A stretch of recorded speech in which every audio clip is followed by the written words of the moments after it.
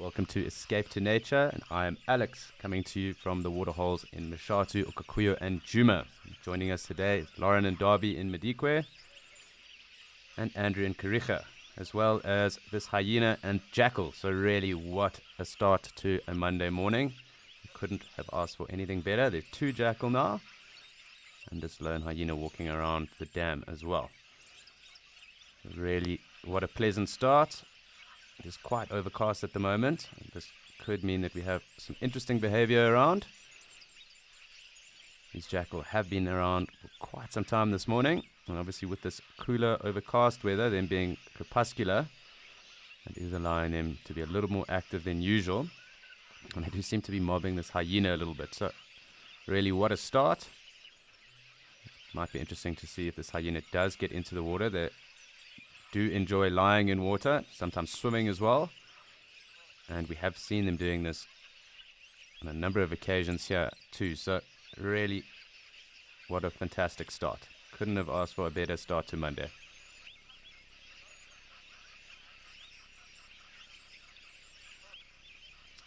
Exactly, Zoe. And with two predators on cam right now, could we have asked for a better start?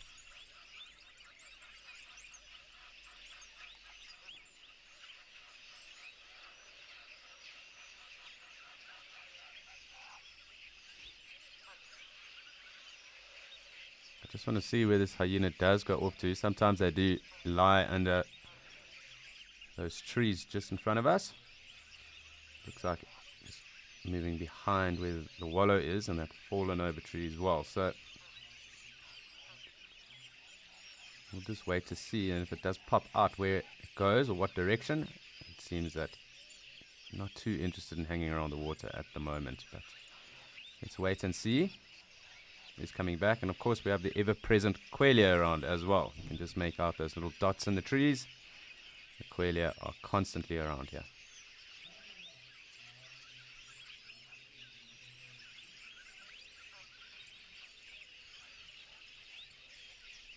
So let me see if I can't get us a better look at this hyena.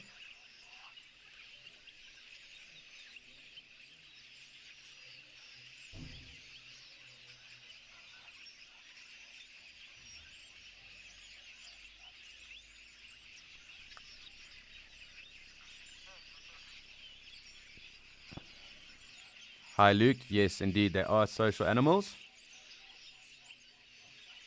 And they actually roll in clans, and the clans are led by the females, the matriarchs. It's a female hierarchy, and we've got a third jackal here now. Really quite cool. This hyena does seem quite young as well, so possible that there's also a male.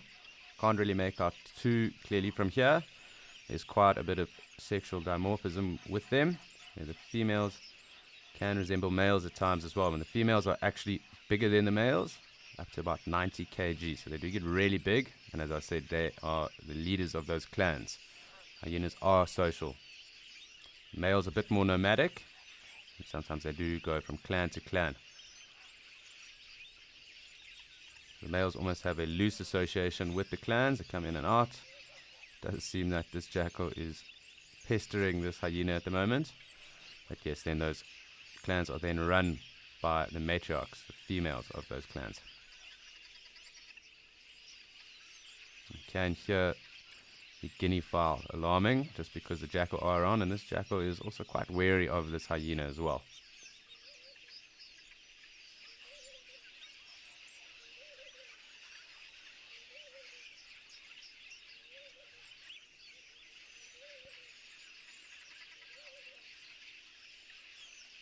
Great to see this inter predator reaction going on here. It looks like the hyena is going to just sit there in that little wallow there. Jackal very wary.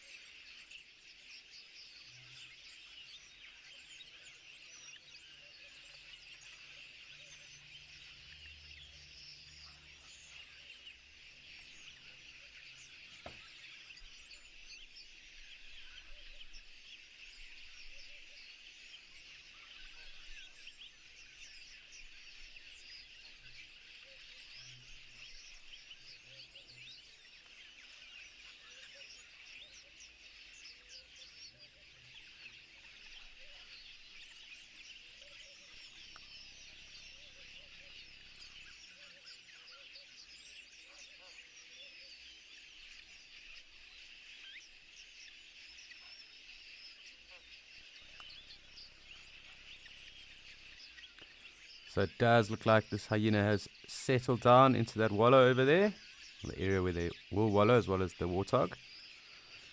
So it seems like quite a mild morning here, but it is time for us to have a look at what the weather is across all the locations for the day and get a better idea as to what we can expect.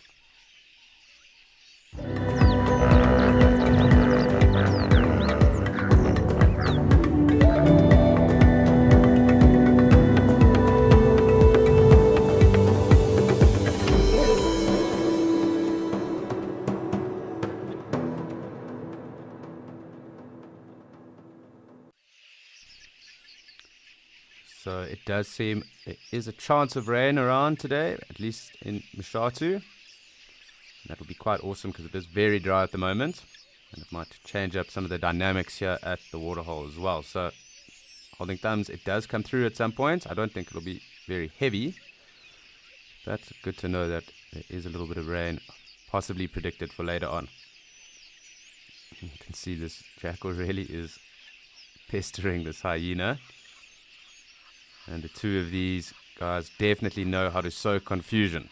So great to see a jackal confusing and kind of getting on the nerves of this hyena.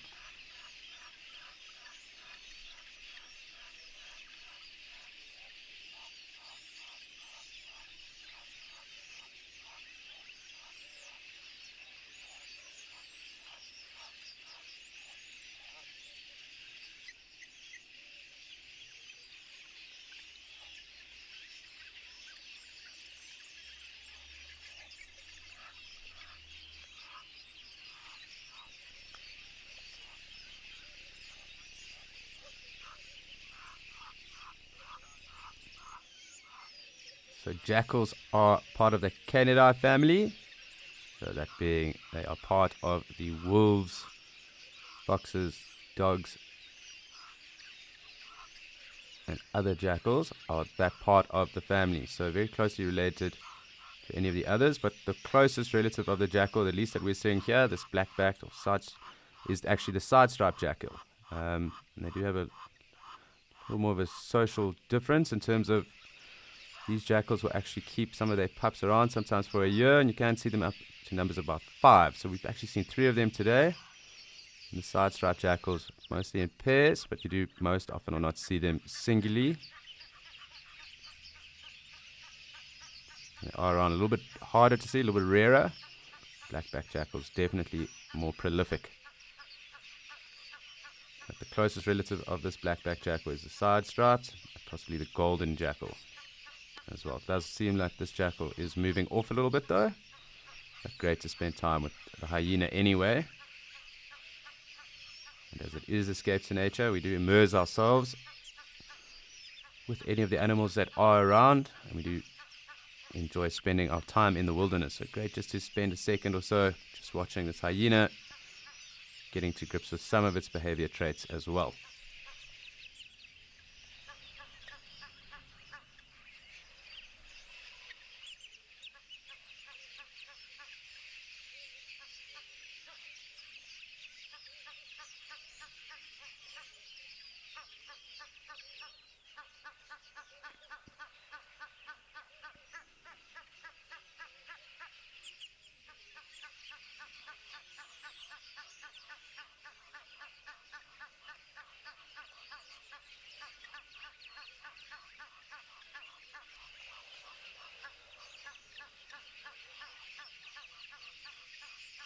Really just quite special just to sit and watch this hyena. It is quite alert while it sits there. You can see its head just moving around and having a look.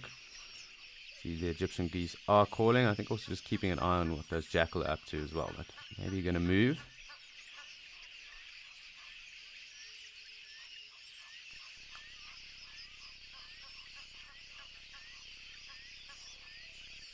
Morning, James. So jackal are omnivorous.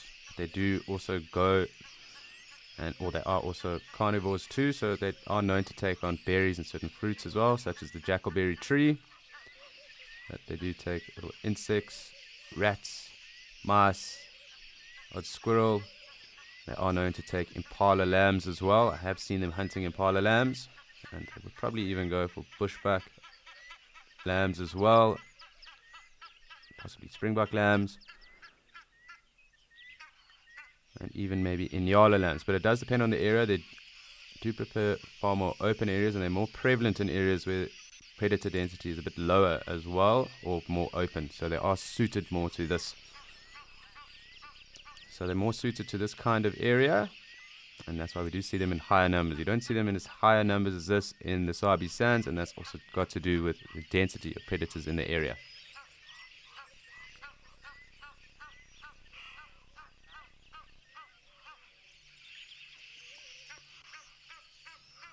So just awesome getting to spend some time with hyena.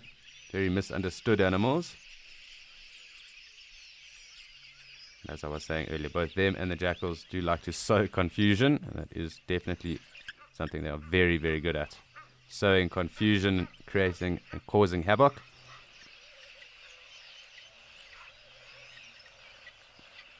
Looks like possibly this one is going to be venturing off. Had enough of the water for now.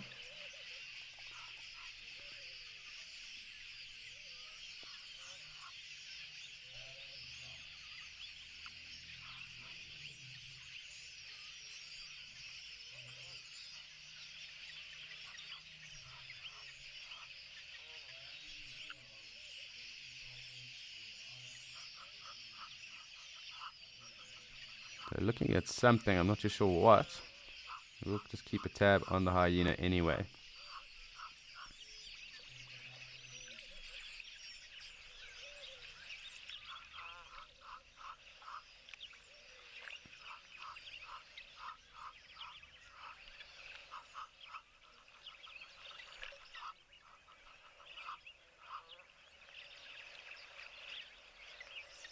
As you can see, lots of Quelea flying through the frame as well. Going there to drink. You can see them, they're just on the right hand side of us at the water's edge.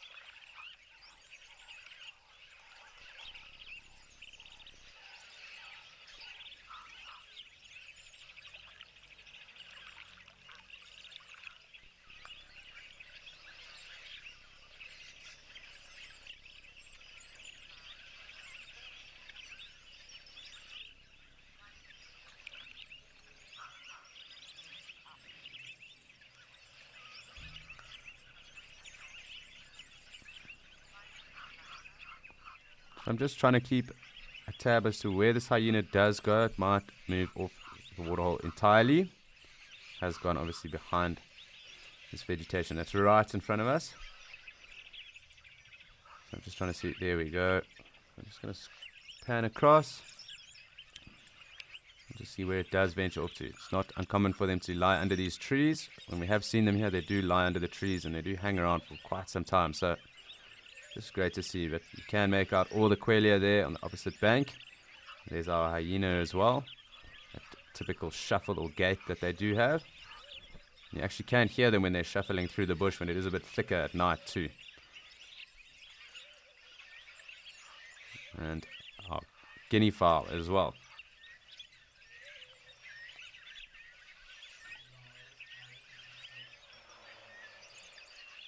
I do think that the hyena is pushing off.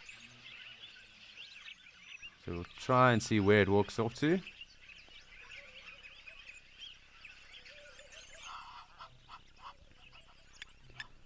So we're just going to keep tabs on where this hyena does walk off to. But I do think that is the end of our hyena experience, at least for now. But with this overcast weather and being quite cool, we can expect to maybe see one or two others. It did seem like it's not the normal two that do come down, a little bit smaller than those two that have been coming to join us. Can just make it out walking through the thicket to the right of the screen right now. Oh, and what is this that's walking out here? Maybe the crocodile has come out to join us.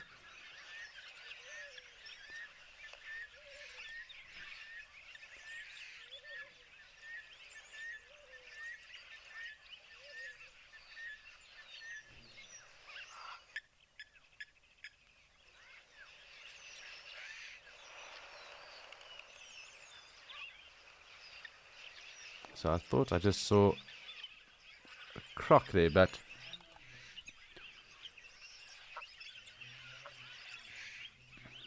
it was very quick. Possibly just gone behind this bush over there. Just trying to see if I can't make out any movement. It did look like I got a glimpse of its tail, so just trying to make sure we haven't missed anything here for us.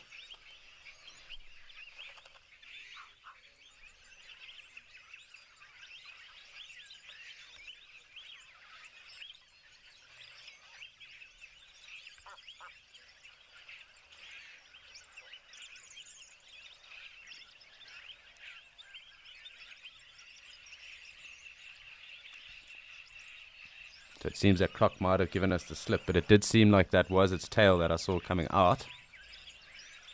And I think it's gone just out of frame behind the tree over here as well. And that is possibly where I've had a feeling it's been resting up in this area here.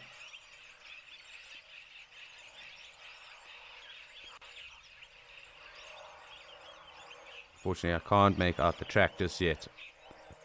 A little bit unclear on the cam, but I do have a sneaking suspicion that that was the crocodile.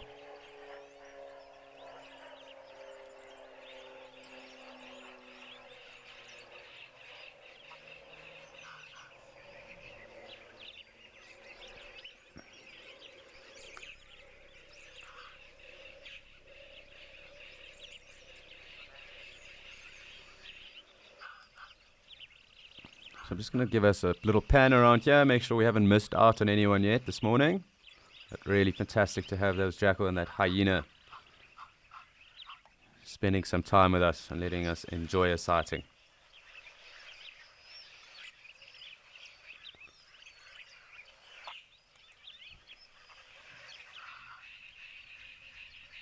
Oh wow, and we've got some pied babblers here. So great to see them. Close relatives of the Aramark babblers. We do hear them quite a bit, and this is the first time we've seen them here on Damcam. And there they are, always in kind of like a small family association, up to about 5 birds. Quite clearly these are the pied babblers, so great to get another bird on the list here. You do see them quite regularly here, so just nice to know that they are frequenting the water too. A great new bird for us.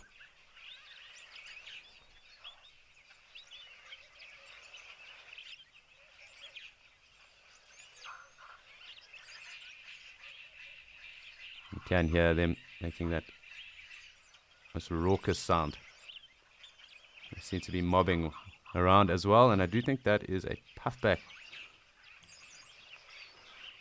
That is around there as well, but yet to be confirmed on that.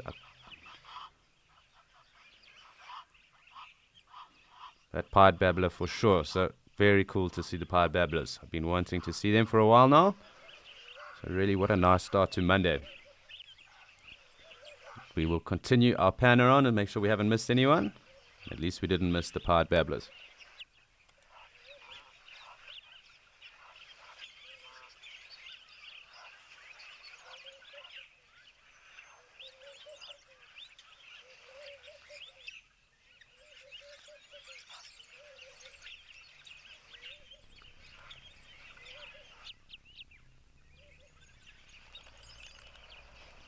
Sorry, Roger, do you just need to get your question again?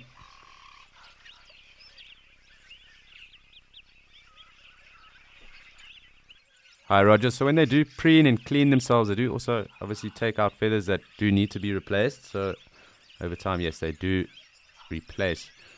It's really the terminology that we use is supposed to regrow those feathers. So I hope that does give you some insight.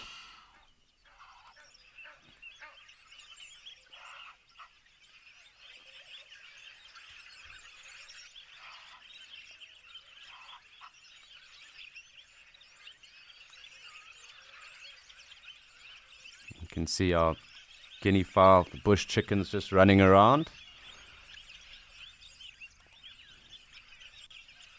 When they are scooting around on the ground like that, it does make for some rather comical viewing, as they are rather quick.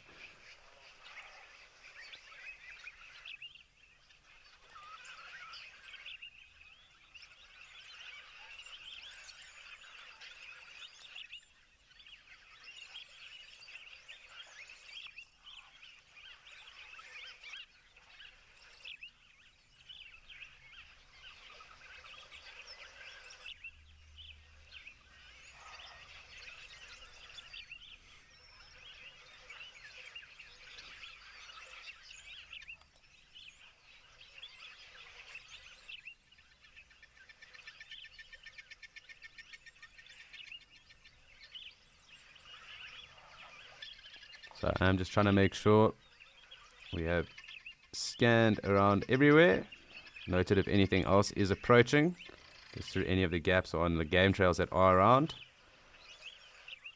Lots of quelea around still. And our Egyptian geese. So it will be cool throughout the day just to note if the gosling is still around with them. It doesn't seem that anything's here in this wallow either at the moment.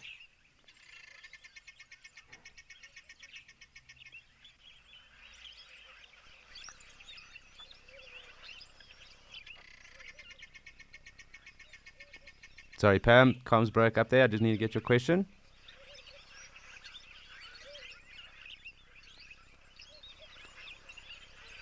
Thanks for asking that, Pam. So they are predominantly seed eaters. So they take little grass seeds and that. That is what quelea predominantly eat. Of course, I'm sure there are the odd insect that they do take as well. But it is predominantly seed.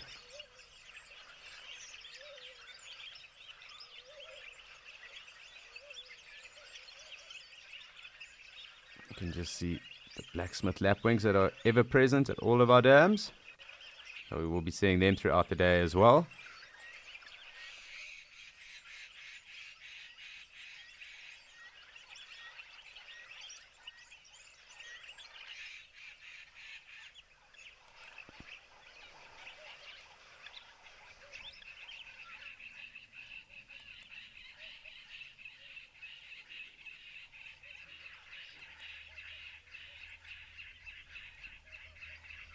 It's amazing how the dynamics of Waterhole changed. Just where that hyena was in the water there, lots of quelea going there to drink right now. So in the space of minutes, the dynamics can change so quickly. It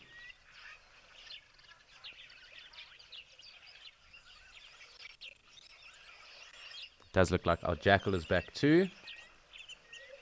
And that is what those guinea fowl were alarming at. And we've got an impala coming to join the jackal. You can see they are also a little bit wary of the jackal. So really so cool to have all this interaction that we have had this morning. And as always, I will be keeping a mammal list throughout the day. Obviously, we are on 3 now.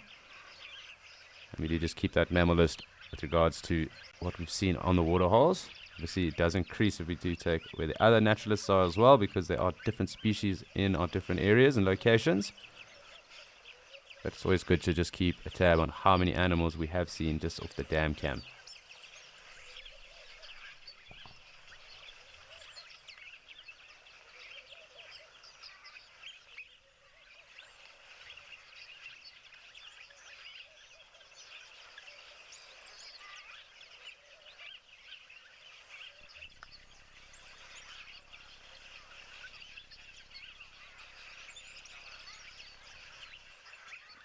I know, and yes, they will, because antelope are either grazers or browsers, sometimes mixed feeders as well. So the impala that are here right now are mixed feeders, so they do browse and they do graze, obviously. But it does depend on seasonality and times of the year too. So when the grasses are good, fresh and green just after the rains, they will be seen grazing as well as browsing. So in the winter they do a lot more browsing than grazing. And things like kudu and that as well favor browse, but it doesn't mean to say that they won't take on fresh shoots that have just come out as well. So obviously there's a lot of nutrition in fresh new shoots as well. So seasonality does sometimes dictate their diets too. Things like springbok will take little shrubs, succulents. Maybe browse a little bit here and there on those little shrubs. And also when there is grass available for them, graze too. So it's generally the seasons that will dictate a lot of that feeding behavior. But they are pure grazers, so things like sable and roan. I have seen one or two of them browse here and there. They will predominantly go for grasses. They do tend to favor sweet grasses.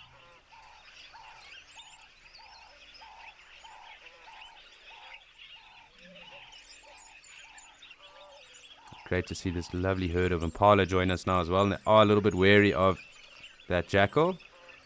I think they'd be a lot more wary had they lambed already as well, because that jackal might be interested in going after one of those lambs.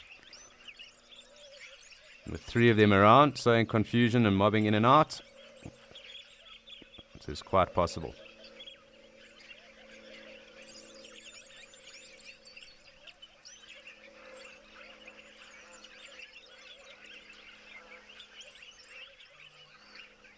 So they do hunt a fair bit, but they will also take on carrion as well. So in an area such as this, or even in Madikwe, where there can be quite a few elephant carcasses, depending on the time of the year, you will also see the jackals on those carcasses, as well as some of the other bigger predators' carcasses as well. They are opportunistic, and it pays to be opportunistic when you are in the wilderness.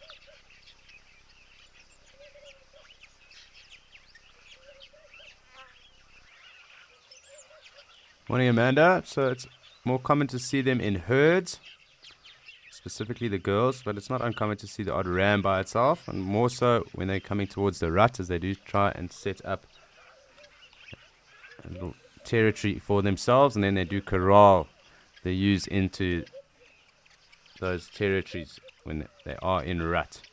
So obviously establish their dominance, mating order, and hierarchy.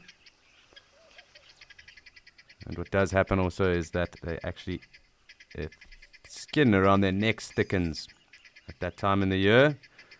That obviously helps them with the amount of fighting and that they do over that period. The rut only lasts around a month or so maximum. And then they do also form those little splinter groups of bachelor herds and the rest too. So it's more common to see them in herds than by themselves, but it's not to say that you won't see the odd impala ram by himself either at times.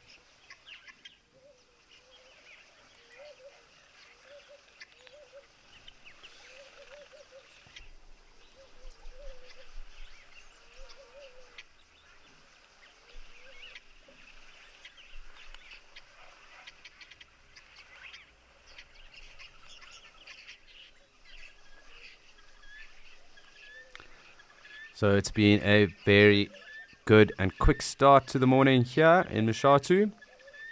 But I think it's time for us to go and have a look and see what is happening up in Okakuyo and see who's come to visit us there. Rapture as we leave here, but we shall go ahead to Okakuyo.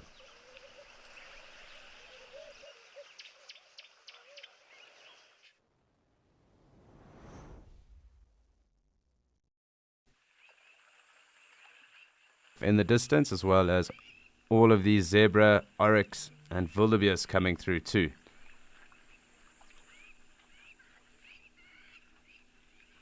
So really a fantastic start to the morning. We're already on 6 mammal species. I'm sure we'll have odd springbok around as well. Just haven't been able to make one out just yet. But we will also just spend some time with the wildebeest and zebra. The zebras tend to spend a little bit more time around the water than the wildebeest, so we will spend a little bit more time with them right now.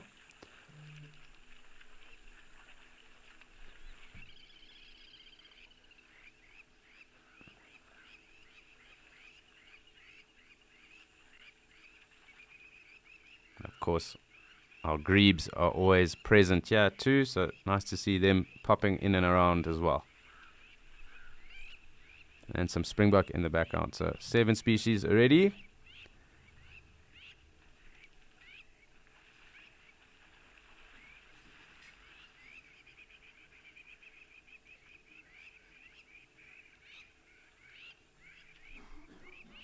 And we'll just sit and watch as everyone approaches, comes through and enjoys themselves this early morning drink.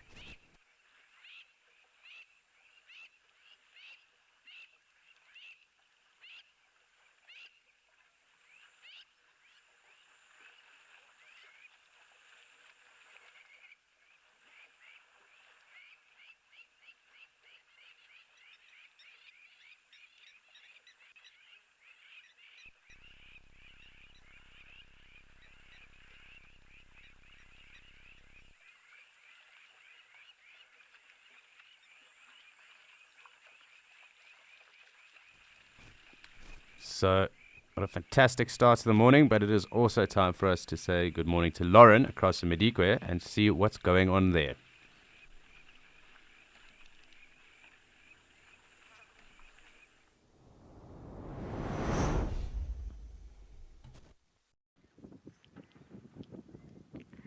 Good morning, everyone. Welcome to, I would say, a very fantastic start from Medikwe Game Reserve. We are surrounded by giraffes, zebras, and elephants.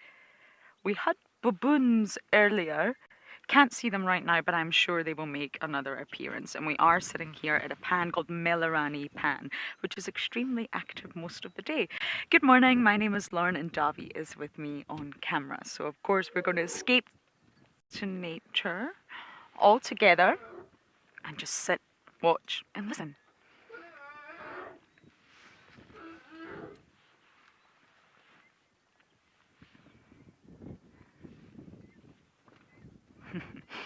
There are the baboons, well spotted, Darby.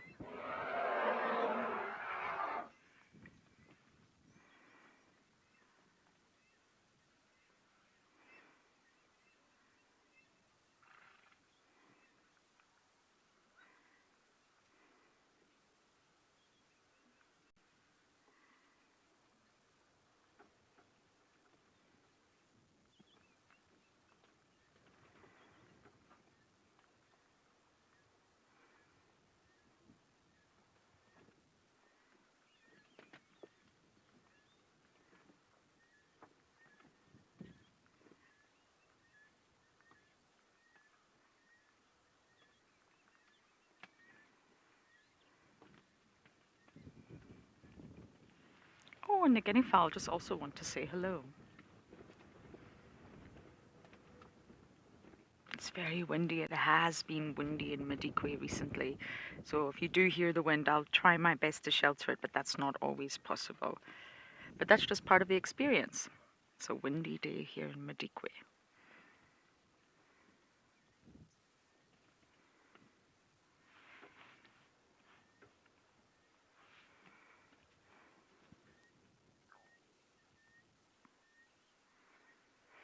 Tom, I agree. It's really, with the mountains in the background, the dryness of Madikwe right now, how open this pan is and all the animals, it really is spectacular. Don't have any other words for this. It's just full of life. And it's a really small pan. It is a pumped pan, so the water will be very fresh and very delicious, but still small.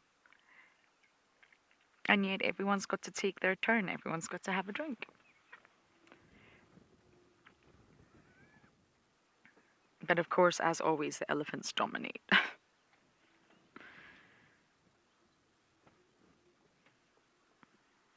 Sometimes I think the elephants think water belongs to them.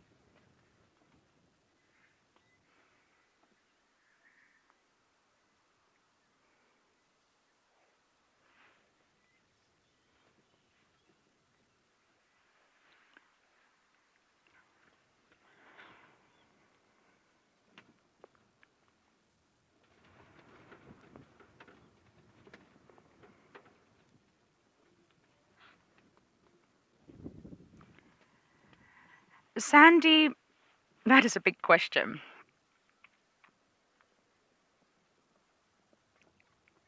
All of these animals, zebra, elephants, giraffe, and baboons, do live in, well,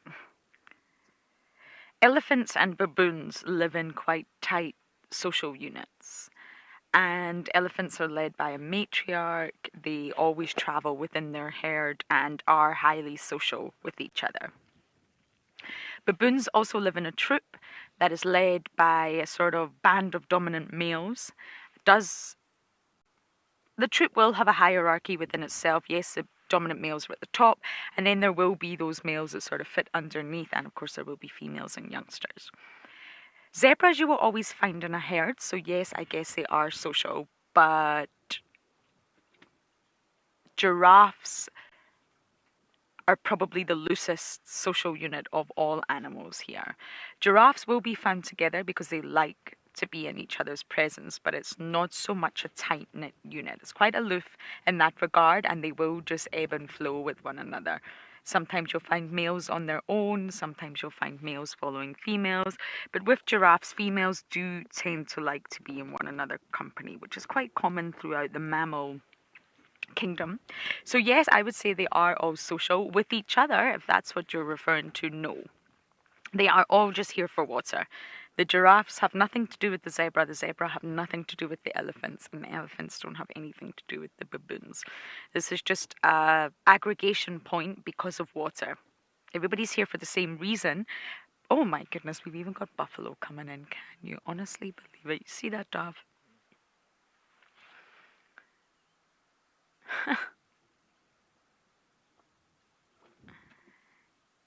And even buffalo, yes, I guess they are also social, and that you will find them in herds and small groups of dagaboys.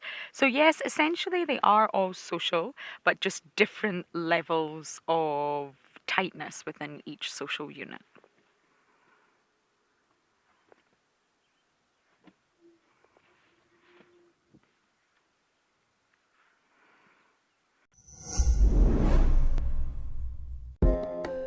Here at Wild Earth, we know it's not always possible to watch your favorite show live. If catching up on safaris is critical to you, then download the Wild Earth app and watch the catch-ups here first. Catch-ups are available on our app before YouTube, and in addition, there are cut-downs of each show for those who only have time to watch the best bits. That's incredibly cute. Download the brand new Wild Earth app today and don't miss out.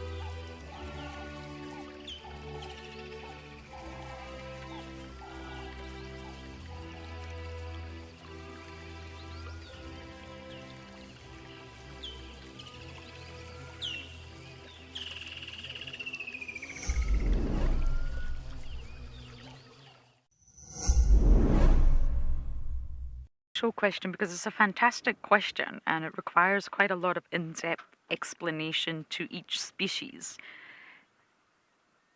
Oh, we've even got warthog here. This is just unbelievable. And with the sort of examples of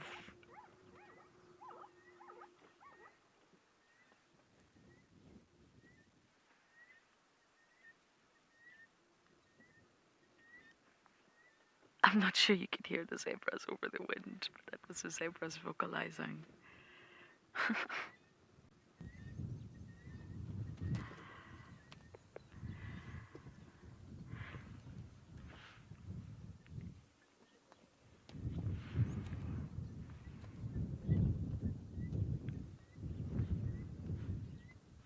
Okay, I'm not sure if you did hear that or not, but that's, I love that sound.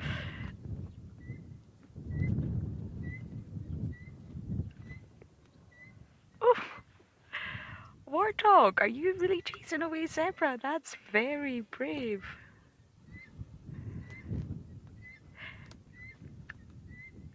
Zebras are actually the perfect example. Is that a jackal in the background? Sorry, I feel like I'm not getting round to answering this question. There's too much happening. That was a jackal. He was on screen moments ago, fleetingly. Ah, well done, Zavi. You are on point. Now, we may see a lot of jackals here. I'm just going to explain why. Not too far away, there is a huge dead elephant carcass. And we visited it. Unfortunately, there was nothing there, and it's the biggest dead elephant I've ever seen. It really is quite something to see, not entirely pleasant. I believe hyenas and jackals and all sorts were on it this morning, but it's very quiet right now. So what we will do is keep touching base with it, going back to the dead elephant and seeing if there is any activity. Don't have the backstory as to how this elephant died, but the lions were on it yesterday. I don't believe it's the lions that killed the elephant, but I don't have the backstory. So for now, we will just sit here and continue to watch this incredible sighting. So yes, going back to the question, in order of complexity, out of all the animals we're looking at here right now, mammals, because there are a lot of birds here too, elephants definitely have the most complex of social structures. Then after that, it would probably be the baboons. Social structures can range in terms of their complexity. And with zebras, they live the herd life. Now, it's normally the males that create a harem. So one male will try to get many females and they will live in a little harem structure. But the herd life in general is quite interesting because really it boils down to just staying together for safety in numbers, nothing more than that. You're not going to look out for each other. There really isn't much happening other than that selfish act of trying to dilute your own presence. It's quite an interesting phenomena when you read about it in ecology, and therefore, is it really that social? Like impalas, on what level are you going to put that social aspect, because they are just sticking together to look after oneself, and that boils down to being selfish in the animal kingdom. Then on the opposite end of that scale, you do get elephants, where it is a complex, tight-knit social unit with complex sensory apparatus in order to communicate amongst one another, and a matriarch who leads, who's responsible. So there are two very sort of polar opposite ends to the social scale here, and that's really fascinating. When you see animals together, it doesn't always mean that they are completely social.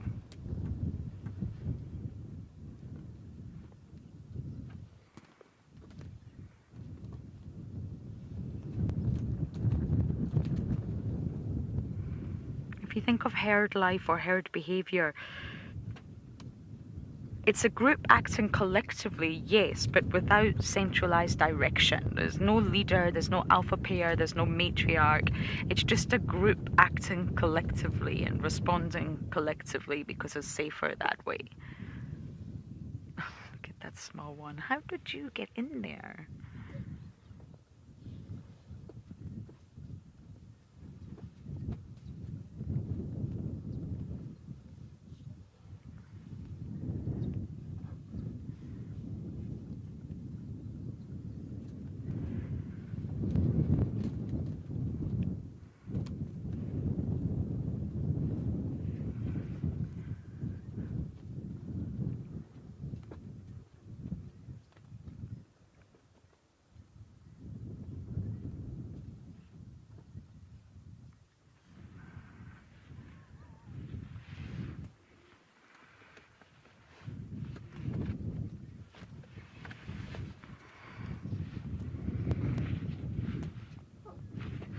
Ah, Kim, you have just reminded me that it is in fact Monday morning, the beginning of the week, apparently. In the bush, there is no beginning and there is no end. But yes, happy Monday, and what a great way to start by escaping to nature. There's nothing else I would rather do. And what a scene in front of us, really. I mean, I don't really know where to look or what to talk about.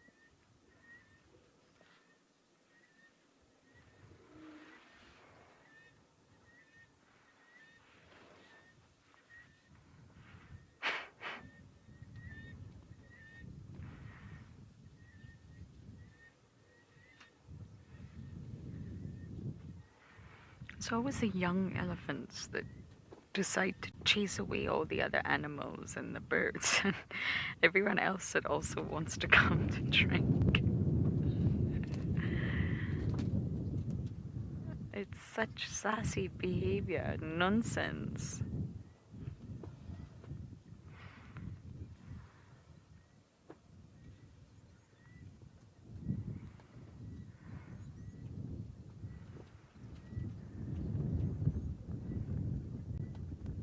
Okay, we are definitely not going to go anywhere. We're going to sit here at Melarani Pan for a while, but you guys are going to go over to Alex in Mashatu.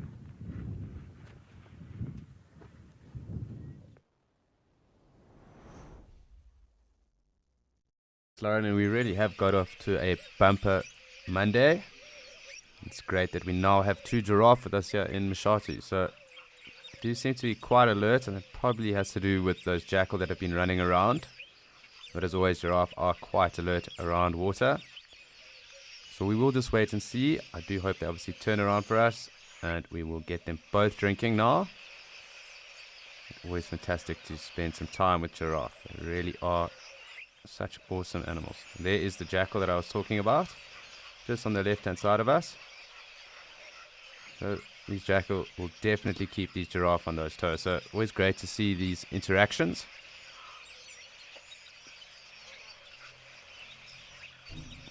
So good just to watch, just immerse ourselves as we do always on Escape to Nature. We do have the privilege to immerse ourselves in these different scenes. And it's really cool watching the different interactions and how they pan out.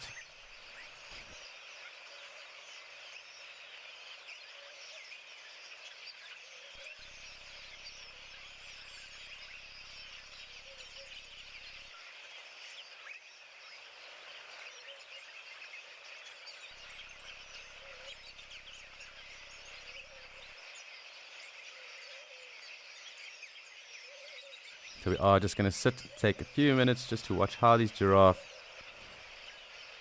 really just watch that jackal and see if they do relax and have a drink.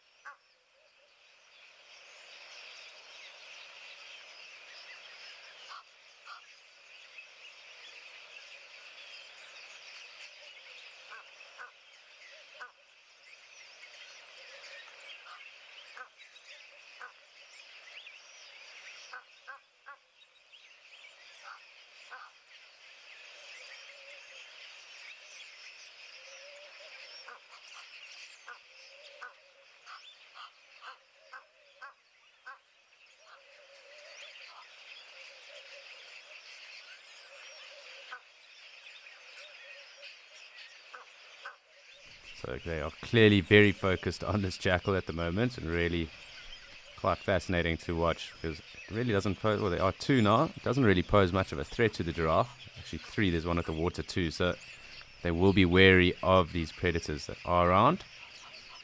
So again, we're just going to hang around, just watch and see what happens. It might push the giraffe off for a second, but who knows.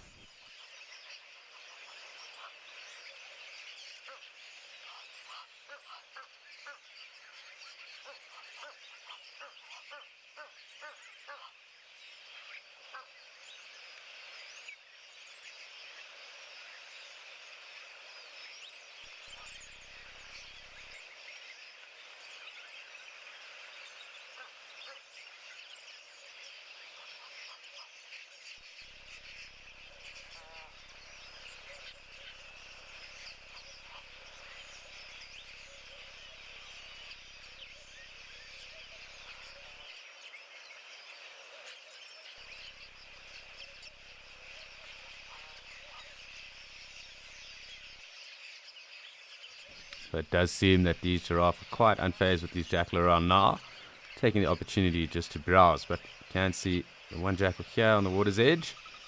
Again, we're just going to see how they go around.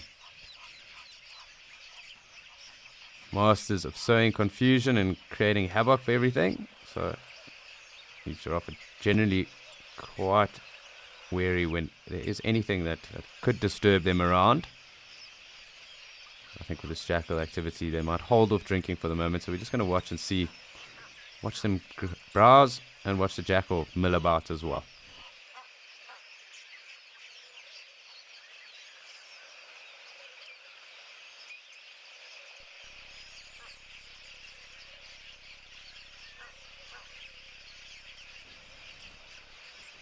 Hi Kyle, so giraffe have really good eyesight, and obviously being around 5.5 meters odd tall with the big bulls, it can see really far. So sight is one of the greatest assets when it comes to protection and being wary of what and being aware of what is around.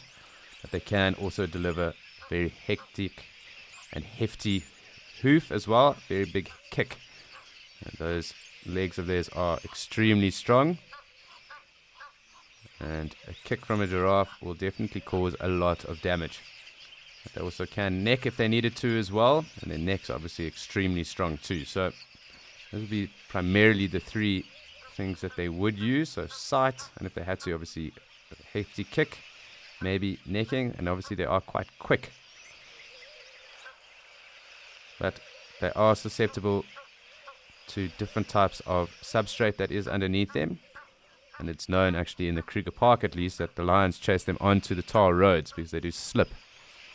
It makes them easier to catch. So obviously areas where it is a bit more slippery for them, so it may be a bit more rocky, even quite slaty underground.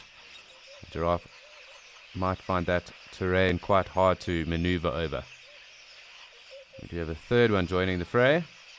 But yeah, it is noted that at least in the Kruger, where there are tar roads, the lions do chase them onto those tar roads, and the giraffe tend to slip as well, so they have developed a tactic in terms of hunting giraffe up there or across there, where they use the tar roads to their advantage.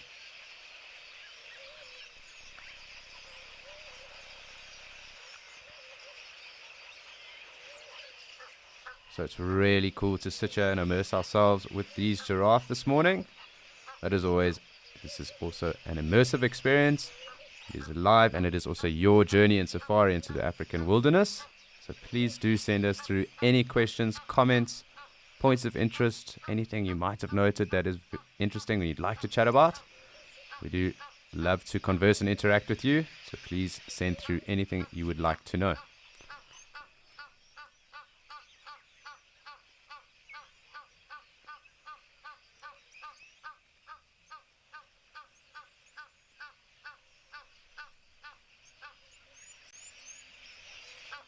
Can hear some blue wax bills as well. It seems that this giraffe has gotten over the jackal's presence. All three of them drinking right now. So did think of having a drink. Maybe it might shoo these jackal off. So we're going to just watch this as well.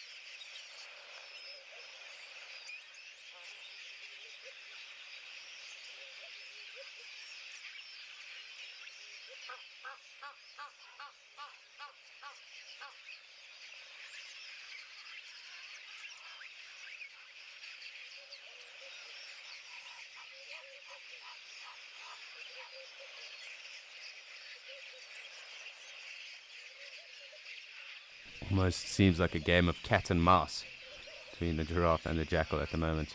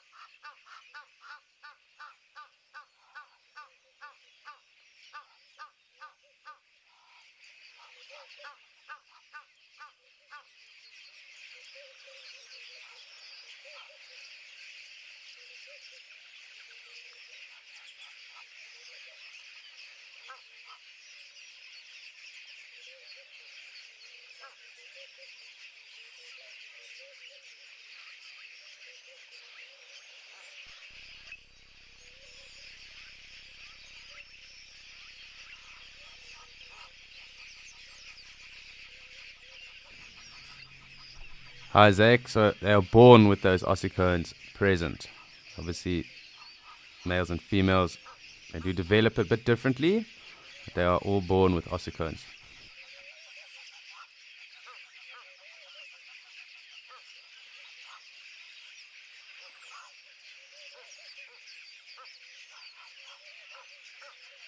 Really am just enjoying watching these three jackal mill about with these giraffe around, or this one at least that's in frame. It's not all the time that we get to spend around Mashatu, at least with jackals present like this, so we'll just take as much time as possible just to soak this in, soak it up. There's always something going on with them. They are very active, and obviously I think with the weather being cooler, this is allowing us to have the sighting and actually just to appreciate having jackal around us.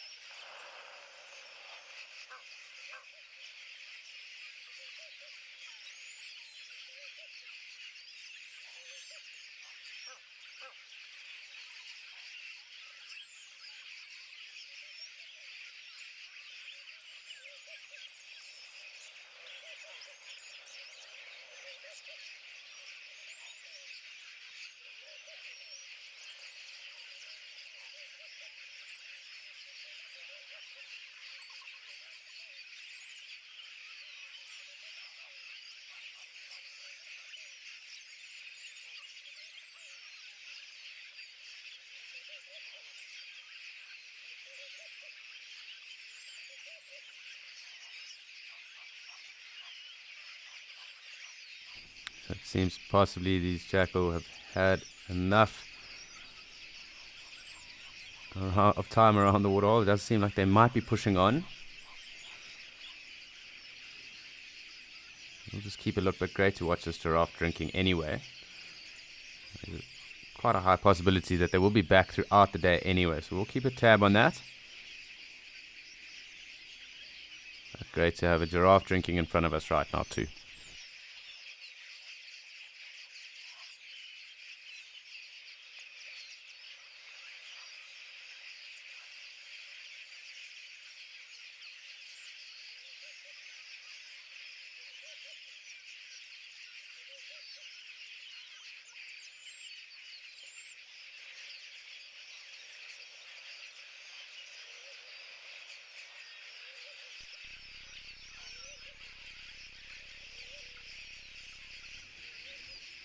So it really has been a really fantastic start to the day. It does sound like those jackal are maybe irritating some guinea fowl down the road. So I can hear them alarm calling. However, it's time for us to check in with Andrew and say good morning down in Kariega.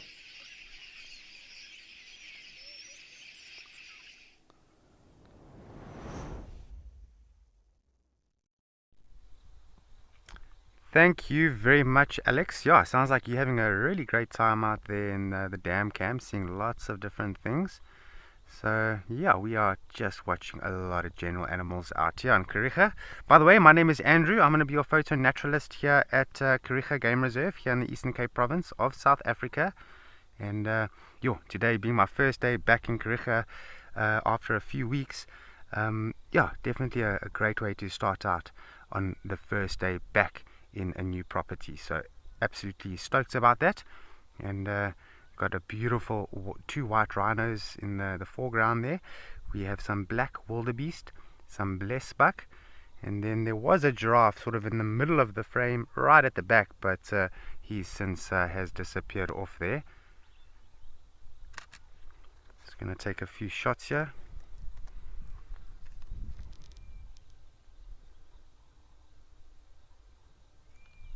Okay, so Tembi and her calf, beautiful, isn't it, eh?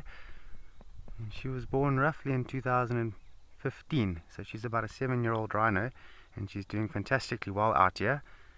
And whenever, animals have got calves or young, it does represent actually how happy they are in the ecosystem. Okay, so her calf, currently he does not have a name as yet. And he's roughly about 2 years of age now, so he's heading towards that age where he's going to become independent.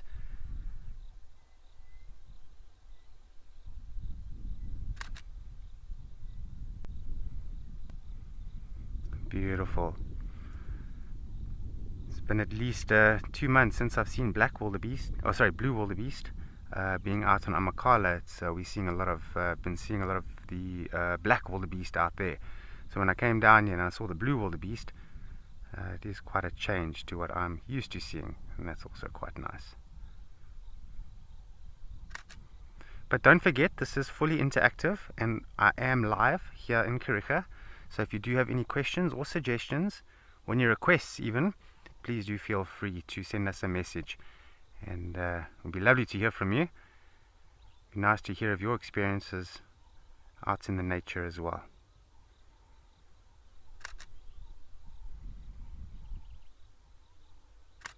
I always find it quite nice when the animals coexist like this, and this is actually quite common behavior. But for what we're doing out here, it's ideal because we can have a look at several different animals all in the same area, which is always very, very nice. And the blesbuck's just nodding their head, coming down, getting into a better position over there.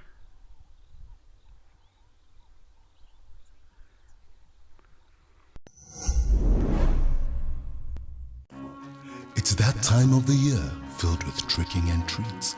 Join Wild Earth and hang on to your seats. There'll be creepers and crawlies to thrill and delight. We're looking at what keeps you up at night. So come take a peek at what we've got in store. Turn out the lights and lock up your door.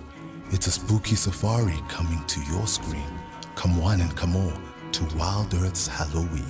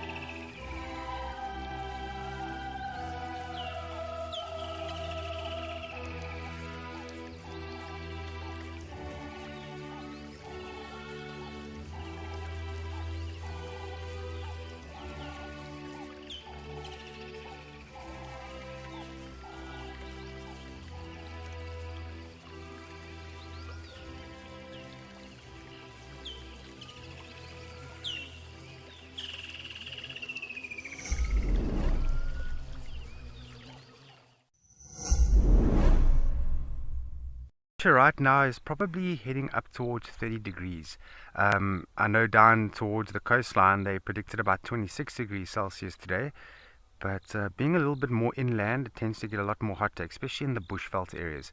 So we're looking at about 30 degrees Celsius out here, and hence the reason why these general animals and the rhino, they're just lying in that patch of shade created by the clouds that are forming just above here. Very dramatic day. With the dense clouds, and I'll show it to you in a little bit, with the dense clouds on top, and then of course the topography of the land is just very unique, and both of those combined together, it's very, very beautiful. It's incredible actually. Just the amount of birds that I've actually heard that I haven't heard at Amakhala while I was doing the live safaris there. It's quite a different habitat with a lot of different birds and wildlife for that matter. And I believe Ralph saw the secretary bird on this plane, so I will keep my eyes peeled for that as well.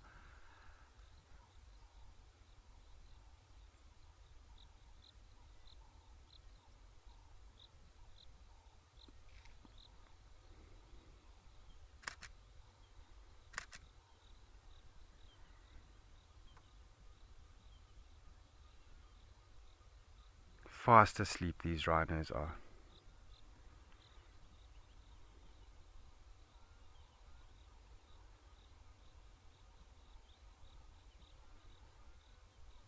Now when you go out to Amakhala and you have a look at the wildebeest out on that end, you'll notice that they're very, very different to the blue wildebeest. Hi there, Lisa. That's actually quite a tricky one to answer, because there's a lot of variables in play here. What I've noticed is, of course, when it becomes very, very warm, you know, mid-summer hot day, then the animals, they will become a little bit discomfortable, and they'll have to alter their activities. So if the animals are expecting a very hot day in the day, then they're going to have to try and predict that and do a lot of their activities and movements more in the night time, and then by the time that hot day comes, you know, they can go off into the shade and they can relax a little bit and cool down and then operate again in the late afternoon. But what I've noticed about the wildlife being very weather dependent, and if it's cold today, but then hot tomorrow, and then cold the next day. Wow, that really does throw the animals off a lot. Because how do they adapt to being hot the one day, being cold the next day, being hot the next day?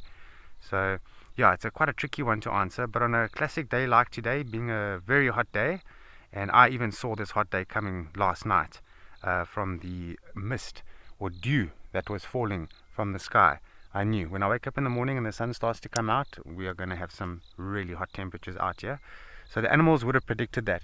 So with regards to all these animals that you're seeing out here now, they most definitely would have done most of the activities in the night time. So feeding, drinking water, potentially, with territorial animals would have done most of their territorial markings and so on.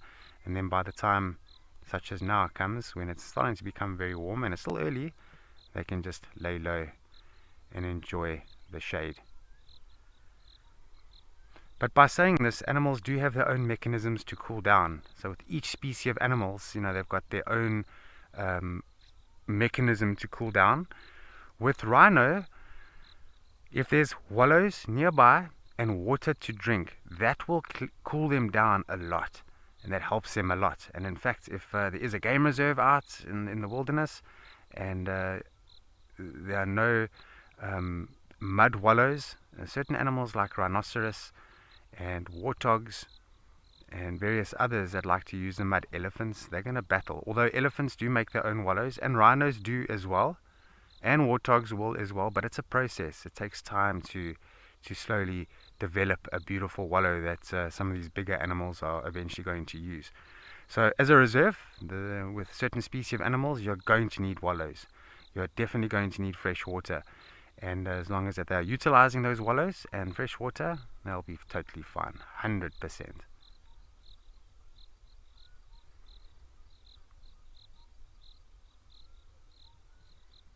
So it's actually interesting how these very large wallows actually start off, because elephants and rhinos, they're going to start to use wallows, and they're going to need a big wallow. And sometimes it starts off from an animal like a warthog. So a warthog might find a little bit of a puddle on the side of the road created by the rain, a little bit of water on the surface of the road, and they'll use it as a wallow. And then it slowly gets deeper, and the more they use it, the deeper it becomes. And then eventually a rhinoceros is going to come along and say, hey, I can fit in there. Let me try it as well. And we'll get in there, and he will frequently, or she will frequently use it, and it gets even more bigger. And then eventually, your even larger animals come there, such as elephants, and they will utilize that and start digging around. And then this is when you have very large, active mud wallows, where even elephants are able to use. And sometimes it all starts off from an animal like a warthog. You see what I mean? But then also when you have pans or wallows, or sorry, just pans or dams that become a little bit dry, then animals will utilize it as a wallow as well. But then of course when the rains do come, that's going to fill up again, and it's not going to be used as a wallow anymore. It's going to be used mainly for a patch of water where they can lie in, and then also just drinking as well.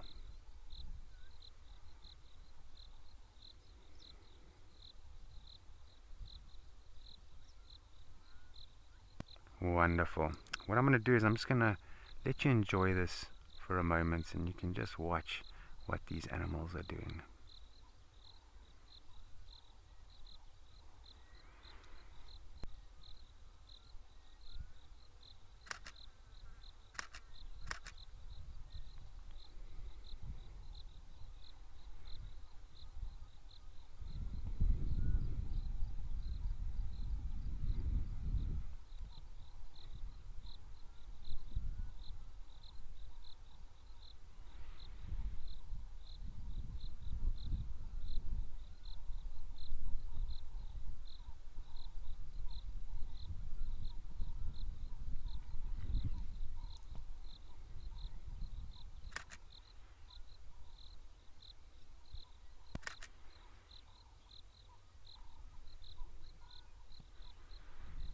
I'm hoping some of these ostriches, which are behind me, quite far away, they're going to start moving inland where the water is now. And as soon as that does happen, I'm going to park the vehicle around Scotia Pan later on, and we should get some animals drinking, i.e. ostrich and so on. But what you will notice here is while all of these animals are lying down and trying to catch some rest, you will notice some of them are standing up. Some of them are even lying down with their head up. And definitely when it comes to resting, when you are resting, then someone is always able to just watch your back a little bit. I'm just gonna show you a bit of the bushveld as well while we're here. Look at that, eh? Isn't that special?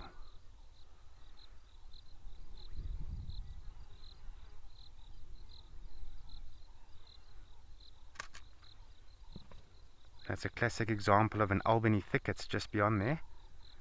And I mean, it is very, very dense in there. If you have to try and walk in there, it's not going to be an easy task.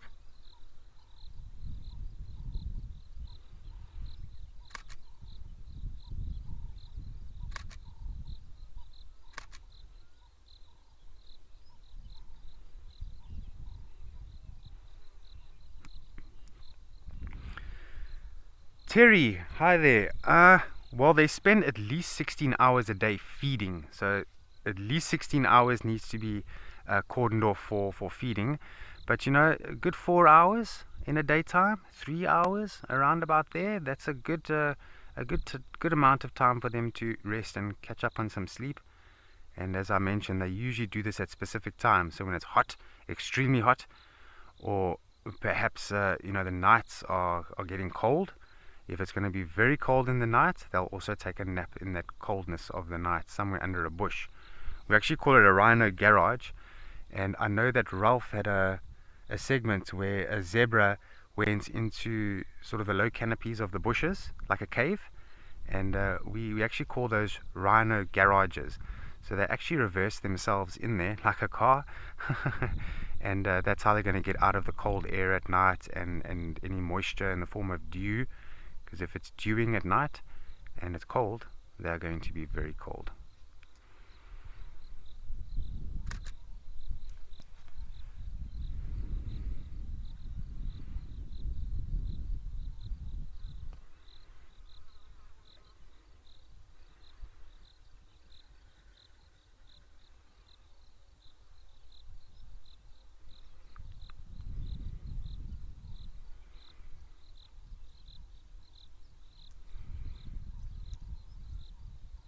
Wonderful little scene, this.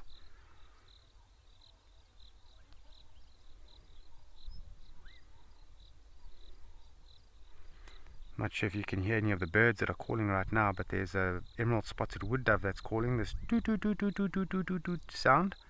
Typical bushveld Albany sound.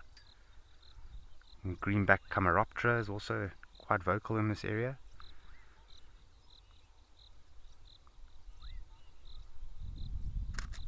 Okay, I'm going to stay in this exact position for a little bit more, but in the meantime, let's head off to Alex in Ukukuyo, Namibia side.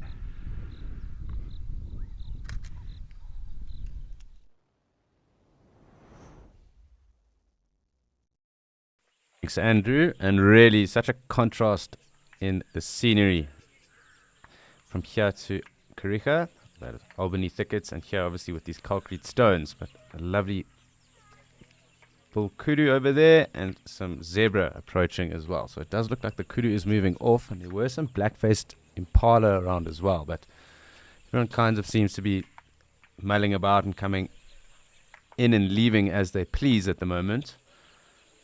So I have come out just to make sure that we don't miss anyone that might be approaching, and maybe not miss some of the bird life that might have decided to come through for a drink as well. So every now and then we do get some birds of prey as well as the vultures. So always cool just to keep a tab on what is around and who is around as well.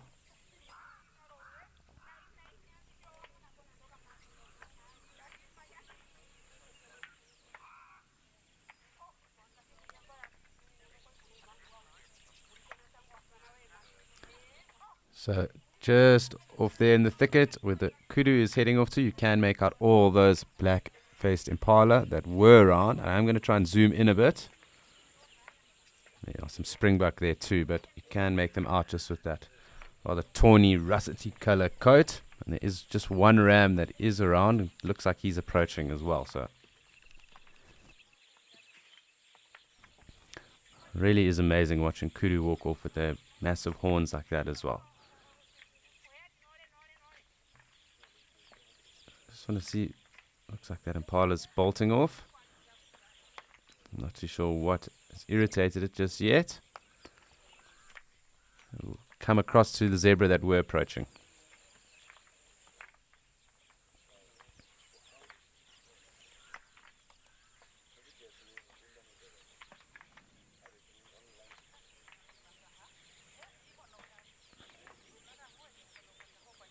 It sounds like there might be a bit of maintenance that's going on, and this might be why everyone else is a bit wary to come down.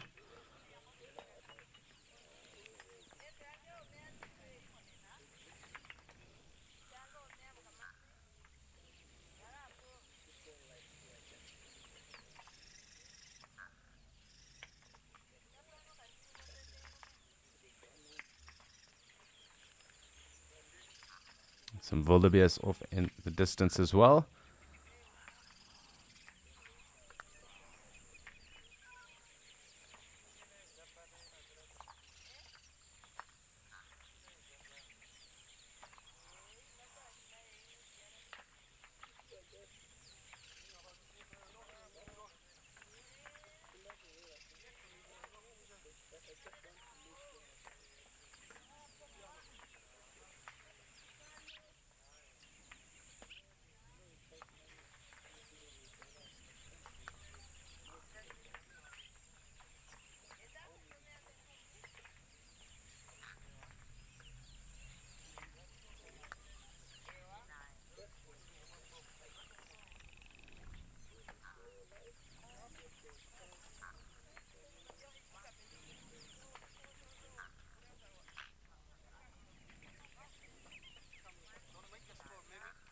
So confidence definitely building with the zebra.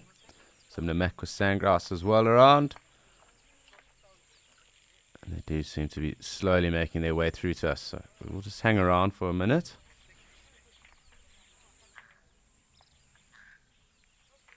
We do always see good numbers of zebra throughout the day. More so in the morning. But they do love coming through for us.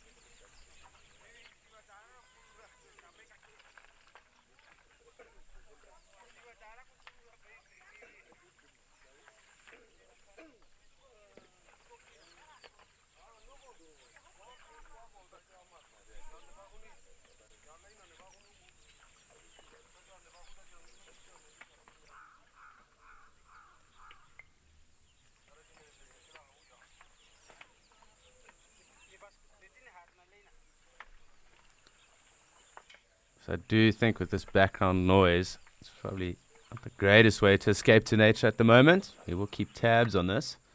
Right, in saying that, we do have one or two springbok that have filtered on through, as well as the zebra that have come okay with it, but I don't think they're going to hang around for too long. So with saying that, I think it is time for us to head back to Mashatu and see what presents we have that side.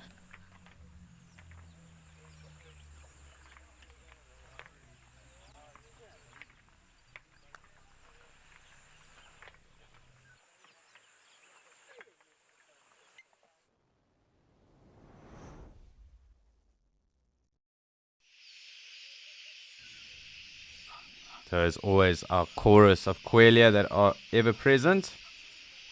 Our giraffe and a warthog in the distance there, or just behind the giraffe now, and an impala. So we'll try get a little bit closer as well once they do settle. But it has been a bit unstable on feed, so sometimes it's just easier to leave our view from here, at least for now. Make sure we don't mess up with any controls.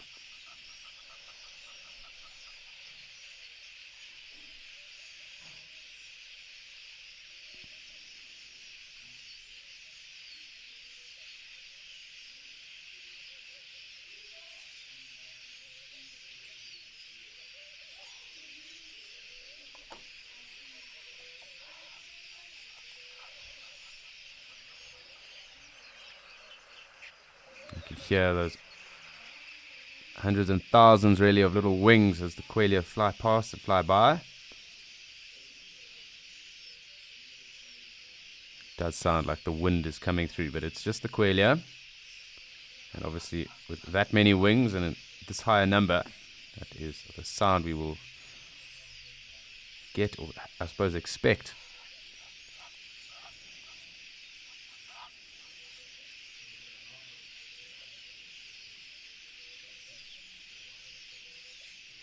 I just want to make sure we haven't missed any elephant that might have come through.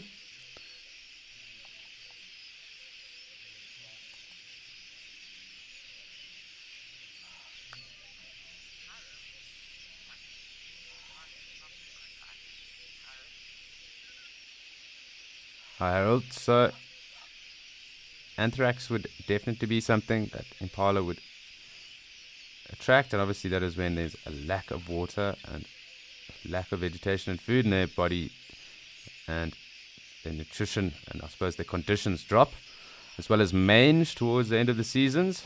Generally that is towards the end of the dry seasons. Mange does become an issue sometimes for animals, and that obviously is on their dermis, but those would probably be the two that would really affect impala.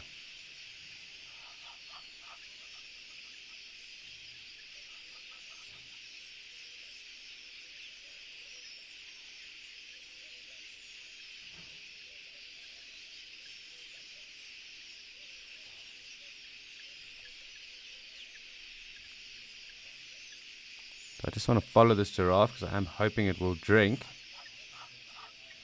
It seems that the jackal have moved on for now. Lots of guinea fowl around too.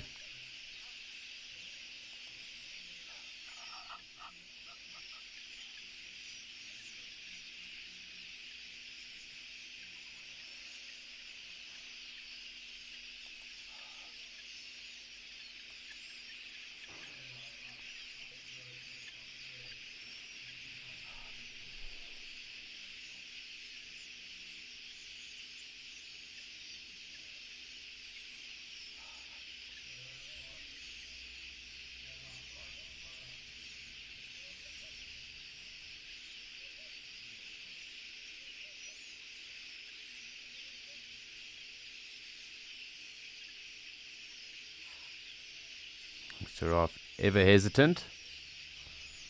I suppose figuring out where's the best place to drink water at the moment.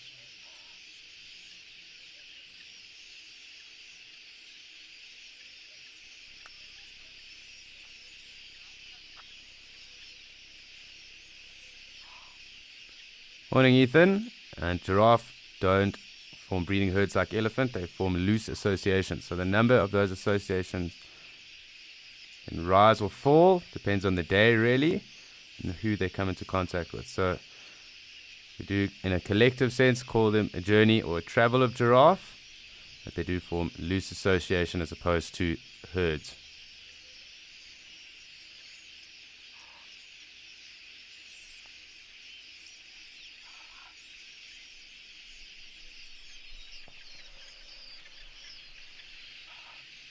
Seems we do have a bird of prey there on the tree, but Sally, I do think it's going to be a bit too far for us to get a proper look and maybe ID on. I will try.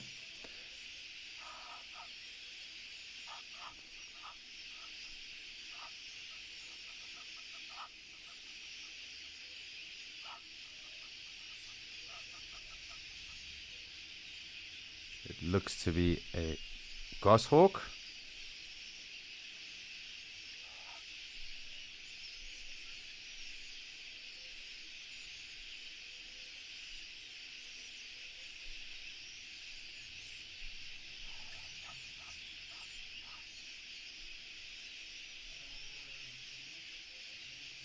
So I think a dark chanting goshawk, or perhaps a gabar, but is quite far away. I thought I could make out some red or pink on it, but really quite hard to get a true ID at this distance. So I'm going to just zoom back out. That's one of the goshawks.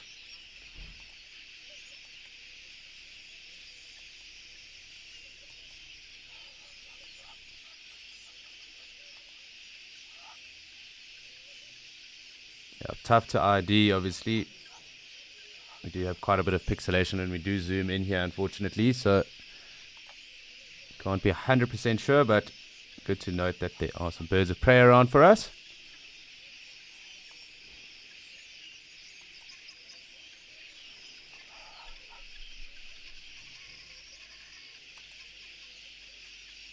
And you can also hear those guinea fowl alarming at bird of prey.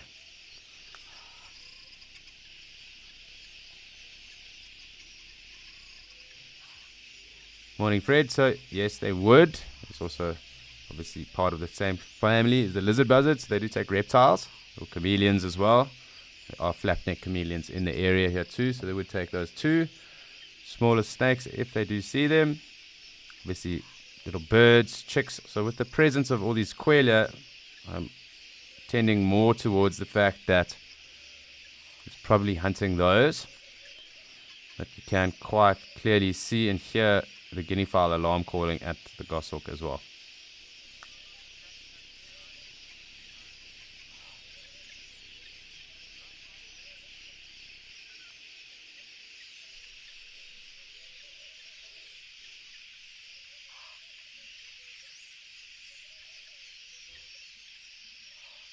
So yeah, if it does get a bit closer, we will try and make a firm ID, but definitely leaning towards goshawk right now, either dark chanting or gabar.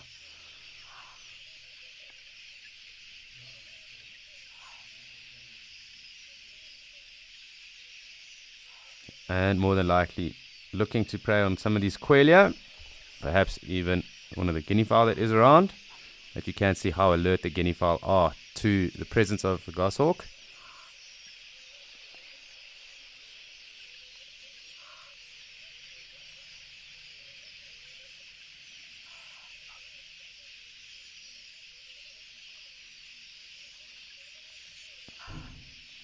Almost seem to have posted sentries.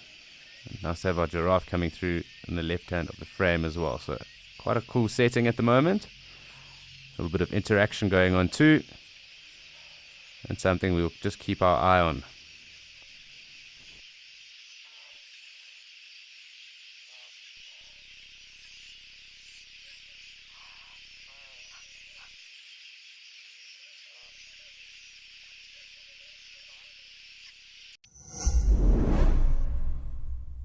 A battle of the ages has begun. Now one guide reigns victorious. The rest covet his crown. Now, backed by popular demand, it's Animal Bingo. It's time for a shot at redemption to become the safari king or queen. Scores will be kept on a leaderboard and the ultimate winner will be crowned on Christmas Day. Catch the chaos and contention on every Saturday Sunset Safari. Bingo Saturdays.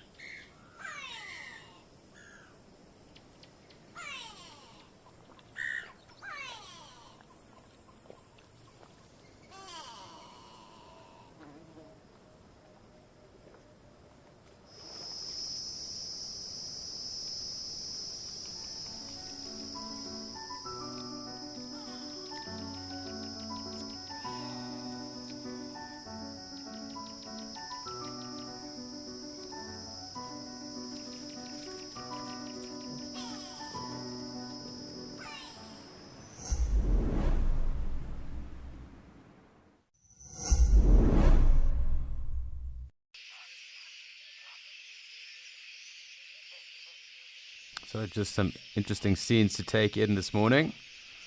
And we are just going to hang around and just see what unfolds. Perhaps we might see that Goss will go for one of the Quelia. We're going to just sit here and see what unfolds.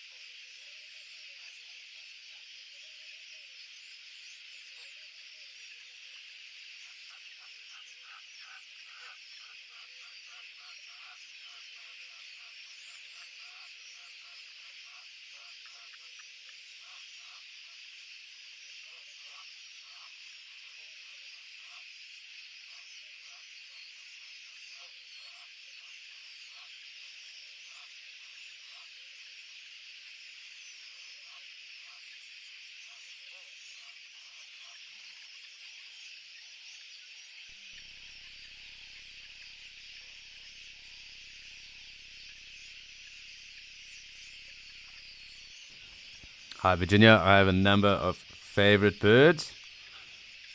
I find all the bee eaters to be exquisite. The Toroccos are also cool.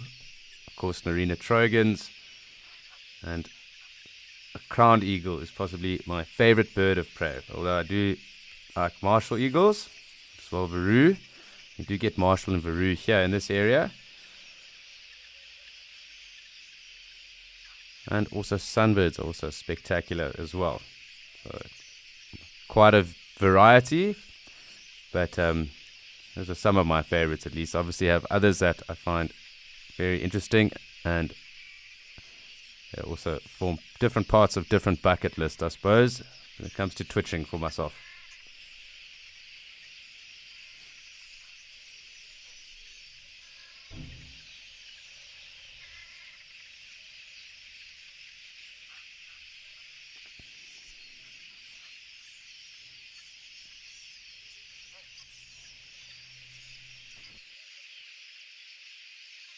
Again, I'm just waiting to see what might maybe unfold here. It is always quite interesting watching these different interactions, hearing the alarms, noting the different behavior of the different species around. So cool just to take a minute and just watch.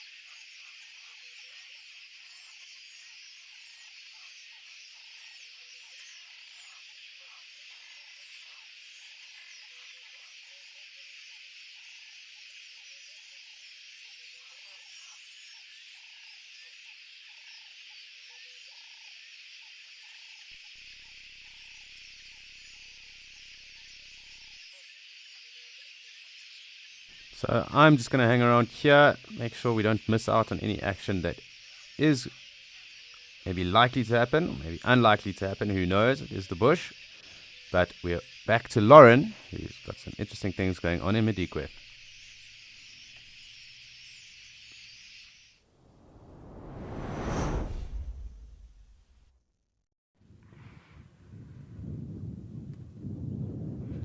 The action we have been having here has been unbelievable.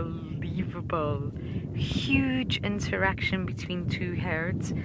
I wouldn't say it was a positive one. A lot of trumpeting, vocalization, screeching. One female, actually this one in front of us, Davi, believe it or not, with the one tusk. You see her?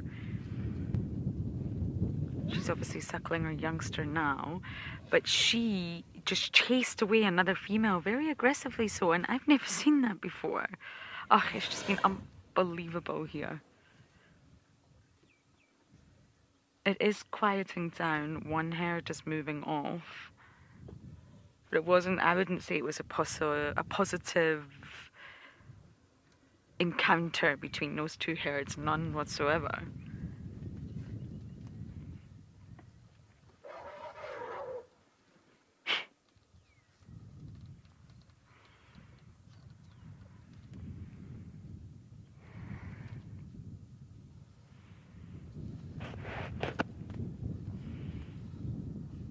Never seen a female chase off another female like that.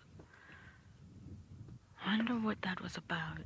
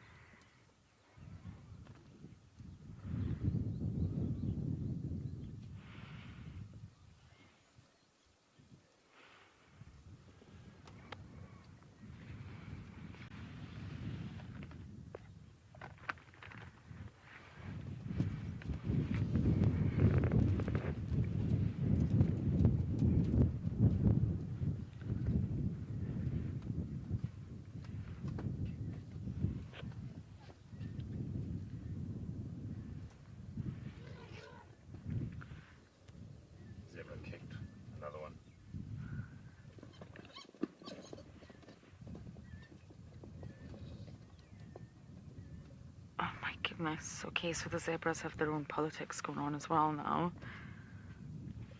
I heard that. It sounded very violent.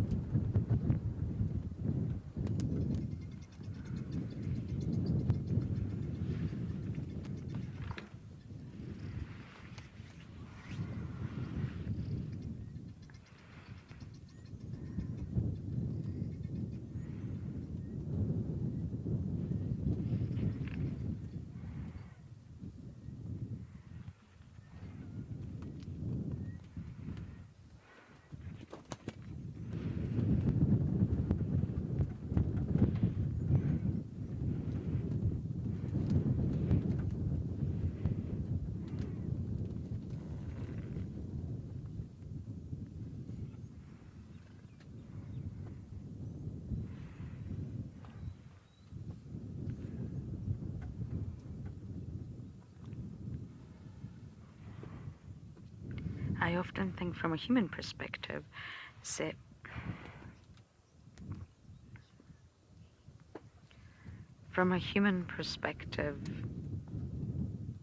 with zebras, looks can be very deceiving. They can be extremely aggressive and violent towards one another. Davi, look at this elephant. Absolutely run. What?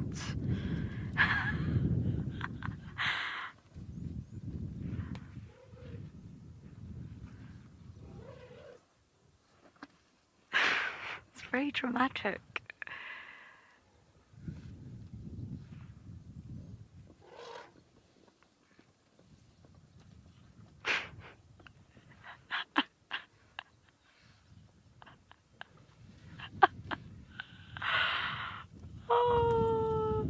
Helen, sorry, you said you love seeing all of these interactions. I know, and that's why I'm staying very silent, because it's important that you guys also listen too. Lots of vocalizations, rumbles, trumpleting. Yeah, we're gonna go with that, trumpleting. Braying. It's just, it, there are no words, which is why sometimes I will just let you enjoy it, Helen.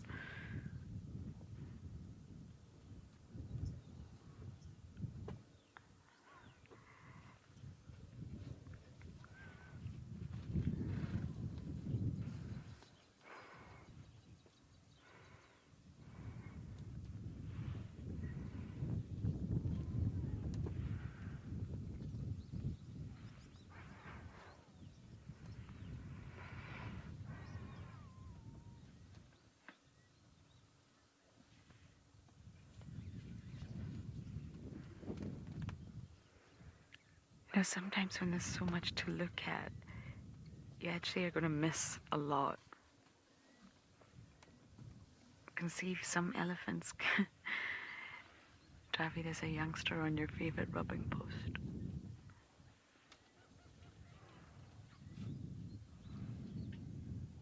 Excuse the antenna. But we wanted to show you this rubbing post. We have seen a lot of different species use this. It's very entertaining. And obviously feels really good.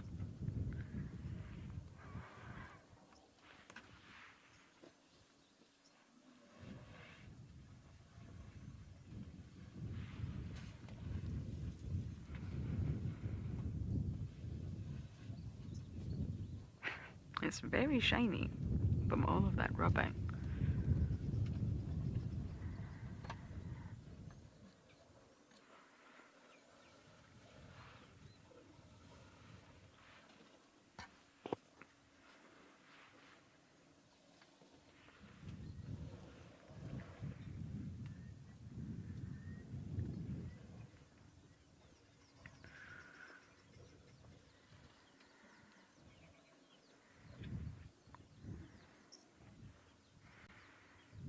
Actually, it looks like an elephant's foot. It's not, it's just a tree stump.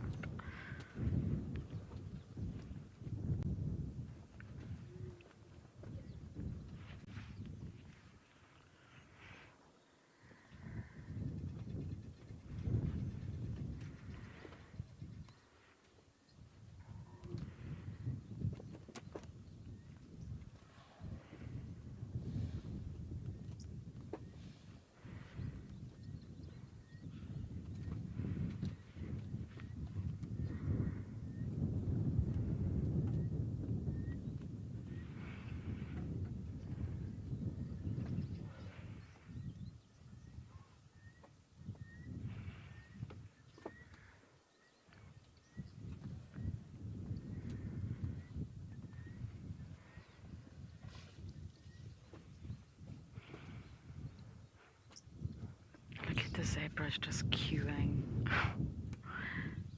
I don't know if any of them have managed to drink. I haven't seen it, but I mean, we are looking at a wall of elephants. It's difficult to see through that wall. The pan we're at, Melarani pan, is very close to another pan called Flay pan. But both are relatively small in size, with a large sort of congregation of animals around them always.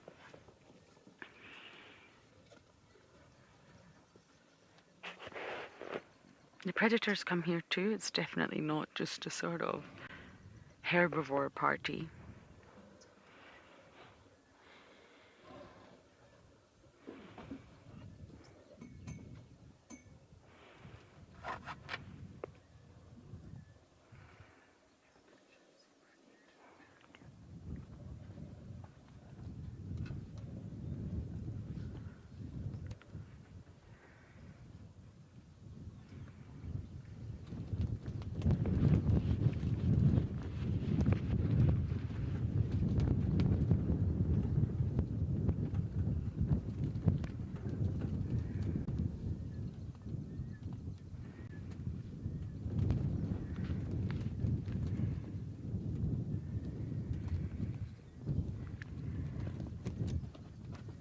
Jojo.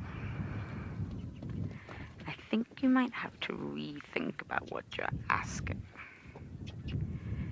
Now remember, communication can come in all different forms. From visual communication, tactile communication, chemical communication.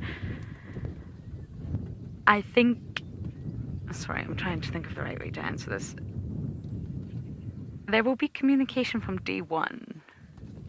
I don't know if you're referring to vocalizations or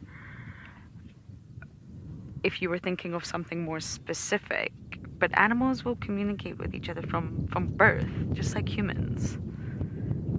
Baby humans do not come out talking, but there's an element of communication there. There's an understanding through scent as well as who mum is. So I think it really depends on what type of form of communication you're referring to, but they don't have to learn to communicate.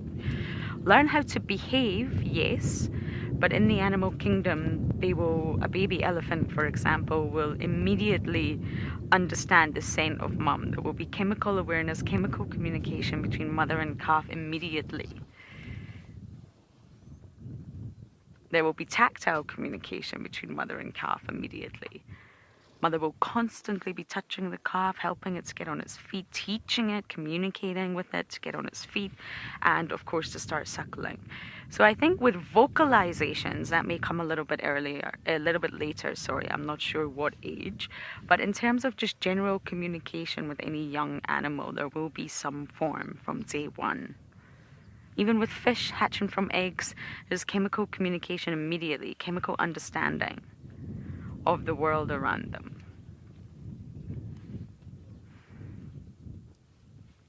And even we are communicating as youngsters long before we can talk. So I think a lot of people misinterpret the word communicate because humans communicate. We always think of it verbally. Humans did a really good job of stringing lots of different words together and creating quite a complex language. Languages all around the world, people speak different languages, and that's a wonderful thing. Humans really excelled in that. So sometimes when we think about communicating, we are always thinking about language, and effectively that's wrong. I mean, if you think bees dance, whales sing, chimps gesture and scream at one another, but we have about 10,000 words at our disposal, and we became really, really good communicators. But that does not mean communication in the animal kingdom is only verbal. And I use this example a lot, so I apologize if you've heard it, but it's such a great example to highlight this point, because I think it was in the 1940s, there was an experiment, yes, not one that we would agree with now, but it was looking into animal intelligence, and it was basing it on human language. So there was a chimp called Vicky, and she was kept in a cage. They were trying to teach Vicky words. Vicky wasn't producing words, she wasn't copying, she wasn't communicating verbally. So they actually deemed chimps to be stupid because they couldn't communicate. However, chimps don't have vocal cords like we do. They don't communicate verbally in that sense like we do. They cannot talk. But does that mean they're stupid? No, absolutely not. Science did move on a little bit, and another experiment using a chimp called Washoe, they decided that maybe chimps can't talk. Let's see if they can communicate through sign language. It's another form of communication. So they taught Washoe over 150 signs of ASL, which is American Sign Language, known as symbolic communication. And Washoe was able to copy, memorize every single symbol and communicate not only with other chimps, but also humans. So that's interspecific communication between two different species. Okay, sassy pants.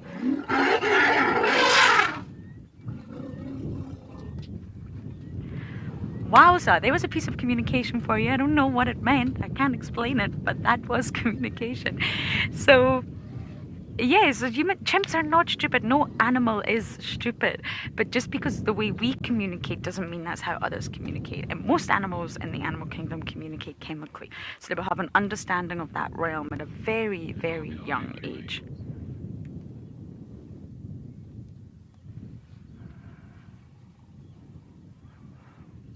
I hope that answered your question.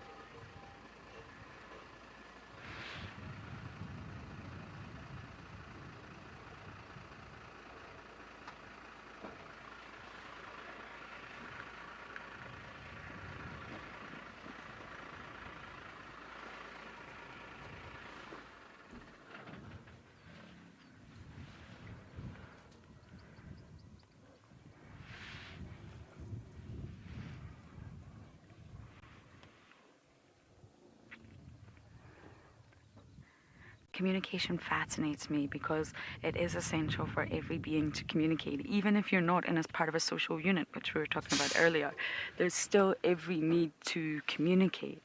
And even if you're just a sort of solo traveler, like a leopard, like a male leopard, go about on your own and just sort of be alone permanently unless you're mating, you still need to communicate. You still need to communicate with females to understand if they're ready to mate, to reproduce. You still need to understand other males in the area, threats, competitors. You still need to be able to understand how to mark your territory, and that's all done through chemical communication. So every organism, even a mosquito, even a fly, even underwater, chemical communication also happens in a liquid medium. You need to be able to understand how to communicate.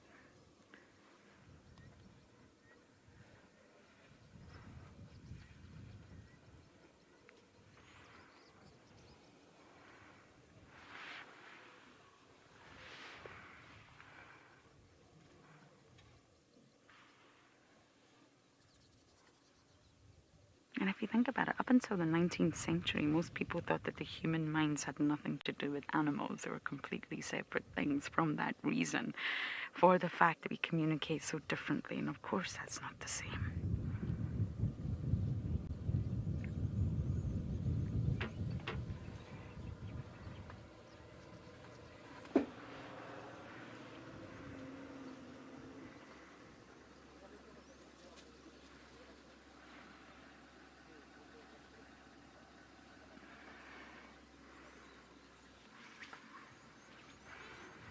Okay, we're definitely going to continue to sit here for sure. Who knows what's going to happen next? But for now, we're going to send you over to Alex in Mashatu.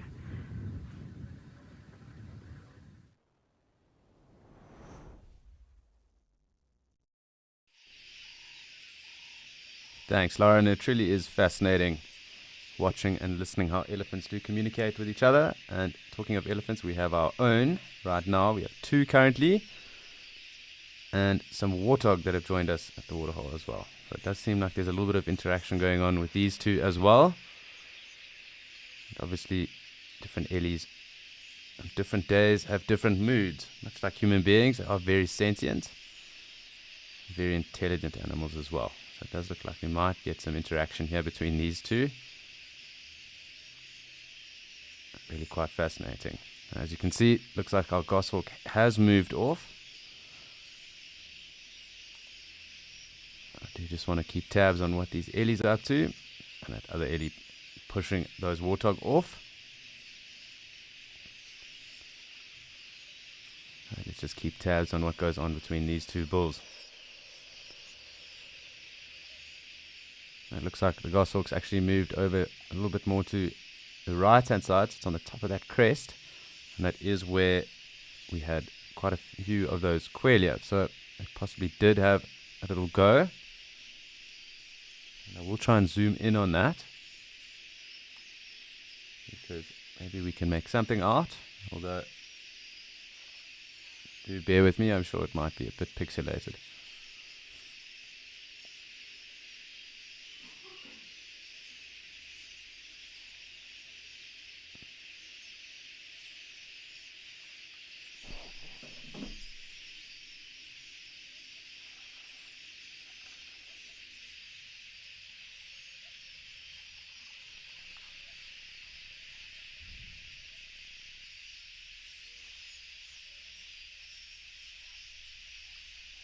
So I'm just trying to make out and see, because if it had caught anything, you could perhaps see a little bulb or bulge.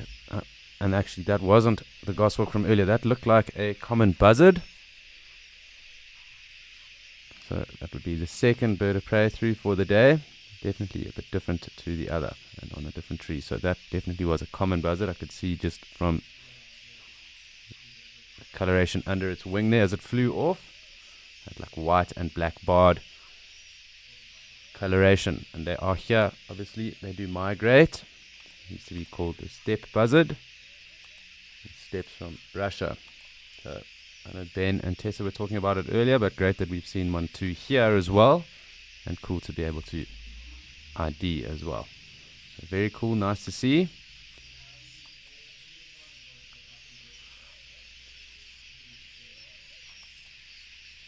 So I'm just going to scan back to our elephant, make sure we don't miss any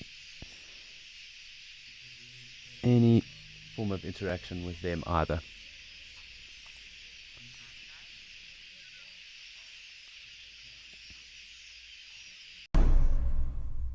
Wild Earth is excited to announce the launch of our massively updated app. There are so many brand new features that we have to share with you. Tune into our live channel, and if you are an explorer, you can now watch completely ad-free on the app. There are also many other channels, including behind the scenes. You can find the app on app stores worldwide.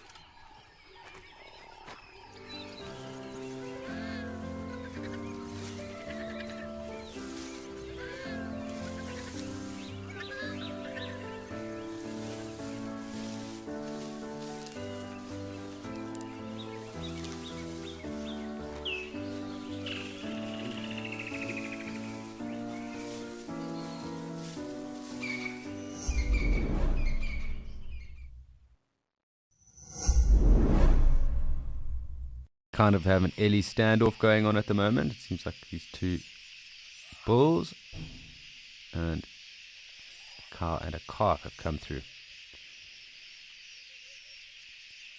So interesting just to see how everyone gets on and interacts here. Clearly quite interested in the fresh water that is there.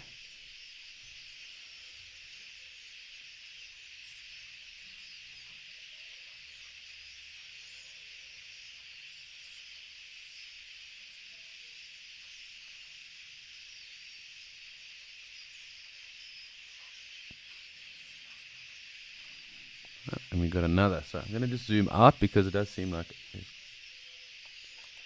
quite a gathering of them at the moment.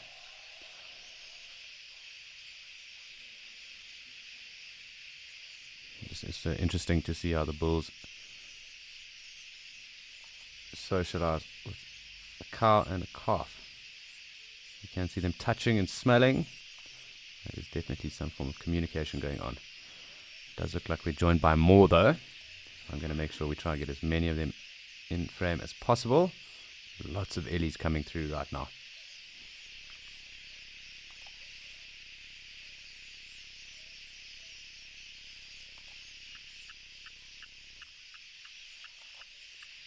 Hello Alice, how are you? And it is quite interesting because the elephant cows actually come into a cycle of estrus and the bulls go through a cycle of must. And with that, that is really what dictates when cows are obviously fertile and ready to mate. Obviously with a gestation period of around 22 months, the longest gestation out of any animal, terrestrial animal. It does also take them around 4 to 5 years to come into those cycles because calves will be with their mothers until around 4 to 5 months or 4 to 5 years at least before the females or the cows come back into an estrus cycle at least. So it is rather interesting, and as I said, bulls go then through a period of must. That is obviously when their testosterone does raise, and you see them streaming from their temporal glands, although it's not also uncommon to see cows stream from their temporal glands. Sometimes during pregnancies, but also sometimes showing heightened stress levels as well. But must is obviously a indication of heightened testosterone in a bull, and it's often set on with cows coming into their estrous cycle and being ready to mate. So I hope that gives you some insight, Alice.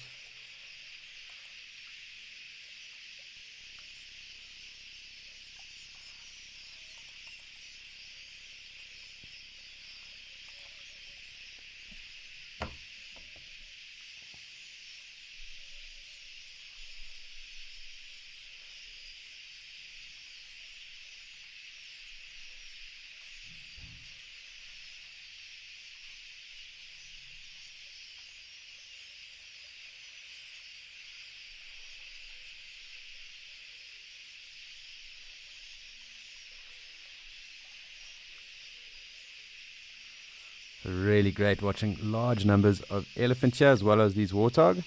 But I did pose a quiz to all the viewers, and that was exactly this. There are currently 60 species of eagle in the world, and the quiz is how many of those eagles are found in South Africa. So if you do have an answer, please do send it through, and everyone that does get it correct, we'll obviously call that out, but I'll also call out the correct number as well. So just so you know that that quiz is running, and please do send your answers through.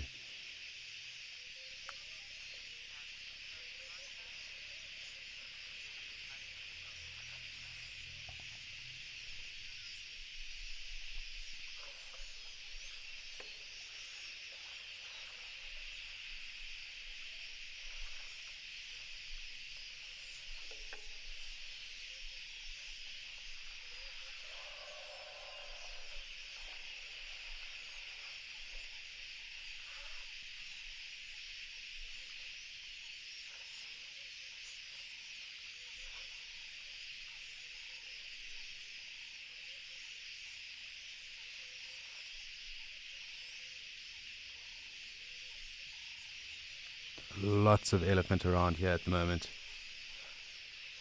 Really awesome watching them come through. I think this is actually most elephant I've seen here in Mshathu around the dam at one time. Lots of little calves. It does seem lots of breeding herds, and they're just not stopping. So really fantastic to see.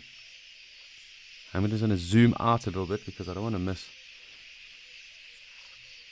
out on actually how many are actually coming through. and the numbers in which they are present with at the moment. So also just a great time just to watch. Just see how many they come through, and then obviously if they get a bit more stationary, we will zoom in again.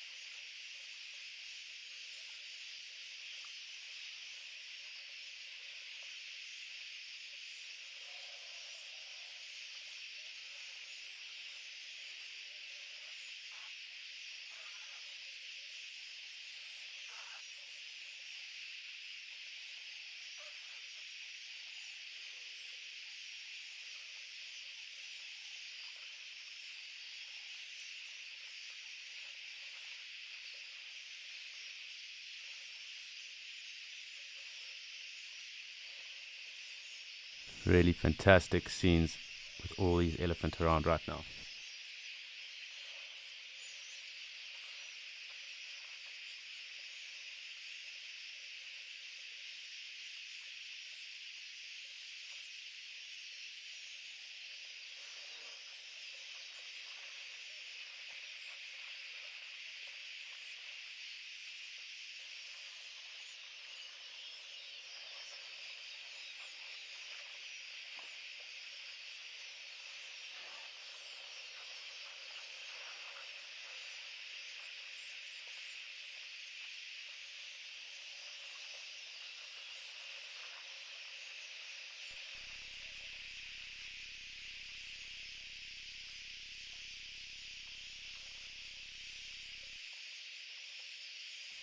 Hi Judy, it does depend on the areas we're in, because wilderness areas will allow for higher numbers and concentration of elephants.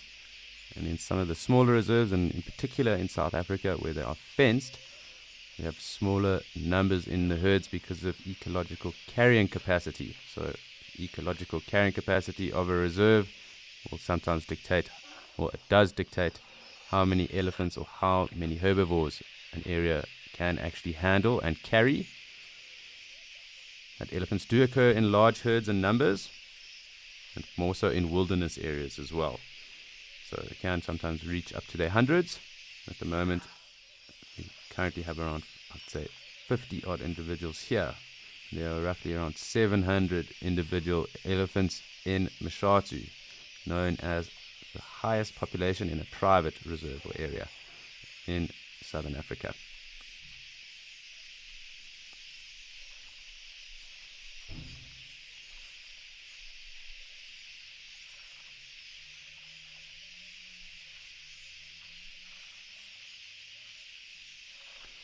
So generally up to about 100 individuals in a herd. And I think there are around roughly 50 odd individuals around here, or that have been around here since we've started watching these elephants coming in and out.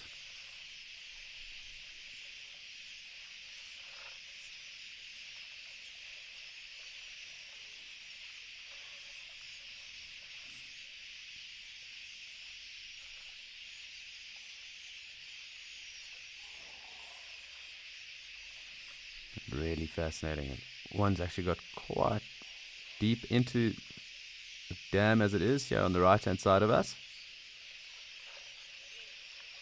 I don't think it's too hot really. I don't think we'll see them swimming just yet, but really cool seeing them congregate like this in numbers like this.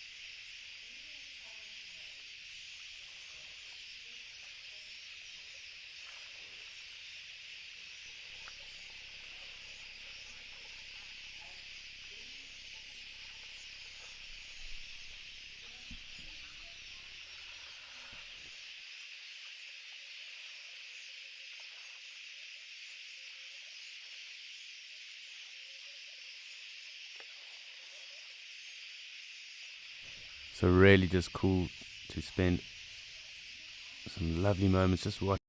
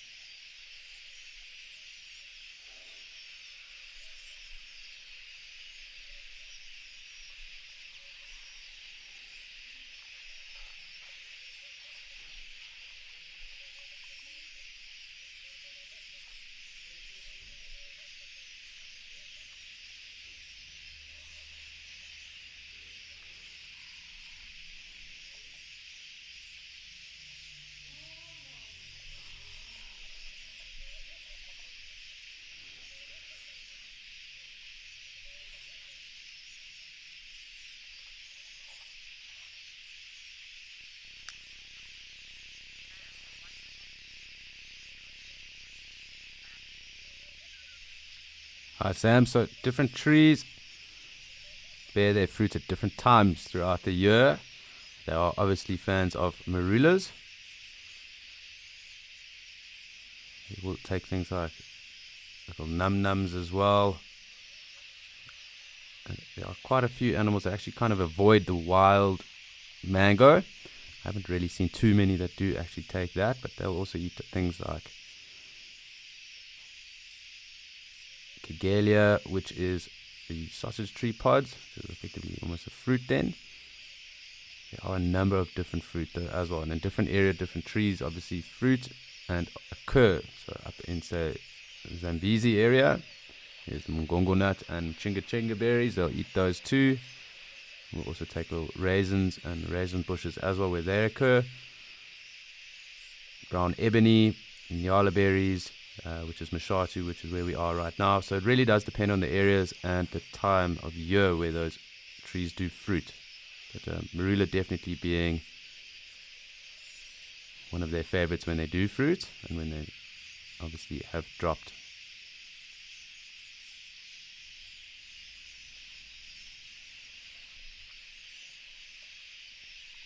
Even sour plum in some areas as well where they occur. So it really does depend on where these trees do occur as well. So we also get African mangosteen up in the Pafuri area, and they'll also take that as well. I do enjoy eating that. And monkey oranges is that as well. I think they will take that too. I do need to double check that, but I have a feeling they would eat that too. But again, it does depend on when those trees do fruit and at what time of the year.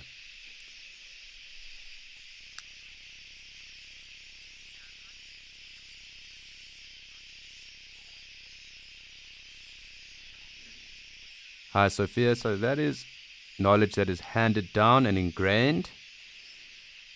So the older elephants that have this knowledge pass it down throughout the breeding herds or onto those Askaris that I was talking about as well. It's much the same as how they teach each other where the different water points are as well in certain areas. It is ingrained and handed down knowledge. So they're effectively in one big school if you want to think about it like that. The young calves then get taught all these different things, what to avoid, who to avoid, what to eat, where to get water, how to find water.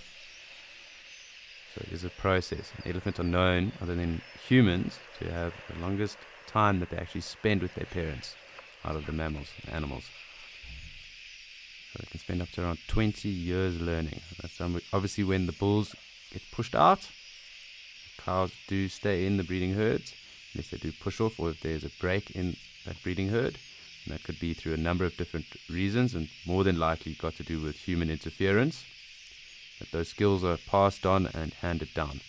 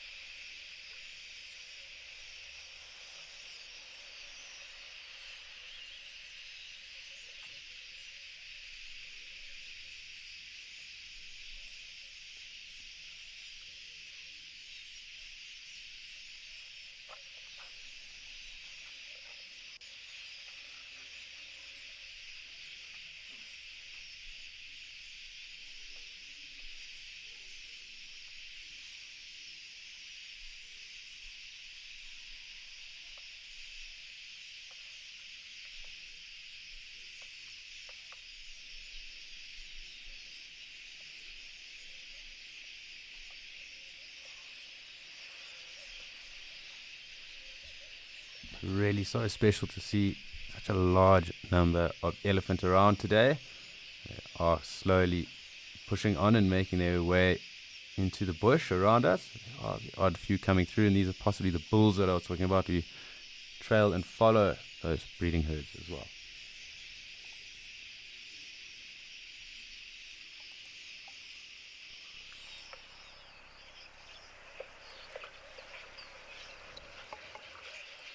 So it was really so cool to watch these elephants. And we are off to Andrew in Kariga. And when we come back later on, I will supply the answer to how many eagle species are found in South Africa. So we are off to Andrew, who's got some lovely antelope for us to view now.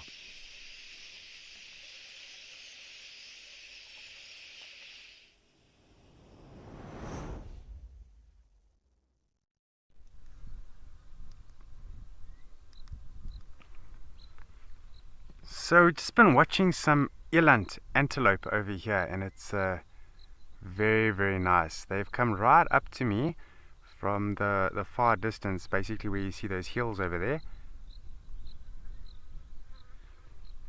And so I would say they're probably about 40-50 meters from the vehicle now. And it's quite nice because they have approached me, so they feel comfortable in doing so, and therefore makes for a good sighting. They are feeling hot at the moment, and they're just sitting and standing still. There is one male that is showing interest in a female over here. Perhaps there's some pheromones that she's releasing, and she's close to being an estrus, and he can mate with her and produce, which will be quite nice. Very impressive animals.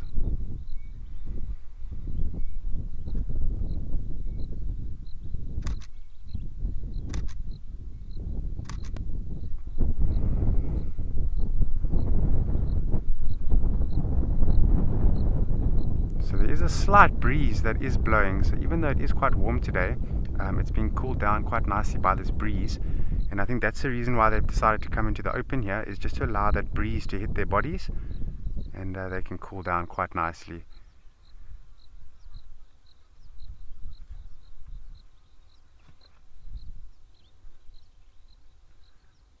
So this is that bull just on the left side.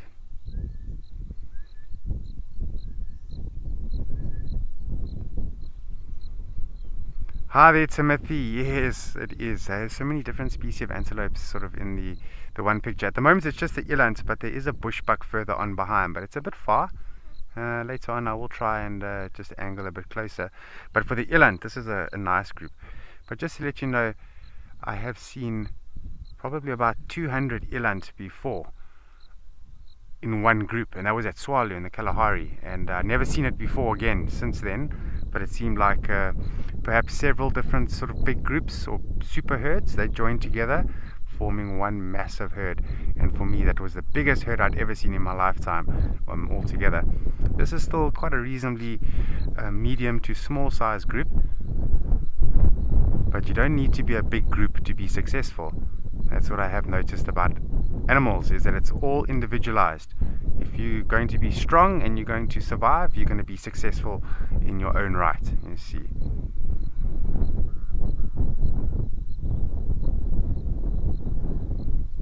So this bull, eland, that you're seeing more or less in the middle there, he's still quite young.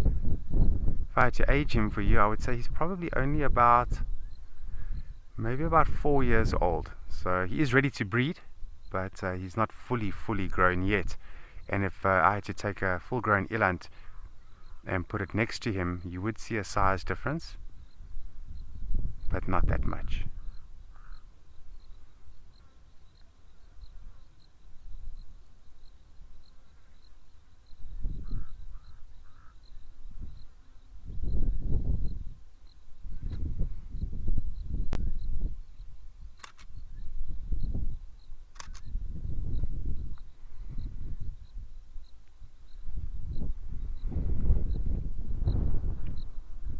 Right, if you do have any questions for me, please feel free to send them along. We do love questions out here, and that's what makes it fully interactive, is that you have the ability to send us messages and questions and suggestions at any time you want, and they do get fed through to us. And definitely, if you have any curiosity, this is your time.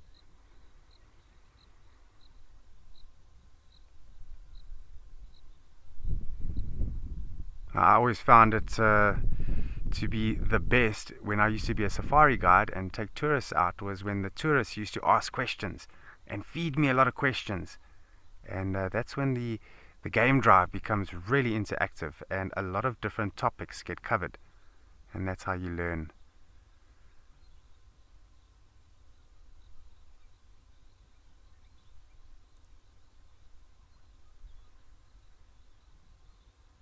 Yeah, that bull there is going to be quite a large bull. I'm just looking at the size of his dewlap, that little flap in front of his chest there. That is a ginormous flap. So he's in very good condition at the moment. We can see his overall condition is very muscular. His fur is looking great, and then that dewlap is really extended. But when they start to lose condition, you know, through drought periods or harsh winters, you might find that dewlap will actually start to reduce in size.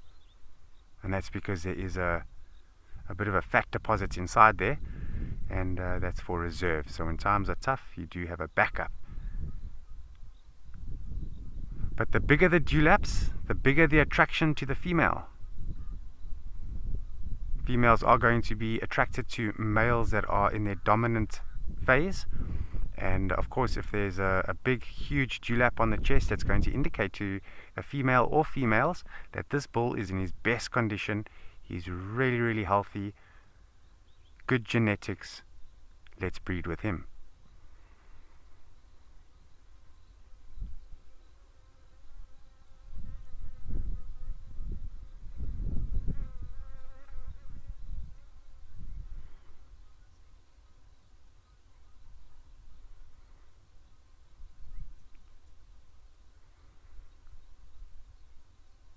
Okay, so I'm just sitting on the bench on the vehicle. I'm just going to stand up. I hope it doesn't wobble too much. There we go.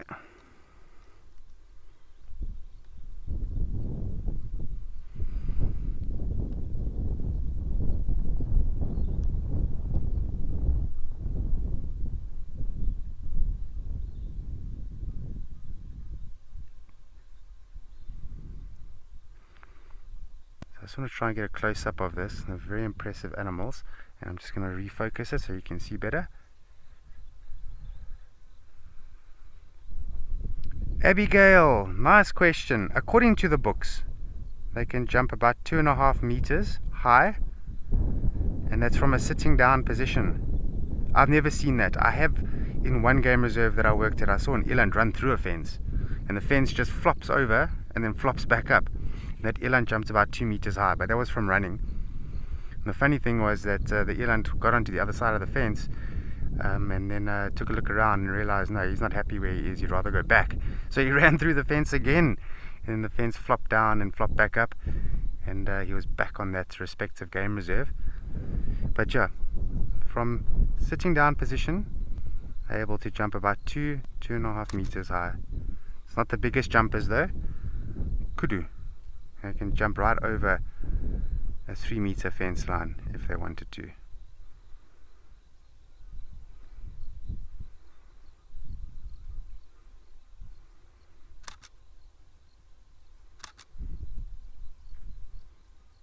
It's a little bit of self-grooming.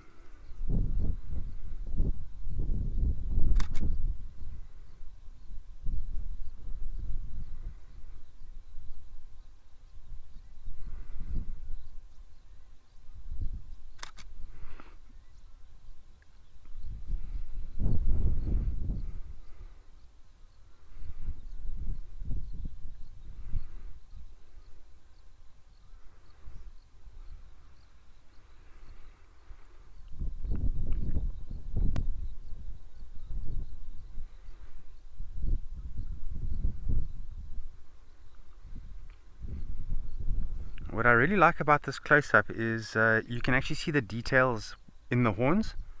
Now have a look at, you can see that they are straight horns, but they're actually spiraled in nature.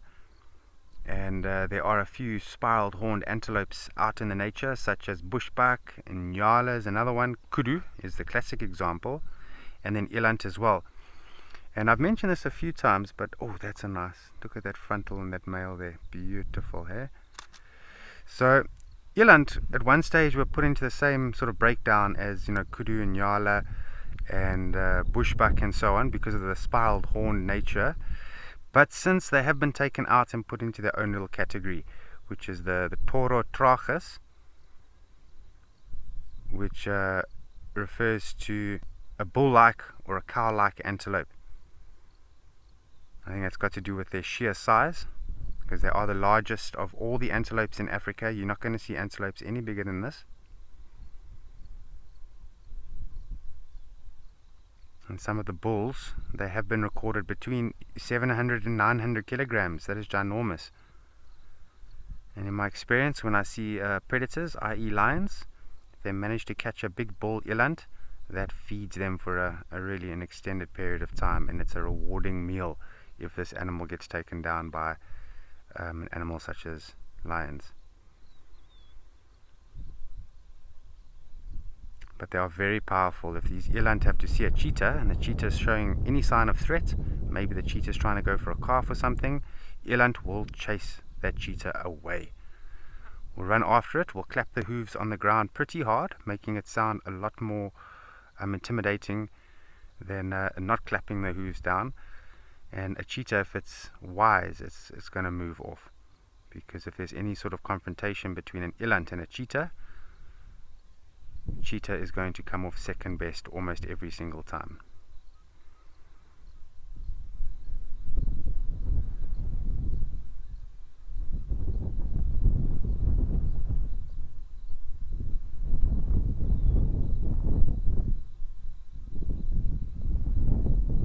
And you see how they're chewing. So they are ruminating right now, still gaining condition and energy by re-chewing the cud.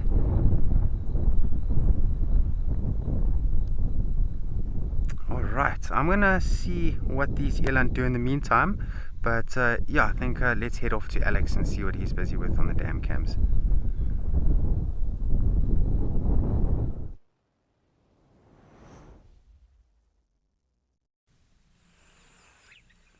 Thanks, Andrew. And indeed, we are back in Kikuyu now. Large numbers of zebra and springbok present. That very eerie call of the Cape Crow. Do have some gemsbok walking off there on the right-hand side too. Very busy here in Kikuyu right now. I do just want to make sure that no one else has come through on the left-hand side. We sometimes see kudu on that end.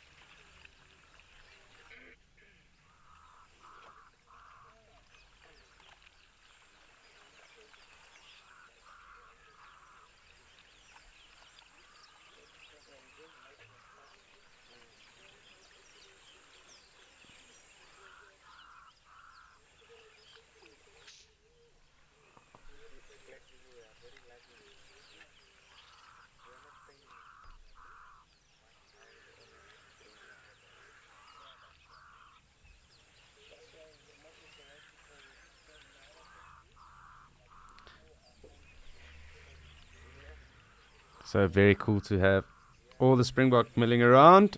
And just coming back to our quiz on how many eagle species are found in South Africa. We have 2 viewers that got it correct, that being Kathy Lee and Baobab Girl. And it is 17 species of eagle in South Africa. Almost 2/3 of the eagles found in the world. 60 species of eagle found in the world. 17 of which found here in South Africa. So well done, Kathy Lee and Baobab Girl.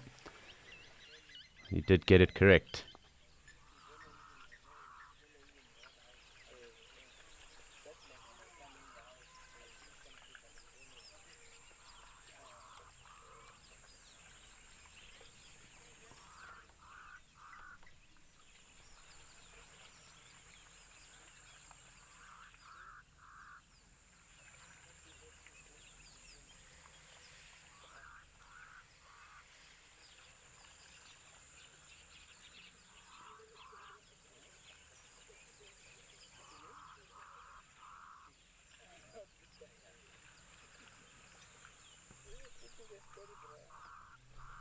But just quite cool watching the zebra come in and out, and all these springbok congregating right now here.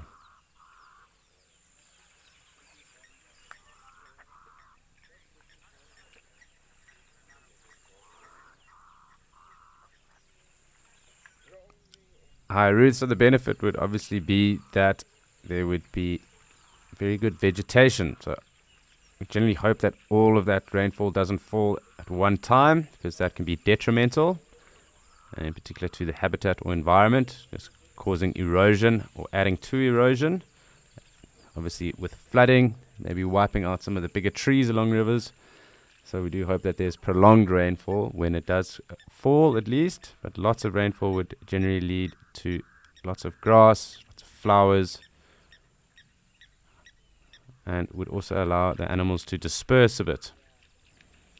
So those are the main benefits really of that, and obviously access to lots of water and little pans in that. It does also increase the habitats for frogs, any of the other little water dependent species as well. So having the pans open, and obviously some of the migratory waterfowl as well, like knob-billed ducks, they also need those water pans.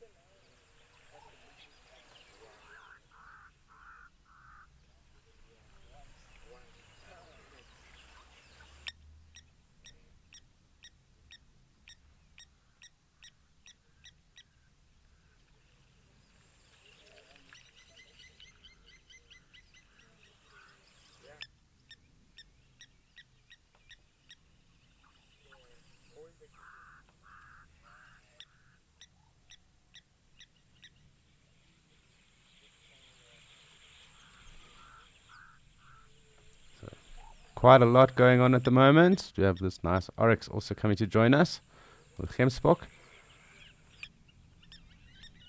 So also just cool to take a second or so, just appreciate all the activity here in Okakuya.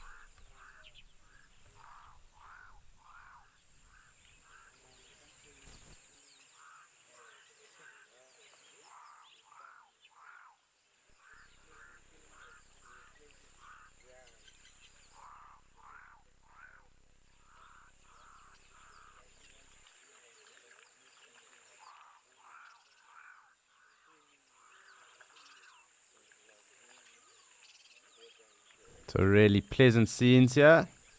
Doesn't look like anyone is too worried about life here on Monday.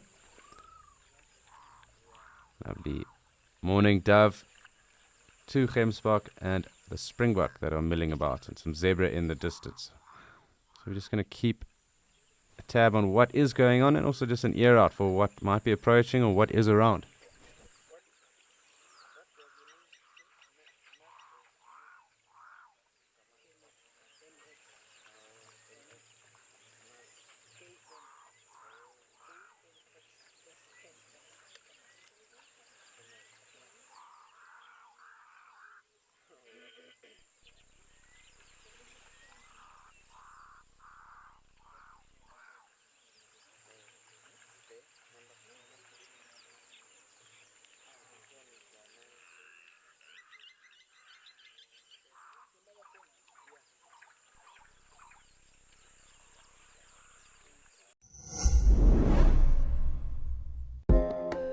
Here at Wild Earth, we know it's not always possible to watch your favorite show live. If catching up on safaris is critical to you, then download the Wild Earth app and watch the catch-ups here first. Catch-ups are available on our app before YouTube, and in addition, there are cut-downs of each show for those who only have time to watch the best bits. That was incredibly cute. Download the brand new Wild Earth app today and don't miss out.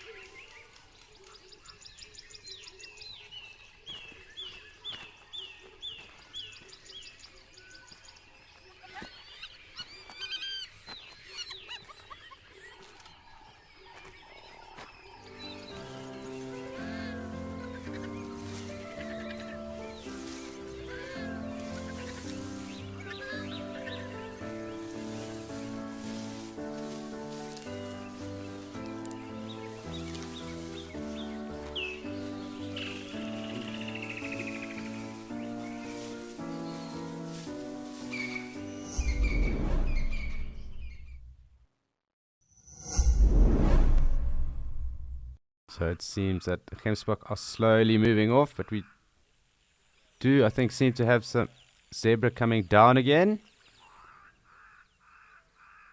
And still good numbers of springbok with us as well at the moment. So I'm just going to also just check to see if there's any congregation of anything else that might be interested in coming through as well.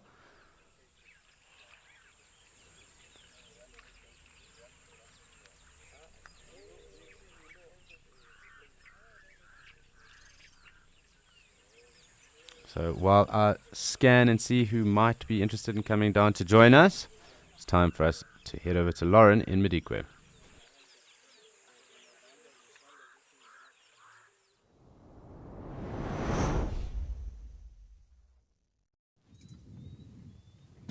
We've got tons of non-stop action here with the elephants.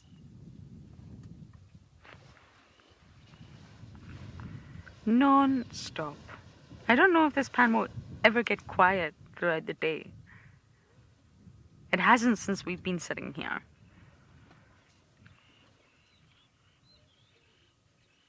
But of course, it really is the elephants that are dominating. We saw one male mount a female, but she didn't accept any advances. So they didn't mate.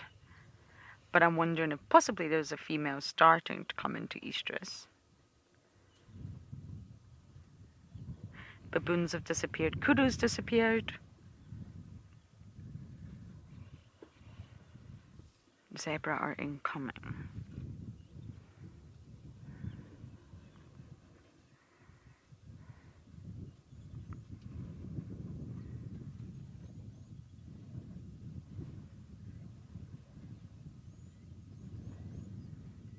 We checked on that elephant carcass, but sadly nothing, no activity.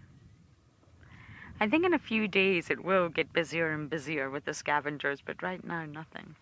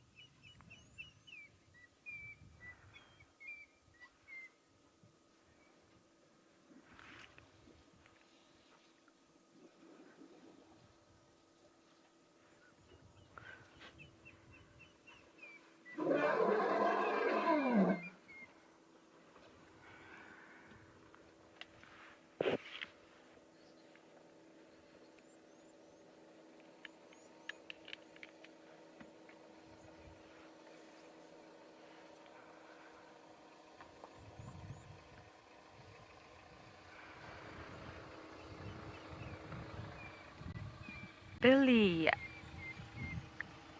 are elephants dominant animals? I'm not entirely sure what you mean by that.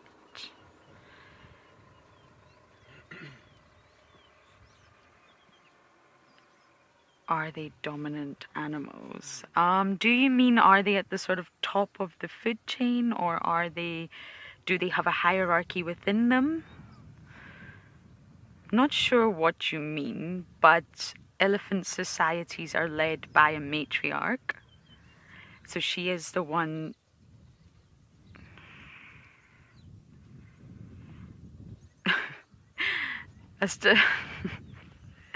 Yes, elephant societies are led by the matriarch, and she will be the one responsible for the herd life, responsible for their reproductive success or survival. And when the bulls do leave the herd around sort of puberty age, give or take, they either can live a very nomadic lifestyle or together with other bulls. So in terms of dominance, there are elements between bulls where the stronger bull, the bigger bull, the older bull may of course come into a scenario where the other bulls may just back down out of respect for the older bull.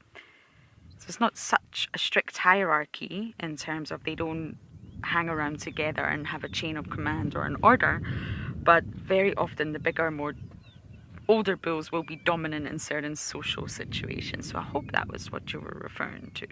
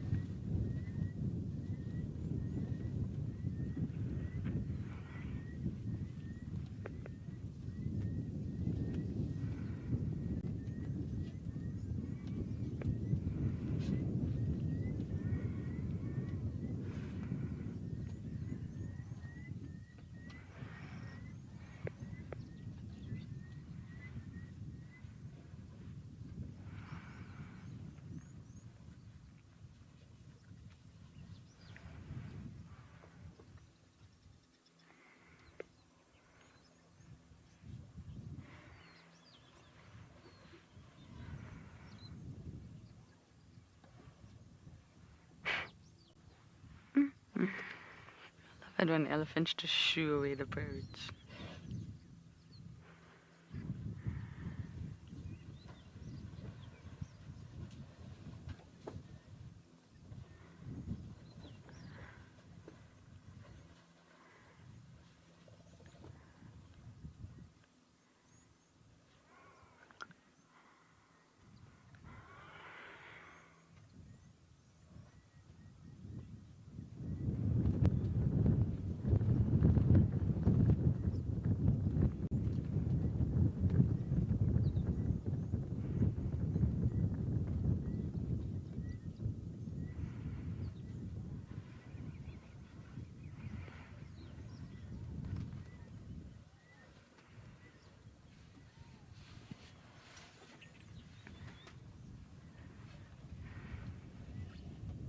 Grace, I wouldn't say the elephants are being terribly vocal today.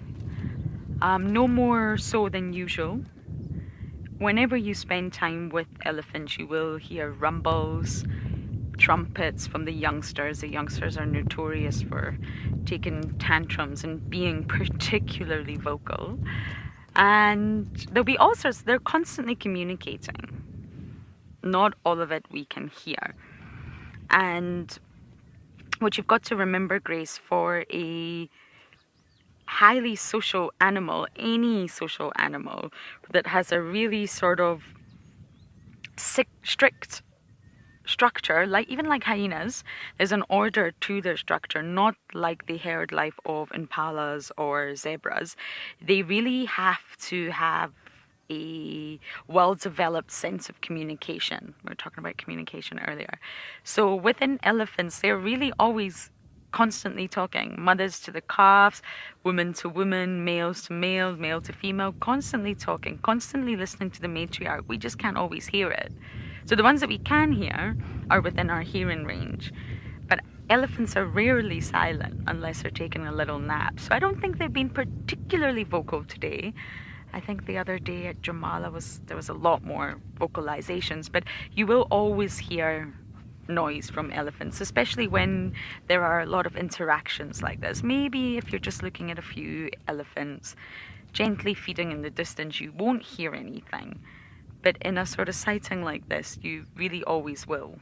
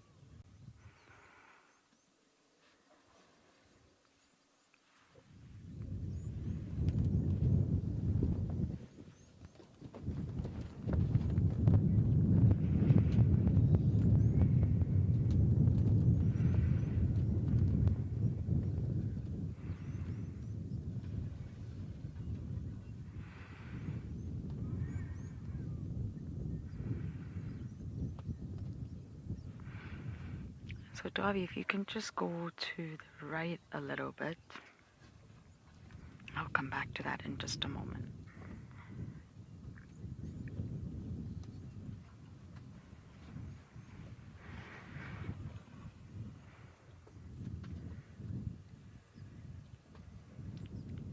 Just sitting watching all the comings and goings. One herd has left, but more will come, I'm sure of it.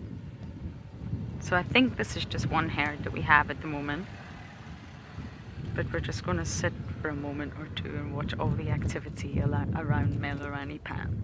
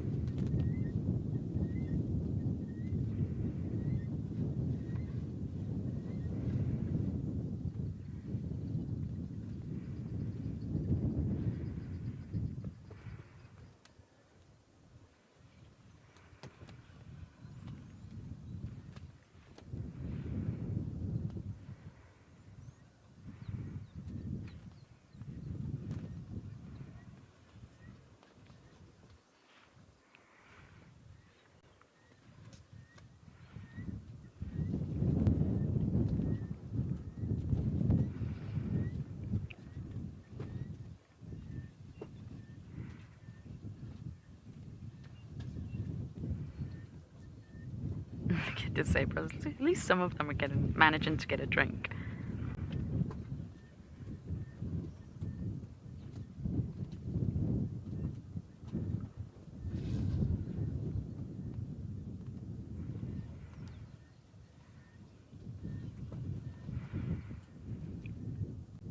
I think we had about 5 or 6 zebras drinking there, which is fantastic news.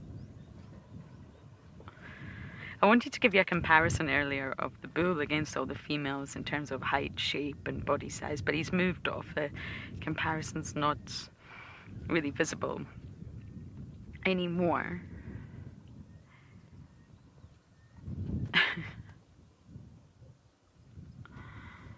Now remember, the zebras are used to this. This is nothing out of the norm for them. They are very used to arriving to water holes in that area being dominated by elephants.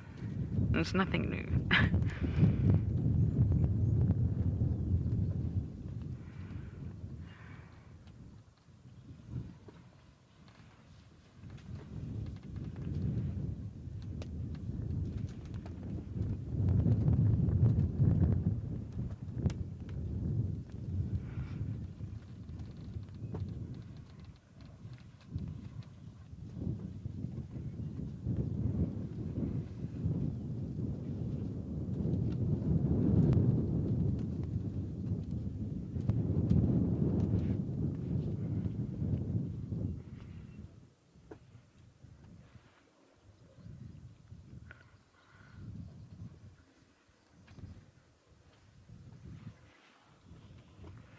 Okay, of course we're going to continue to sit here. She's just far too wonderful. But you guys are going to head over to Alex and Okokoyo.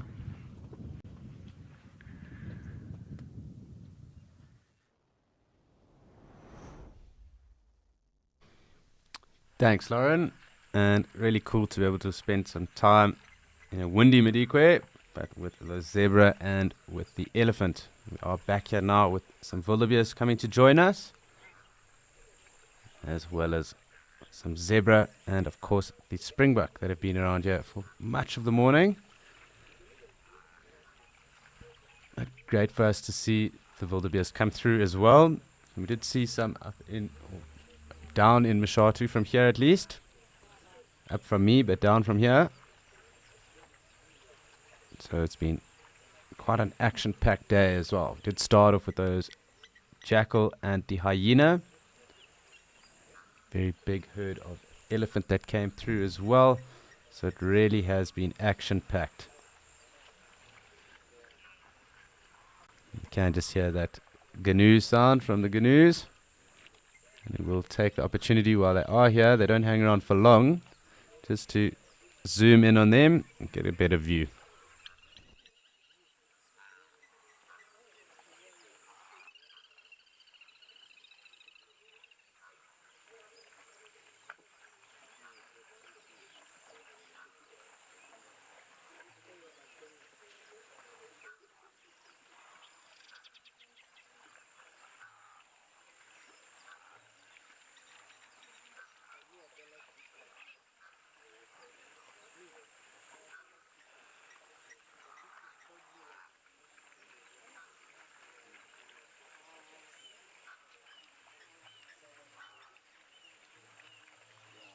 You will also just hear that acacia-pied barbet also in the background, also around fairly regularly. And again, just the water of wildebeest coming through and leaving us as quickly as they joined us. So I'm going to zoom back out to make sure we haven't missed anyone else. And if no one else decides to join, we will spend a little bit of time looking at the springbok.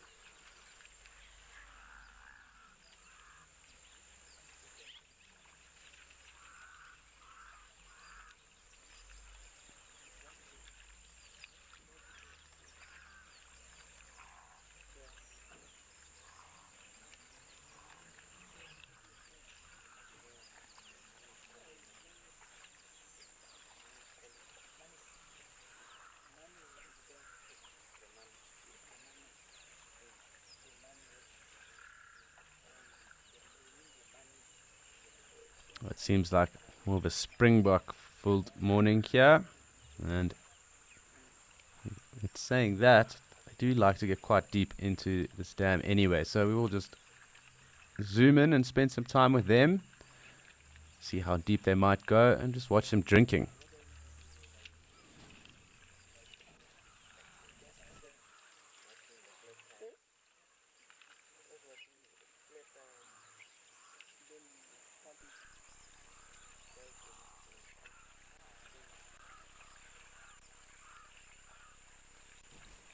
They do indeed like to move in herds. They obviously do migrate in big numbers as well in different parts of the continent, different subspecies. But you do find the bulls occurring by themselves and by themselves at times as well. And that is generally when they are setting up territories. And this is more than likely the brindle gnu, the ones that we just saw. Not uncommon to see them singly, and you do obviously get them in large numbers. Those being the western white-bearded gnu up in Kenya and Tanzania that migrates in those large numbers, and also the eastern that migrates in Zambia. But we do see them in very good numbers here. We will obviously see them in Djuma and in Mashatu as well. So we do get them. And Andrew also actually had some in Kariga this morning. And there's also the black wildebeest, which is its own subspecies and endemic to South Africa, which we get in Amakhala.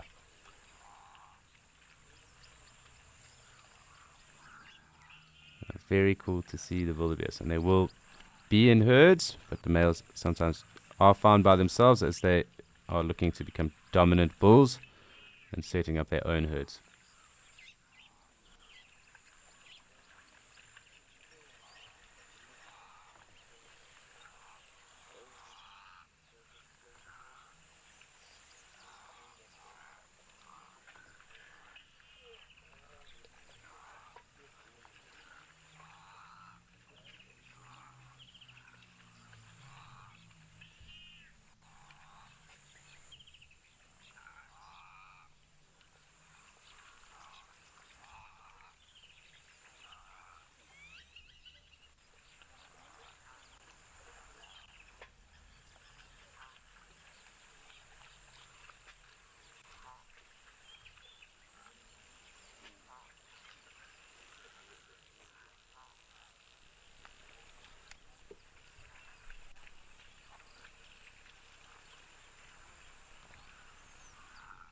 Hi Natalie, so there are actually 3 subspecies of the springbuck.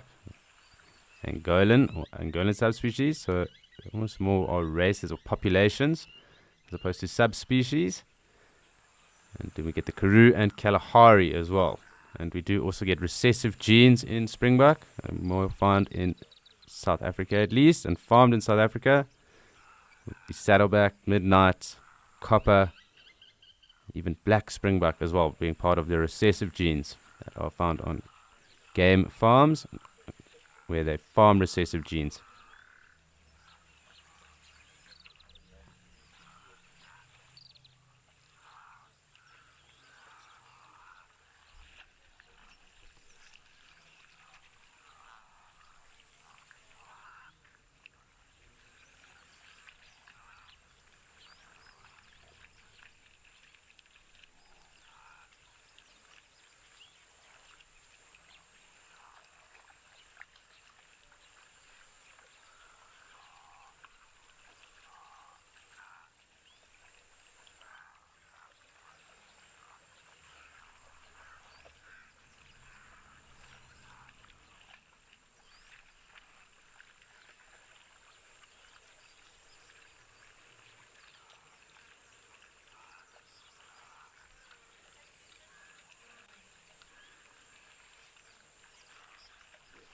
So I'm just going to zoom out again and make sure we haven't missed anyone.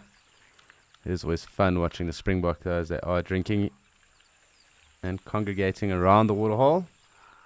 But again, we don't want to miss anyone else that might want to join the party here.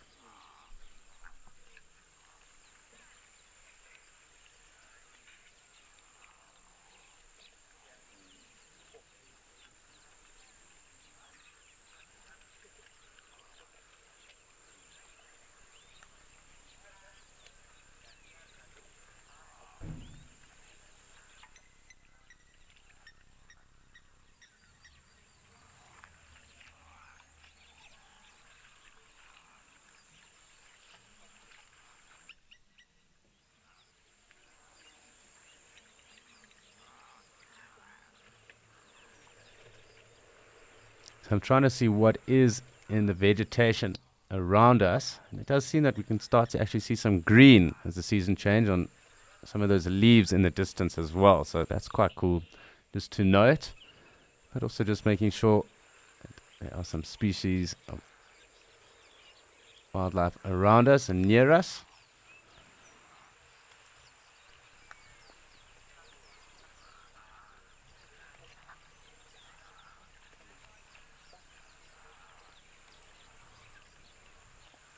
Does seem like some oryx and that wildebeest herd moving off in the distance there. But great to see some green here in the dry Okakuyo area of Etosha.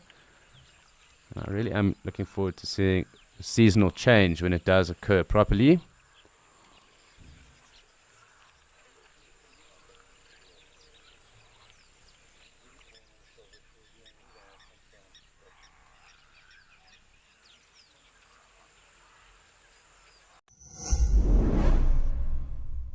Every day brings something new here on Wild Earth. Whether it's ostriches dancing at Amakala, elephants chasing wild dogs at Madikwe, or a royal leopard standoff at Juma. Now, you never have to miss a beat. If you are not always able to watch live, then download the Wild Earth app and you can catch up no later than 1 hour after the live show has finished. Wild Earth, it's in your nature.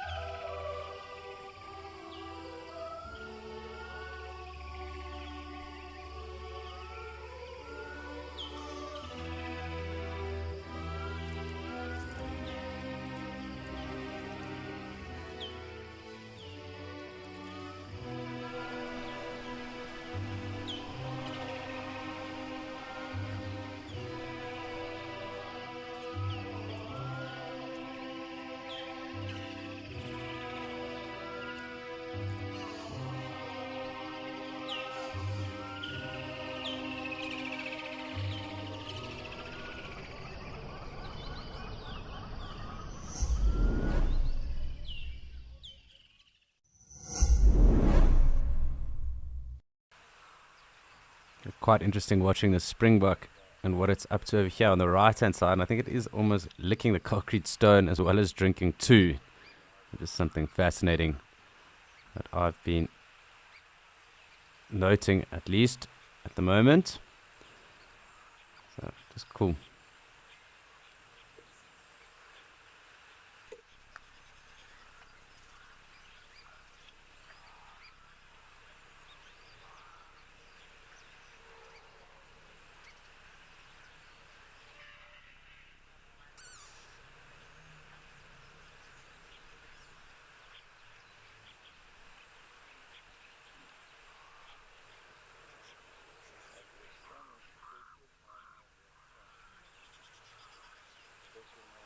Quite cool to see those grebe as well, ducking in and about all the springbok that are around here as well.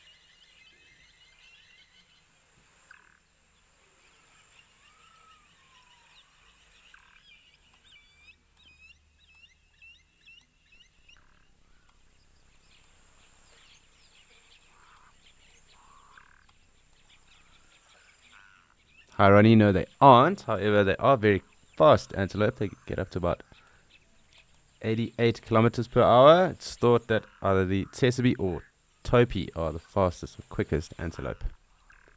But they still do run very fast at around 88 kilometers per hour. So definitely not slouches. We still just have a couple of oryx. I'm hoping they come join us too, because it does look like the springbok numbers are waning.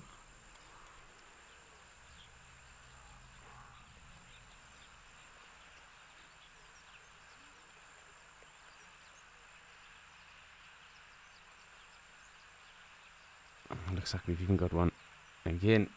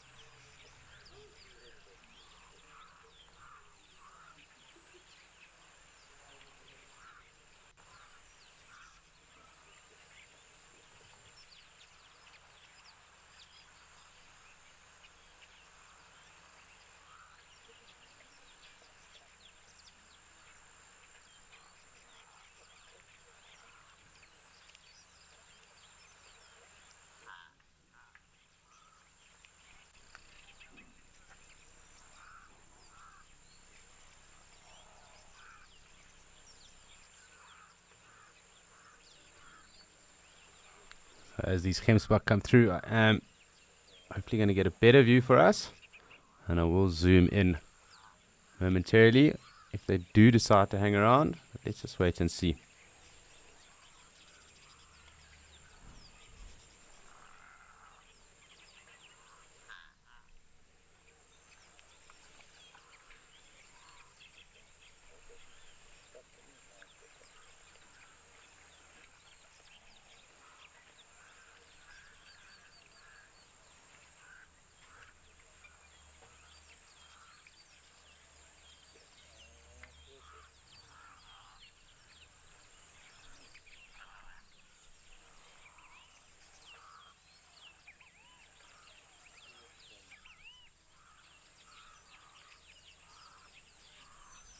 It looks like they have come to the water, and maybe they'll get in and wade a little deeper, but we will try and get a nice close-up of them as well.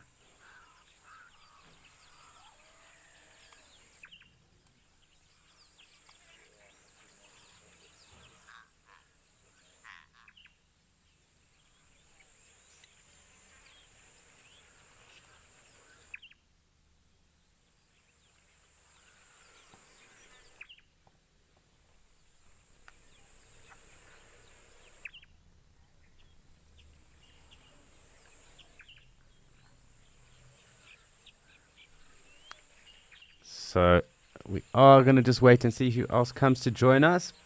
These Gemsbok are clearly quite thirsty and enjoying their time here. But we are also going to head off to Andrew in Kariega, who's got something else interesting to show us.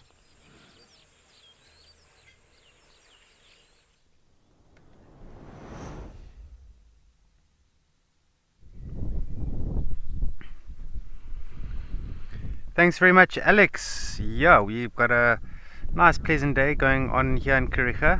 Little bit of a wind that's pulled in, just enough just to cool things down a little bit. Otherwise I think I would be really frying out here. The vehicle doesn't have a roof, so at times I do find myself underneath the vehicle as if I'm a mechanic or something, and just trying to shelter myself from that sun. But in Africa we definitely make a plan. Okay, beautiful sighting of some blue wildebeest with a zebra, plain zebra, and a very iconic tree almost in the center there, the white milkwood tree that has been fed on quite a bit by giraffe. You see that? So that is the highest point in which giraffe can reach those leaves, and they do leave a bit of a browse line like you're seeing now.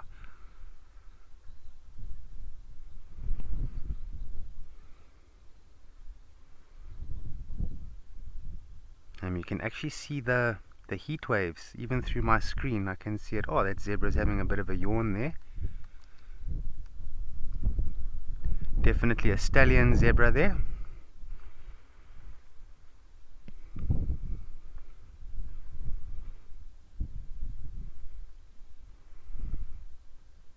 Yeah, I don't know what he's doing there, but anyway. Just gonna go into this tree here. It's quite nice, this tree. I just want to show it to you all. And we'll try get some animals in the view as well. How's that looking?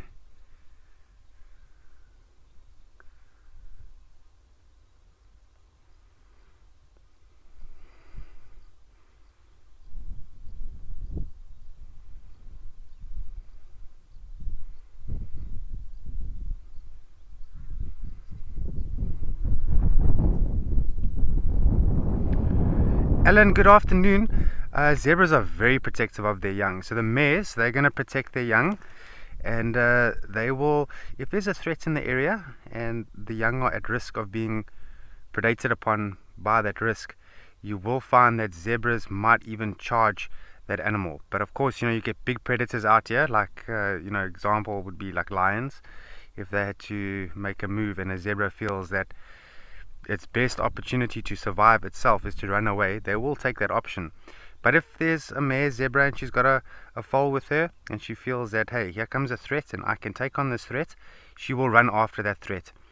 And they try and kick the threat, and they'll do this with their front hooves and their back hooves. So much like a giraffe, they will run up to the problem with both hooves close to one another, and then they try and like almost punch down.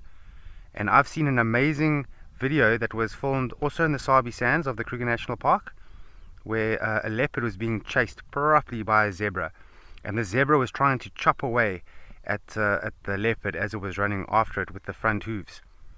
Now you must also bear in mind that zebras, just like horses, they do have round circular hooves which are incredibly sharp, very sharp hoof, and they can cause a lot of lacerations on animals like leopards and cheetahs and so on, and young lions.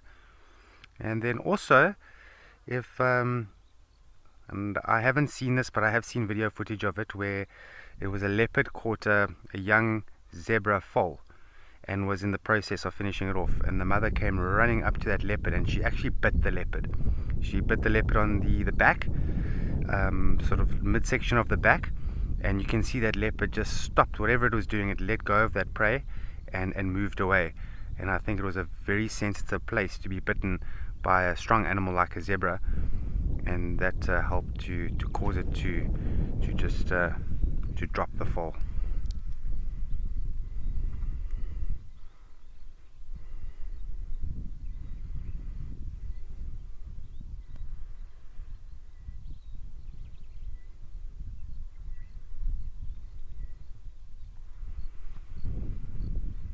But as I mentioned, if zebras feel that their best way of surviving is to run away, then that's the option that they usually take. Just run away, get out of the area, and then hopefully nothing bothers you on your way out. And you see how that zebra constantly moving the tail there? So there are parasites. Even myself, I am being bitten by mosquitoes and so on, and there are flies that are attracted to these animals. And so just swatting them away, making sure that they're not becoming too much of a pest.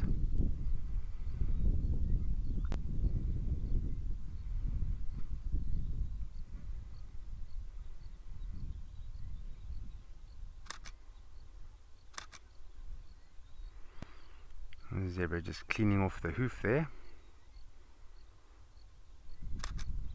Now there are thorns out here on this grassland, known as devil thorns, and the thorn seed pod, if you will, has got 3 or 4 different horns to it. And so zebras, when they're walking through the bush, they are going to pick up those thorns, and it does bother them. They don't want to walk on their hooves while they've got thorns on, so they will move those thorns off of their feet. And I've seen this quite a few times.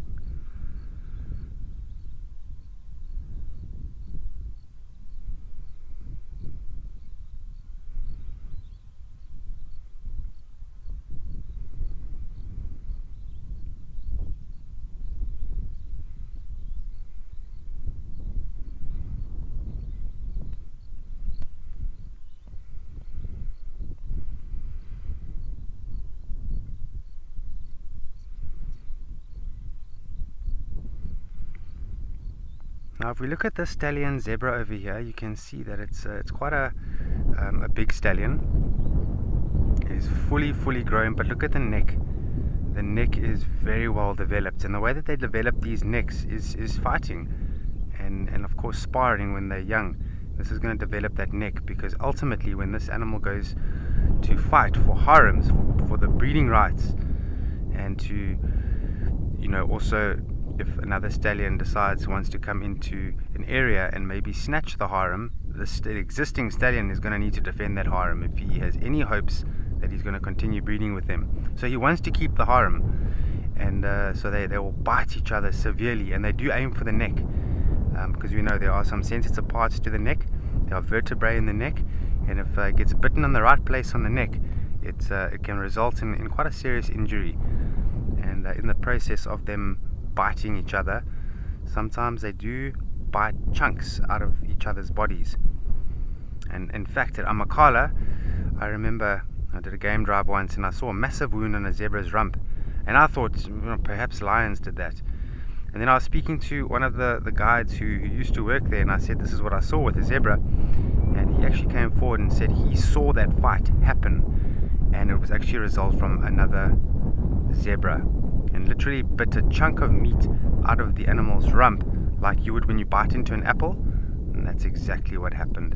And we saw that zebra about six weeks later, say 4 weeks to 6 weeks later, and you would never have known that it had such a severe bite at one stage on its rump. So it does heal over very quickly, and they are adapted to being bitten. I mean, they will get bitten in their life,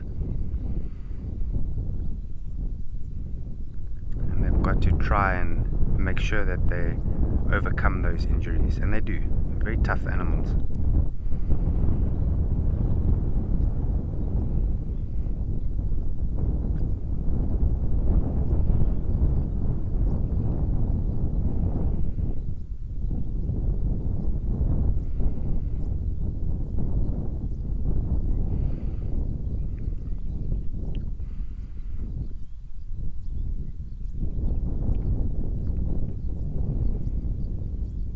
See that zebra flicking his tail up and down. They often do that, flick from side to side like now, but then also up and down, which goes onto so the tail will swat the private parts, because that is where most of the parasites are going to be found. Oh, there's an Inyala joining us now as well. Nice big Inyala as well. Oh, there it goes.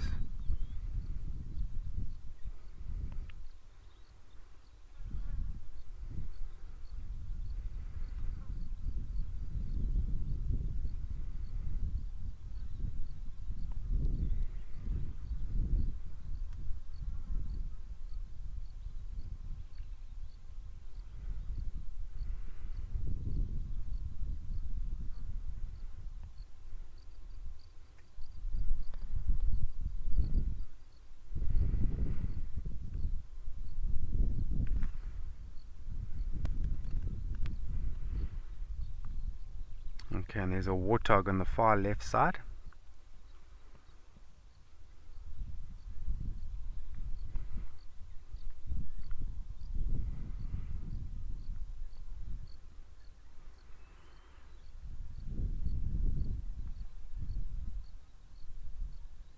Oh, an Egyptian goose.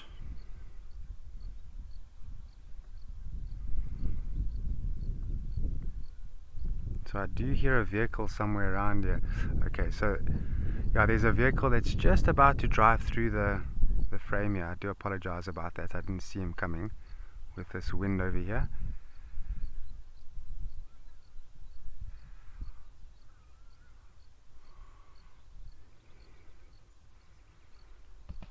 Alright, I think in the meantime, let's head off to Lauren. She's got a few things on her end that she would like to show you.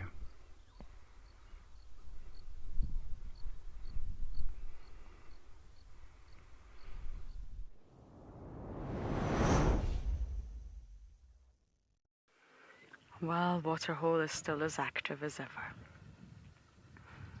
Elephant, zebra. I was hoping you could possibly see more bird species here, but you actually don't. I mean, you see the mynas occasionally, you see ringneck doves, but otherwise, not pied crows, don't forget them. Otherwise, you don't see too many bird species coming down to the waterhole.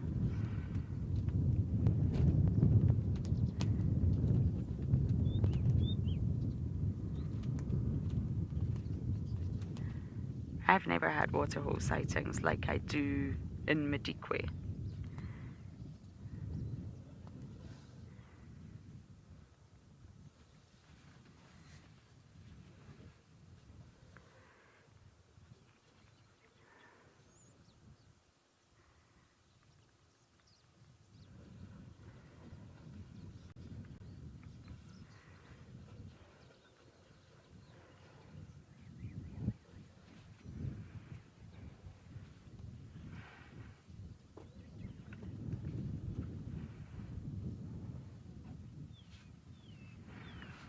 Amber is a freshly pumped pan, so it will be the least muddy out of all the water holes. But yes, a lot of animals eat mud here. Geophagia is actually even a verb here when people talk about it. But mud is safe, really. Even humans could eat a little bit of mud. But this water hole is a pumped pan. It is man-made. You can see that. And it's due to the environment that all these animals live in, the harsh environment of Madikwe. Very little rain has fallen. Very little water available anywhere, really. And that's why there are pans. So this water is going to be the freshest of the freshest. There might be a little bit of mud because the elephants, of course, are going to do that. But otherwise, out of all the dams here, this is actually going to be the cleanest of waters.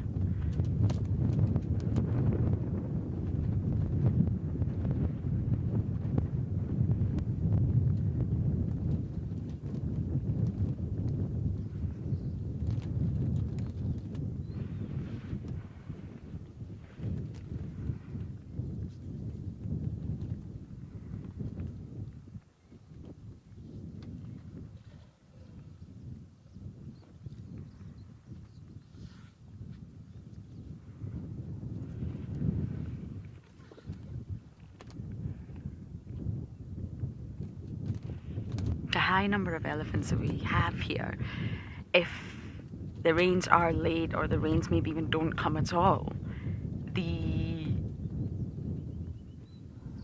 water will be gone from most of the pans and dams very quickly. I remember my time in Djuma in 2018 during the drought. Not one single of the natural water bodies, from Treehouse Dam to Djuma Dam, Buffelshoek Dam, Twin Dams, has water. You could walk from one corner of the dam to the other. It was hard, dry, cracked mud, and that was all that was left. It was a complete drought, and it was unbelievable how the next year it changed. But the pumped pans were really the only source of water available to all the organisms there. And when I say all, I mean all, from the insects that also need water to fuel their lifestyles, to the mammals, to the birds. And then when you have this number of elephants that we do here in a closed system, well, they just remove all water from anywhere. Not intentionally, they just of course throw it all over their bodies. They consume a lot and they splish and splash.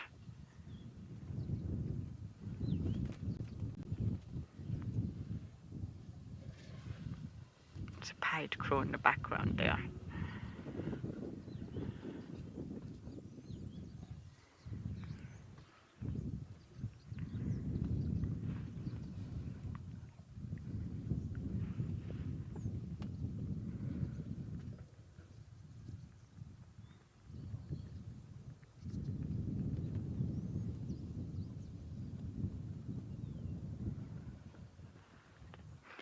Earth Lover, you are so welcome.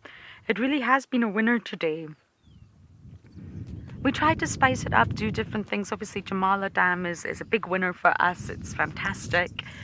Jackie's Dam on the deck the other day was just incredible, and we're trying to show you as much as we can of Madikwe. Hello, wind.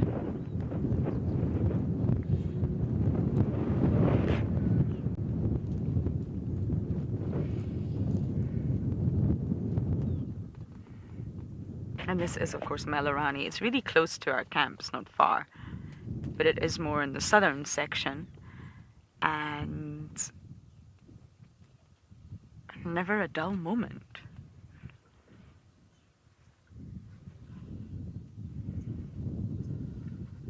I'm wondering how long that carcass will take to pick up. It's a difficult carcass in terms of it's a fully grown adult elephant, and it's really in the sort of thicket. It's not going to be the easiest of viewings. However, it's just nothing on it. It's open, but very, very little activity.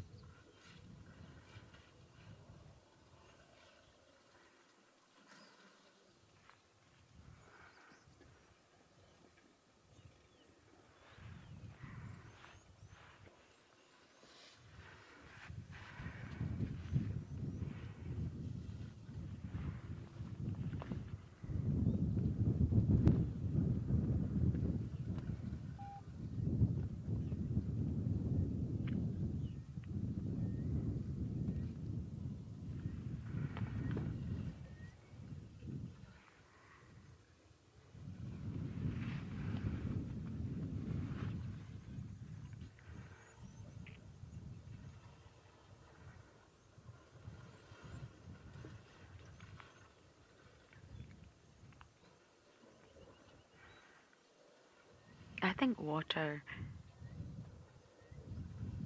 to humans is pretty much odorless, although you can smell when you're near a lake or a water body or a river. I mean, you can hear a river, but you can smell that earthy smell even being near a dam, that wet mud, but that's not the smell of water.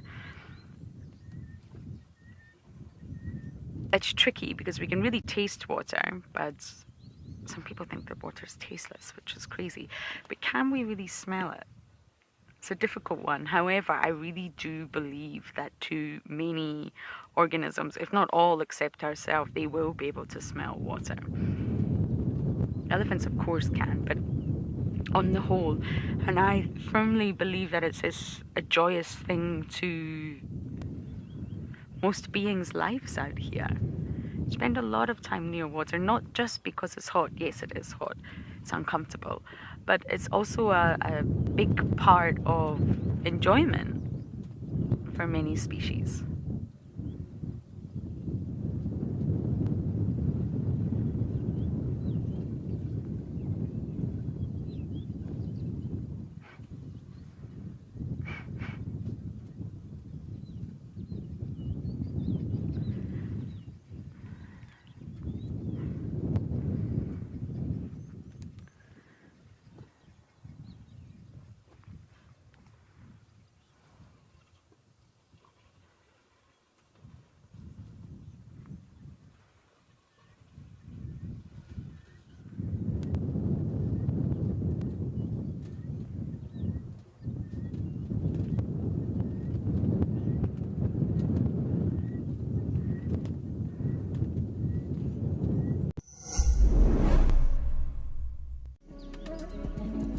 Triangle is one of the most stunning locations that we have had the privilege to broadcast from, thanks to the unsung heroes, the Mara Rangers, who risk their lives to protect this Eden. These brave men and women deserve our support. Donate and be one of the helping hands uplifting these Rangers, so that we may maintain this icon, the Mara Triangle.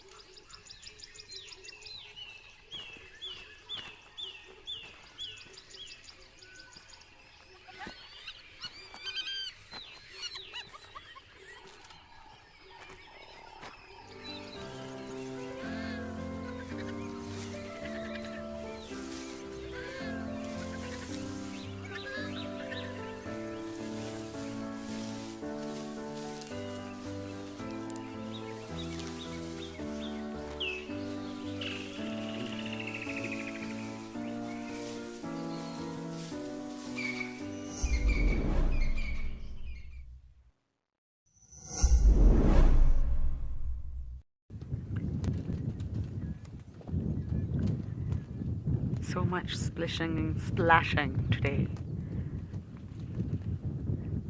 There are actually some ellies way off in the distance that are a little bit hesitant to come forward, it looks like.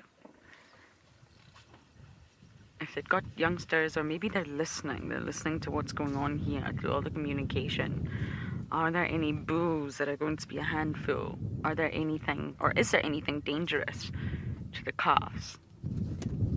Is there any room for us? The answer is no.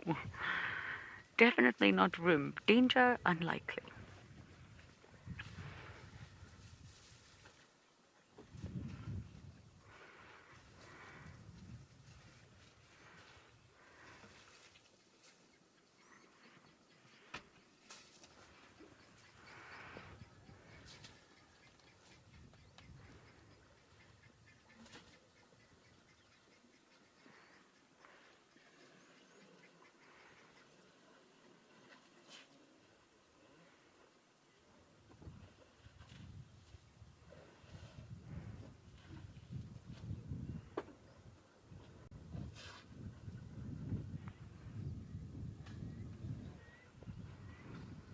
I think that was Isabel.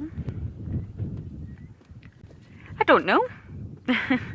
I think animals would travel any distance that they can for survival. There was a recent sort of story in the news about elephants in China, and it was quite a remarkable story where they were seen, I believe, on the drone just lying regularly sleeping on their sides because it appears they had traveled great distance. I don't actually know the distance off by hand, but it was huge. So I think elephants, because they're not territorial, they have a home range, they will just keep traveling as long as they're trying to get from A to B, to get to another point. I think they can cover vast distances. As long as they've got food and water, I don't really think there's a limit to how far they can travel. However, what is limiting is fences, roadblocks, civilizations, things that block the sort of great expanse of the wild, possibly mountain ranges on a more natural aspect. But otherwise, I really don't think anything else would stop elephants just roaming from green pastures to green pastures, from delicious water to delicious water. But of course, if they are in a fenced reserve, the fences naturally stop them. And if they are maybe roaming in the wild, then if they do come across a mountain range or something they just can't cross, that will obviously prevent them.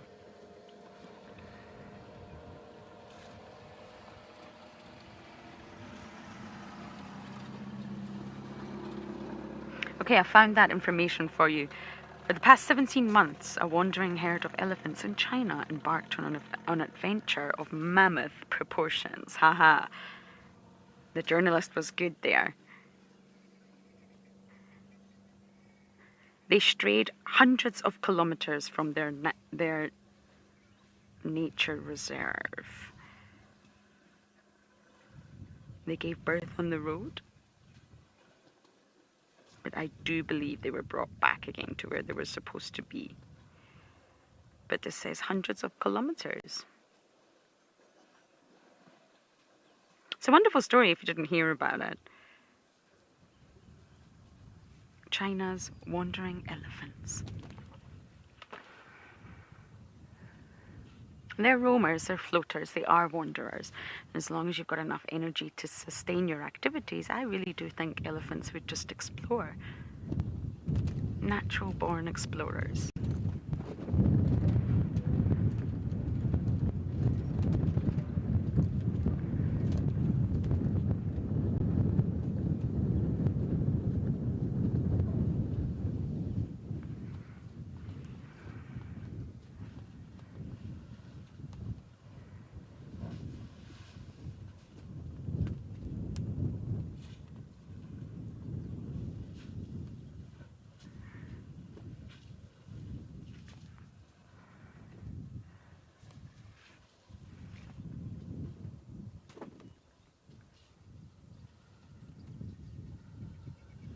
A lot of reserves are thinking about implementing sort of conservation corridors or migrating corridors, whatever you want to call them. And I know there has been discussions with regards to Madikwe and Pilanesberg, where creating an area of wilderness that will be fenced. It'll be large enough. I'm not talking about a corridor. We often think of corridors as little narrow walled things that get us from one room to another in an office block. Not like that. It'll be a huge area, a natural area of wilderness, which means the animals can travel from A to B. So they're not sort of blocked in. And there's a lot of wonderful science behind it. I know there is sort of talks of that. There's also talks of conservation corridors in Amakala as well, just to open it up, to allow the more larger animals to move around, to possibly even increase the genetic flow. If you do have a closed system, there's absolutely nothing wrong with a closed.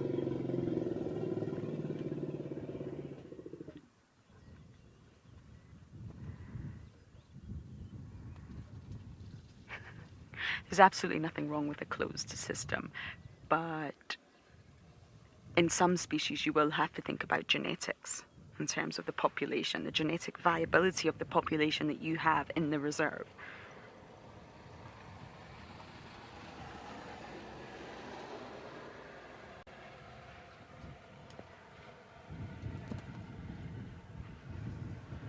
And it may not even be all the same habitat. A conservation corridor is a very general term.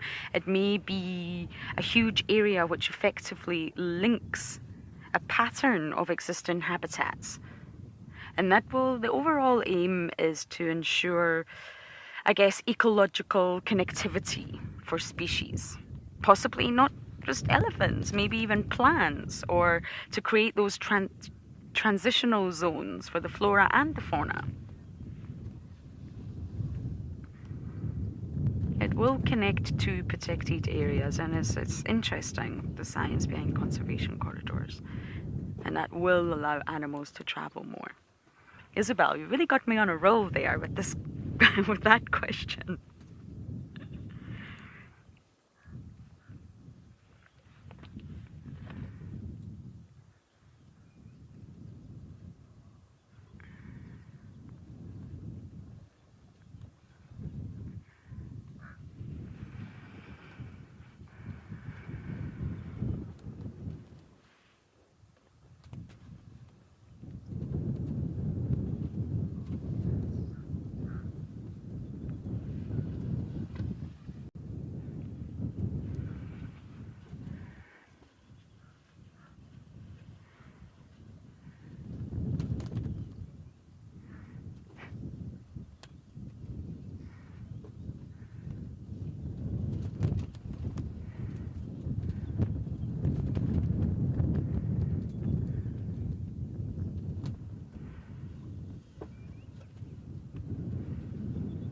If you think about it, some of these sort of natural history productions really are incredible, but they make it look like there are huge areas of wilderness in the world that humans haven't touched. That's not really true. You know, just by filming in such a manner that you're ignoring the power lines or you're ignoring the buildings or signs of civilizations, sometimes portrays a false outlook of our natural world. Humans have really reached every continent and every corner of the globe. Not that there's anything wrong with that, but there are signs of humans in some way, shape, or form in most wilderness space nowadays. And that's why creating these reserves or protective areas and even linking them up with corridors is an important way forward. We need to coexist, humans and wildlife.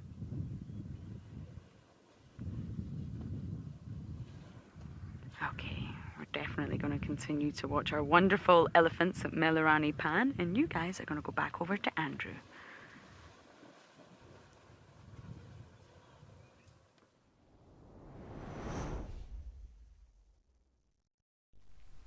Thank you, Lauren. Sounds like you're having a good time there in Madikwe with some elephants. Good for you. And we are watching this beautiful male ostrich just walking around in the heat of the day.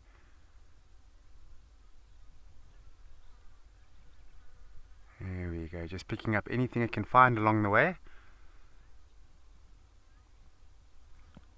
On the forage, as we call.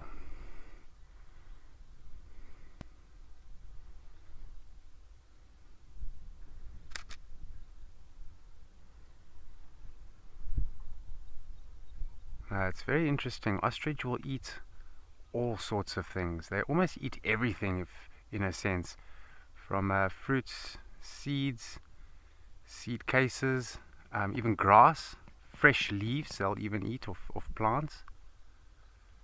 And in some cases they have been known to take a few mouthfuls of meat as well.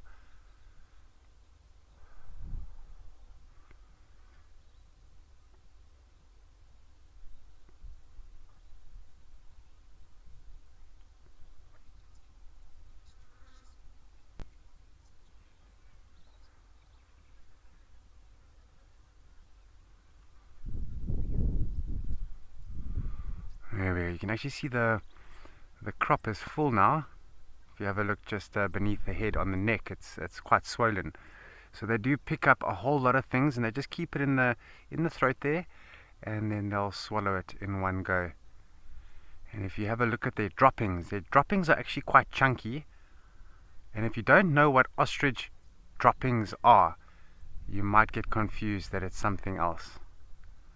And the biggest giveaway is the uric acid, the white paste that you find in the droppings of reptiles and birds.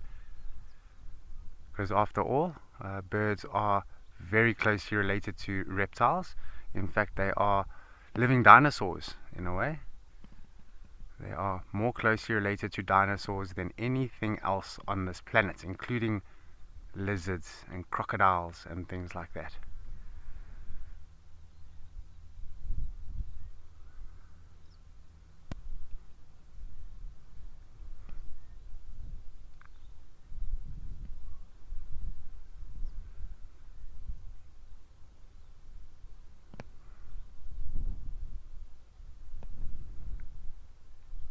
And some blesbuck in the background.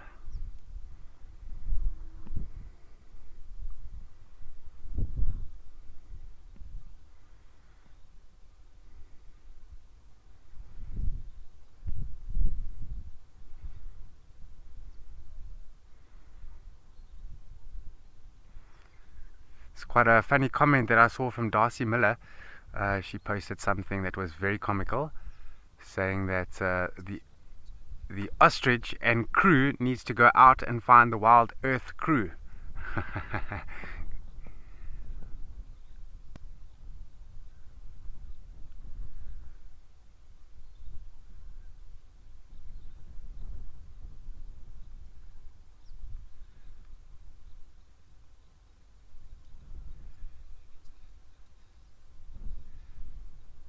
There we go.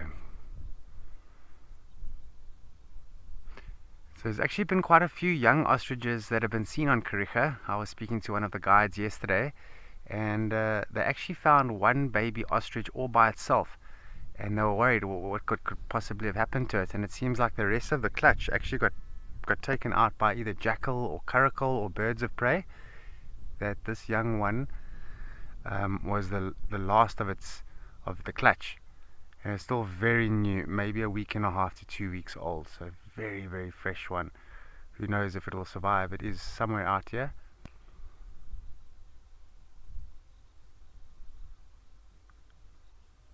And often enough, you know, when you see animals in distress and in a vulnerable state, maybe it's lost its parents or whatever the case may be, you just want to go out there and help this poor animal so it can survive.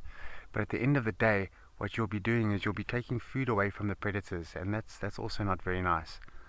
So there is a system out here, and as a naturalist, you need to step back and just be an observer. There's a system here that runs all on its own, a self-sustaining ecosystem.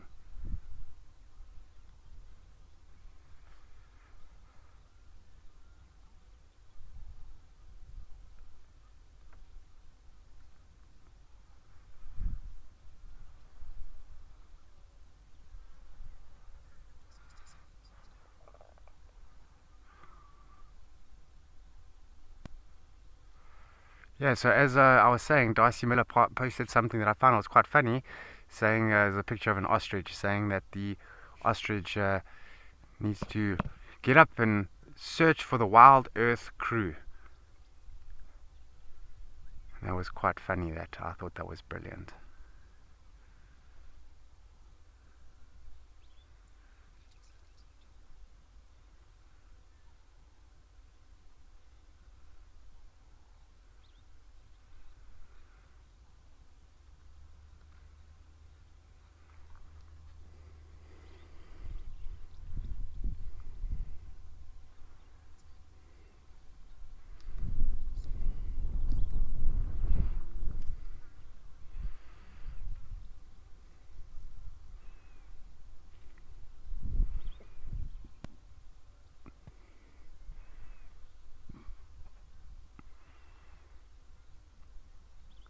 I'm just slowly gonna just move on a little bit. I see there's a nice big group of eland over here as well.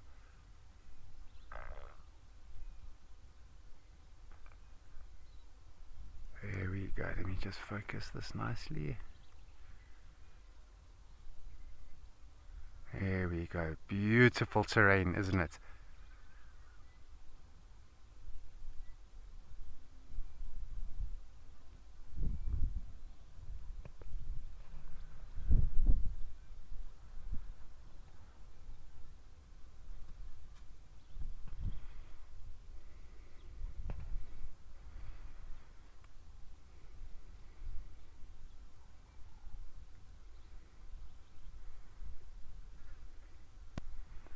So this bull eland that you're seeing here on the left side, he's actually been following this female for quite some time this morning and slash afternoon.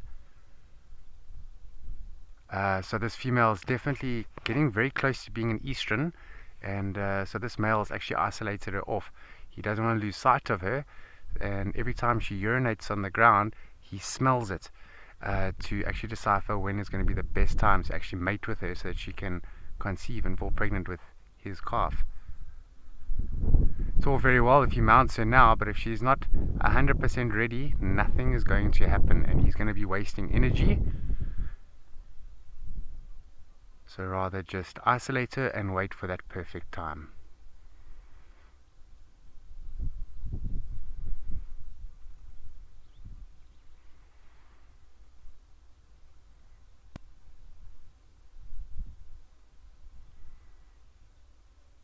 And if you have a look just beyond those eland, there's a road going up the valley.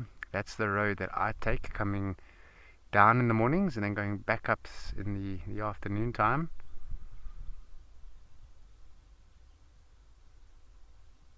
And often I find animals on that road walking either down or up. So the road definitely becomes a path of least resistance for the animals. It's going to be a much easier route than walking through the valley and up those hills. So the animals often enough just like to rather use the road. It's very clever.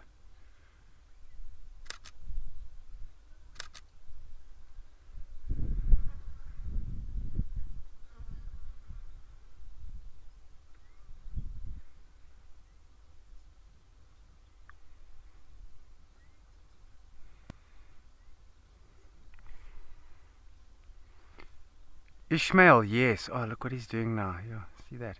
Yes, Ishmael, most definitely. These are dry arid specialists, so they do very well in parts of the Kalahari. I've seen them. See what he's doing there? He's actually sort of courting her. Anytime she moves, he's after her. And she can't even blink without this male being right on top of her hoofs. But yes, they do quite well in the Kalahari. Different books are saying different things, Ishmael. For a long time, I was under the understanding that these are gazelle antelopes. And if you look at the scientific or Latin name, it's the Oryx gazella. Sorry, that's the Gemsbok. Okay, well, anyway, so quite dry arid specialists, and they do have a few mechanisms in play that help them to survive in those areas. So number one is most definitely that dewlap. There's the ostrich again. Is most definitely that dewlap flap, containing a lot of blood vessels. So as this animal runs through the veld or the bush, you find that those flaps start to bounce around quite violently, and that will cool down the blood. And then just before that blood circulates through and actually reaches the brain, keeping the brain very well cooled. Whereas the rest of the body, the temperature might rise a few degrees, especially in those hot days, in those arid times. But the most well adapted antelope for dry arid conditions are animals like Gemsbok, which is the Oryx gazella, that's the one I was mentioning, and then also springbuck antelope, very, very well adapted for those conditions.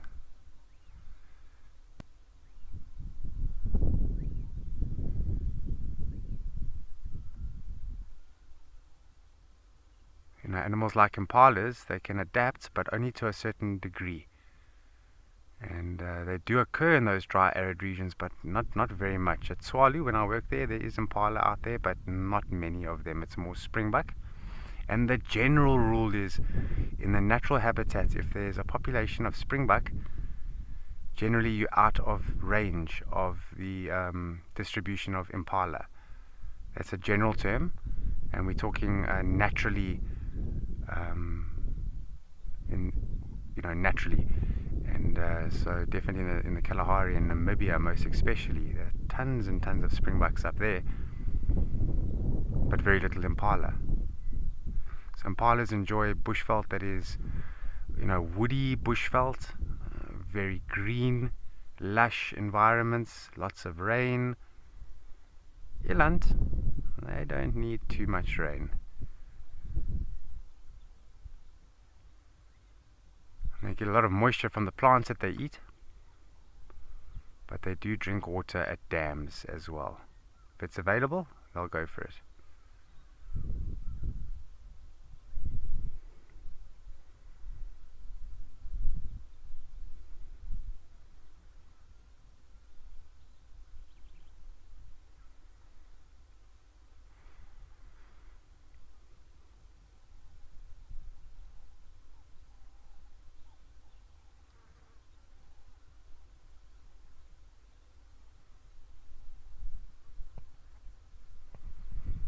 Just something else I want to show you while we're here.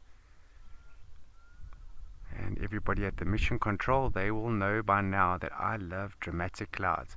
And look at that. That's as dramatic as you can possibly get, isn't it?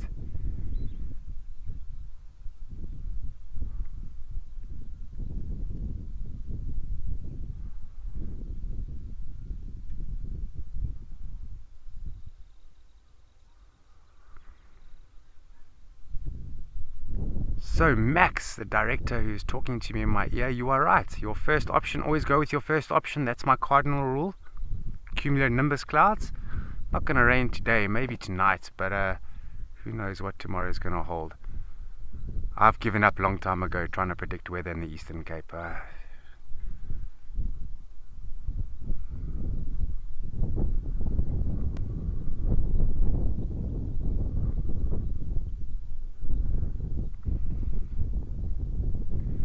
So with any cloud formation, if you ever hear nimbus in the name, that's associated to rain. So generally your rain clouds of different sorts have got the word nimbus in it.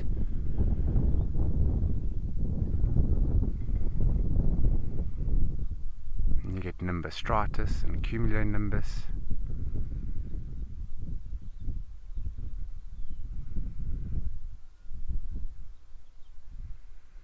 Okay, she's managed to get a little bit of time by herself there without the male constantly pursuing her.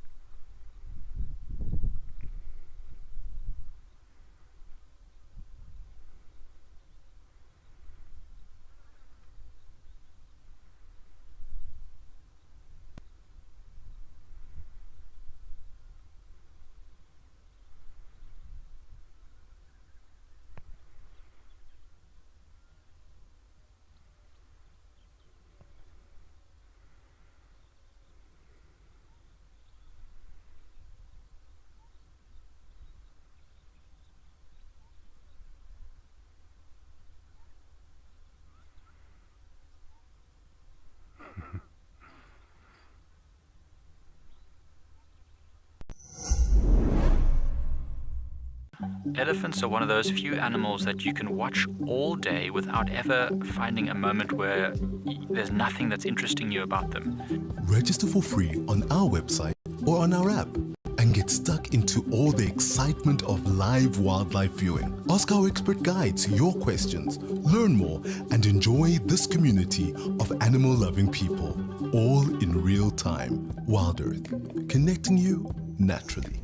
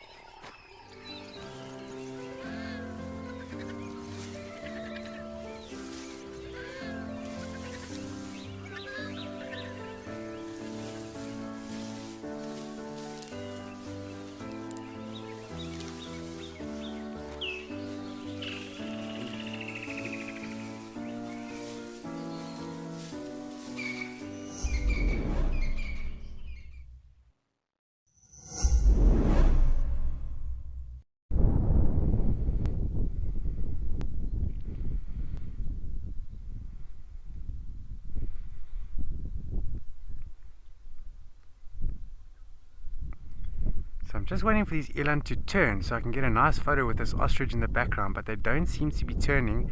But what I am going to do is I'm going to take a few insurance shots here, because ultimately it's one of my favorite antelopes personally is eland, and then Darcy, her favorite animal being ostrich.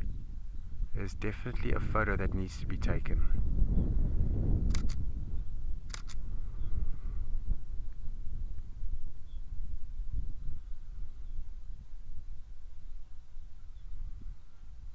Come on, eland, just turn for me.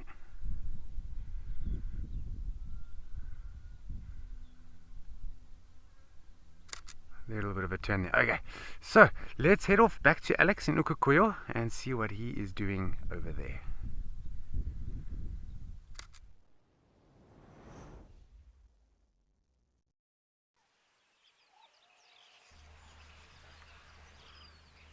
Thanks, Andrew. And we are awaiting a few zebra to approach and join us, as well as listening to some of those mourning doves as well. But really cool sound that they do make. A little drrrr in the background.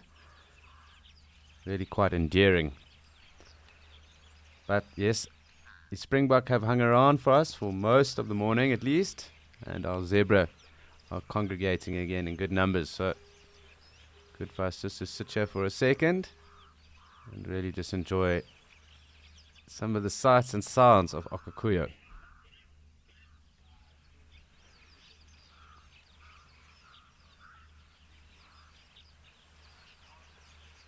Almost a procession of zebra coming through. I will zoom in as well so we do get them on the waterfront.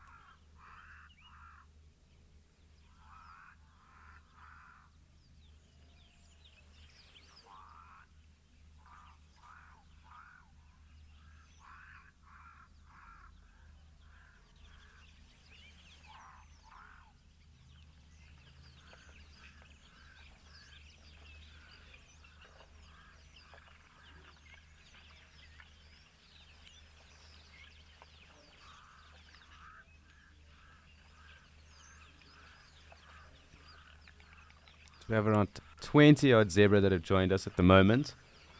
We do see them in far greater numbers as well, but 20 obviously is good enough for us. Really just cool having them here. They do hang around for quite some time, so we should get them for at least a couple of minutes.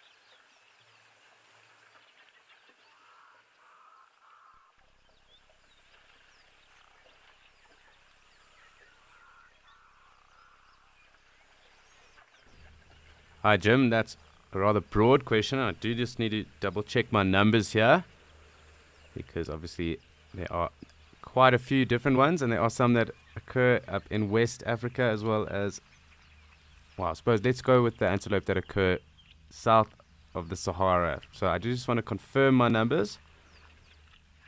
I do have a good number now, but there are some subspecies too, so I will come back to you in a few seconds.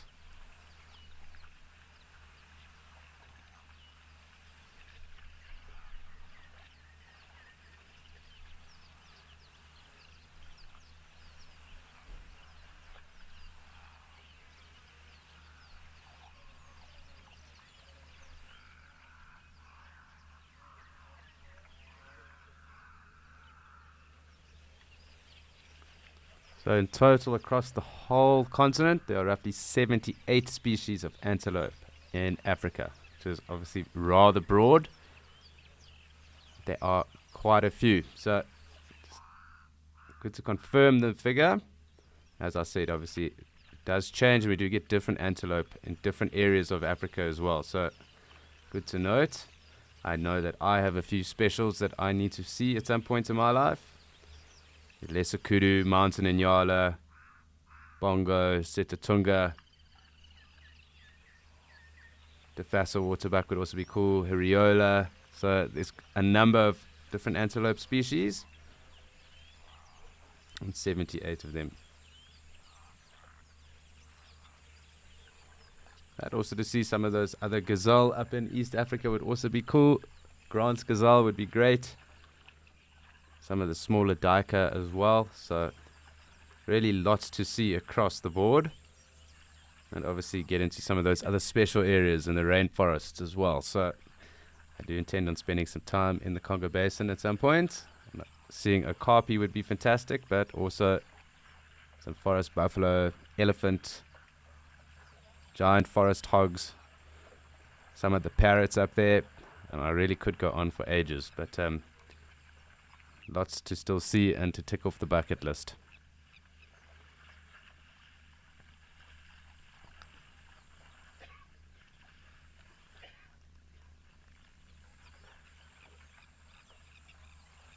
But really, thanks for asking that question, Jim. It really is interesting getting onto these broader topics. And if you or any of the other viewers would like to send through your bucket list locations or species that you'd like to see, I'd love to hear of them. And perhaps we can chat further around those as well. So please do send those through, any bucket list areas or species that you or the viewers would like to see. Be interesting to find those out.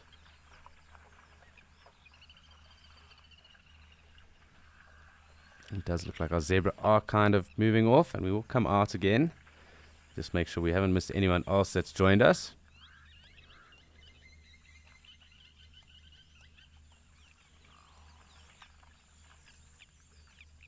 Seems our ever-present Springbok are still here. I just want to make sure that isn't anyone else maybe further off in the distance coming down. Otherwise we will just stick with our Springbok for the moment.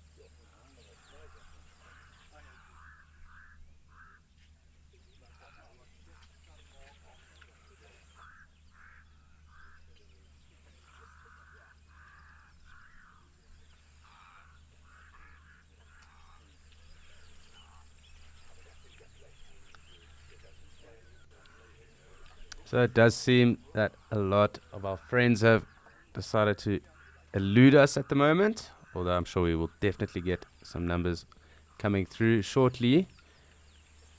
We do still have the odds zebra around as well at the moment. However, we haven't really spent much time up in Djuma. It'll be interesting to see and hear what is going on there. And touch base with the area for the first time today on Escape to Nature. So we are going to head across to Djuma and see what's going on with the characters that side.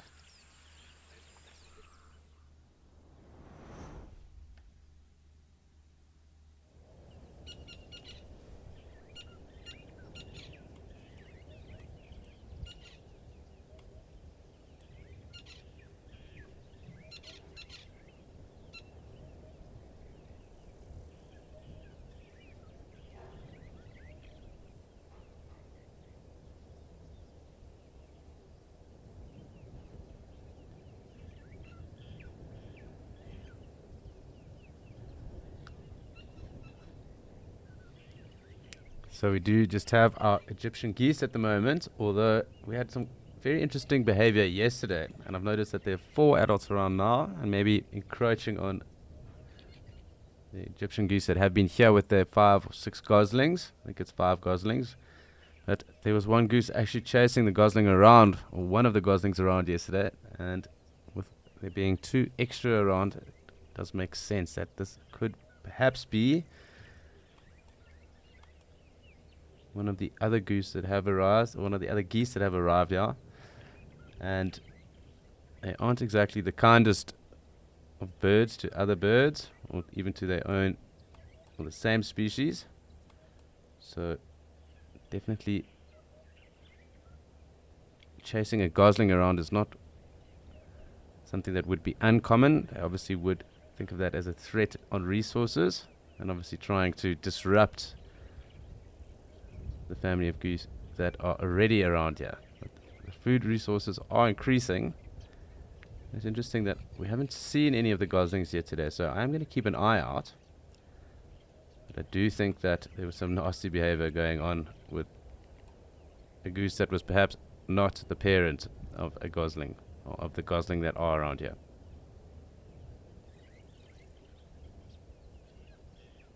And they've kind of spent most of the morning around the pan today, so it's quite interesting as well, because they're generally all over the show, in the drainage lines, along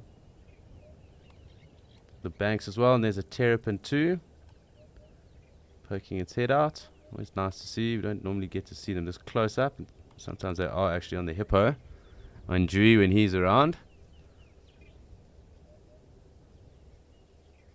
And you can quite clearly hear a African hoopoe calling in the background.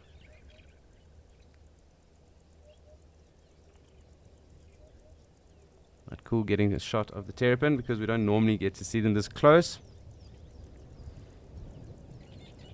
It's a little bit windy, and I think that's got to do with some of the weather that might be developing there this afternoon. We are slowly starting to get our thunderstorms in the Lowveld, so it's definitely heading towards summer. It looks like there might be a second terrapin in the water as well. I can't just make that bump out just to the left, but I'm watching it.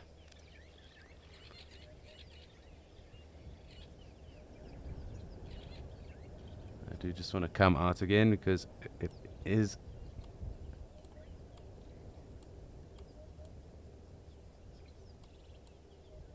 thanks, Max. So Max did just give me an update with regards to the weather here, or the expected weather.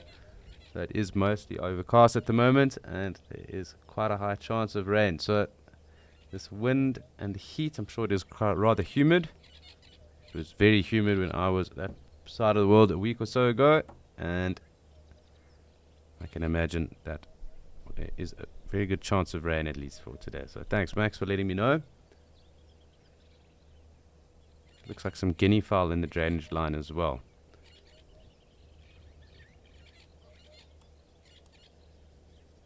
Let's just go and have a look. Indeed, so we do have some helmeted guinea fowl.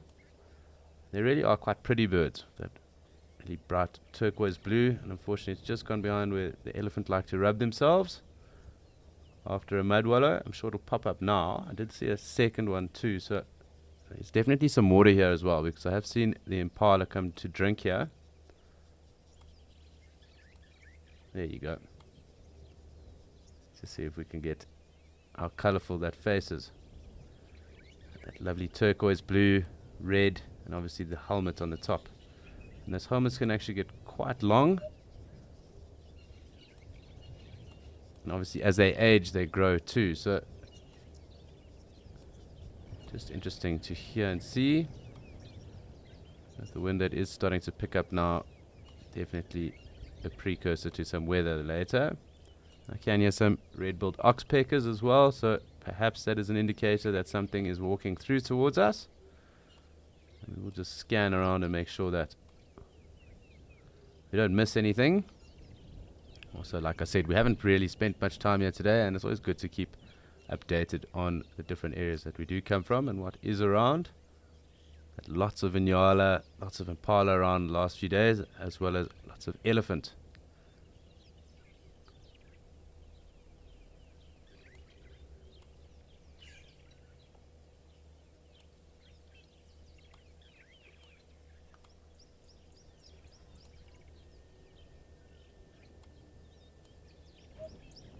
I do just want to check and see, because there is normally a water monitor that hides around here as well throughout the day. And this hoopoe is really right close to us right now, so if we can get some visuals of the hoopoe, I would love that. They really have one of the most interesting hairstyles out, if you want to call it that. It's like a mohawk.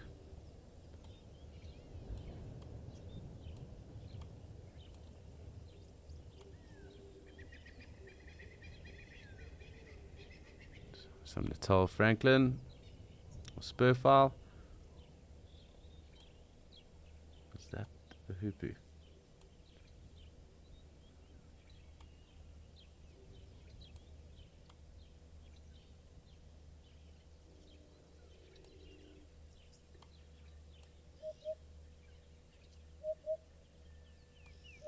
No, the hoopoe is literally on top of the camera somewhere. So I'm going to try and find it for us.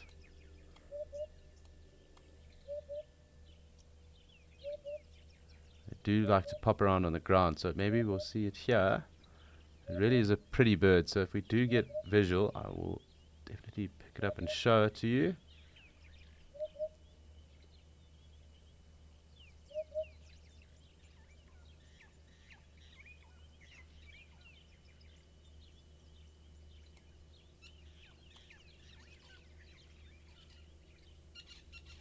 Seems that we are kind of out of luck for that at the moment, but just making sure that we've covered all our bases.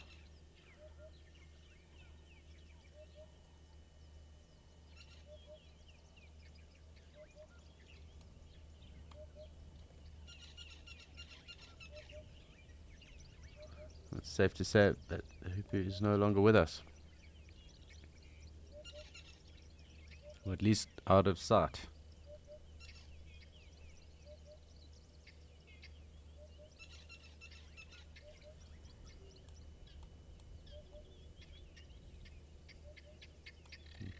There you go. You can hear the guinea fowl.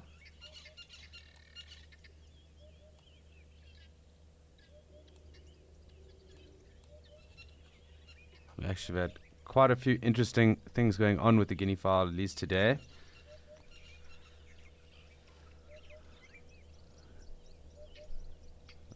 Alarming at both jackal and the goshawk in Mshatu.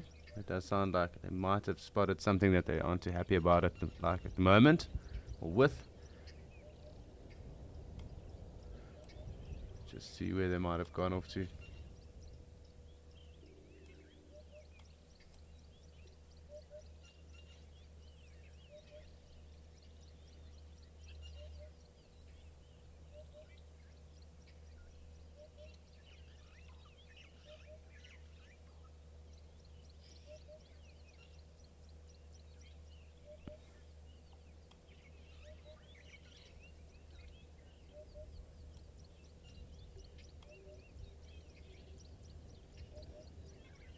But as always in the bush, we cannot script the animals. They will come through in their time, and the patience game is definitely rewarded.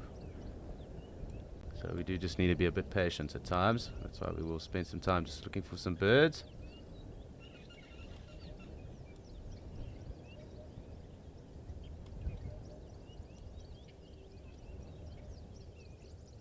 We've got one of our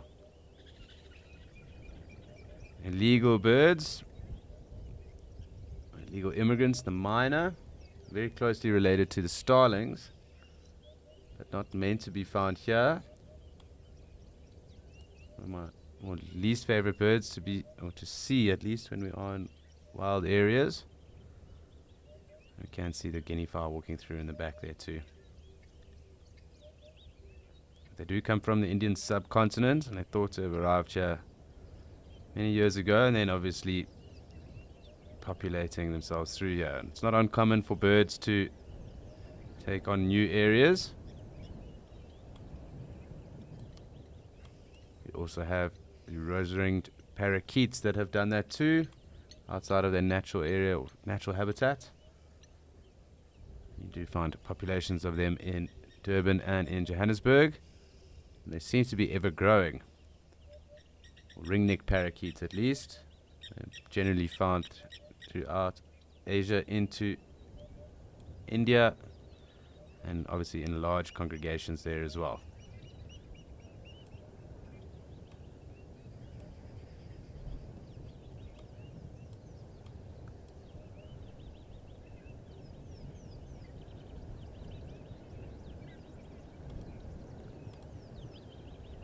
So just going back to some info with regards to the guinea fowl. Obviously very cool to see that lovely turquoise blue on their faces. A little bit of that red, and obviously that casque that does grow, as I was mentioning, as they age. It's not uncommon to see them quite long as they get older. They do also kind of time when they do have chicks and that with the rainy seasons and times of abundance. And they do roost, so they roost at night, and you find them then in trees.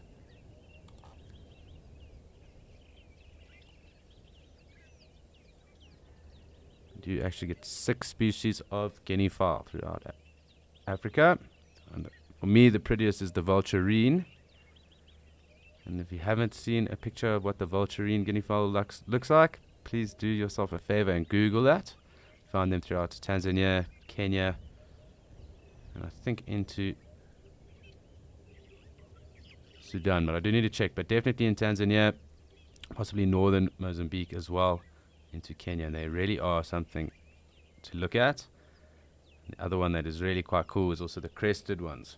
We used to call them disco chickens. And we were studying, so they do have that afro on the top of their heads. So very cool to see. I can hear the red-faced testicular now as well. Obviously our blacksmith lapwings, and we are here with these geese. So I'm trying to figure out what on earth is going on with regards to the goslings.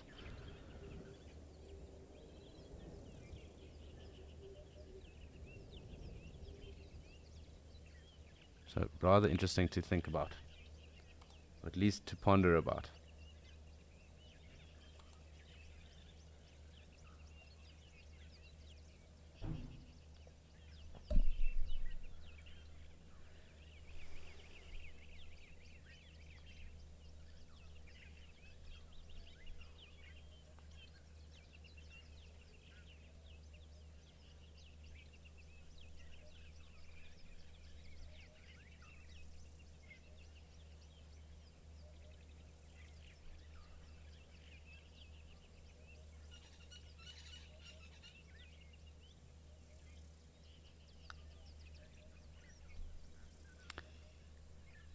So it does seem that we don't have anyone really coming around at the moment, but patience will pay out, and we will definitely see something just now, I'm sure, here in Djuma, but there is some action across in Mashatu, and I'd like us to head across there and join in the party.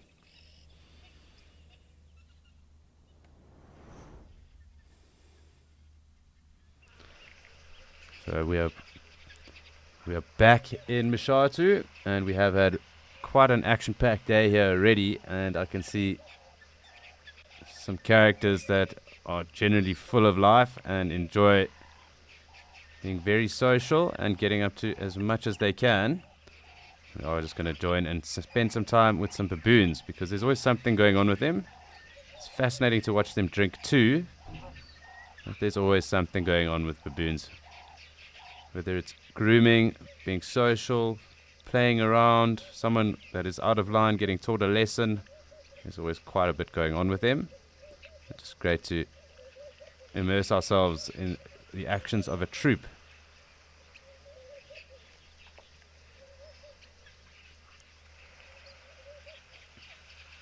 Lots of quelea around always.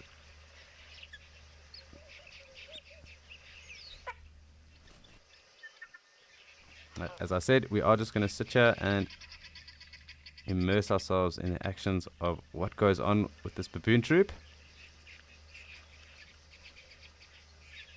And just see how they interact with each other.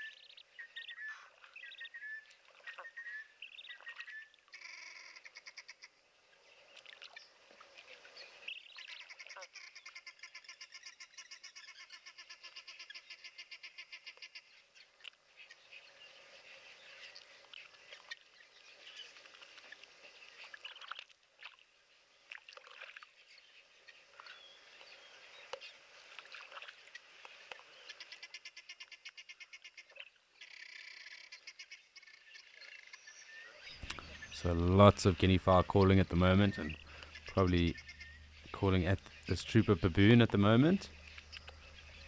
They do also seem to be quite relaxed. There's obviously lots going on, but taking the opportunity while it is a bit cooler just to rest. What is that other male there carrying?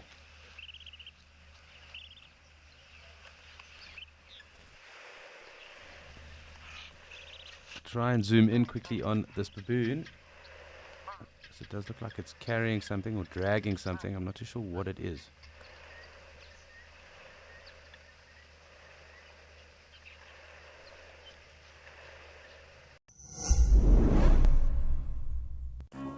It's that time of the year filled with tricking and treats. Join Wild Earth and hang on to your seats. There'll be creepers and crawlies to thrill and delight. We're looking at what keeps you up at night. So come take a peek at what we've got in store. Turn out the lights and lock up your door. It's a spooky safari coming to your screen. Come one and come all to Wild Earth's Halloween.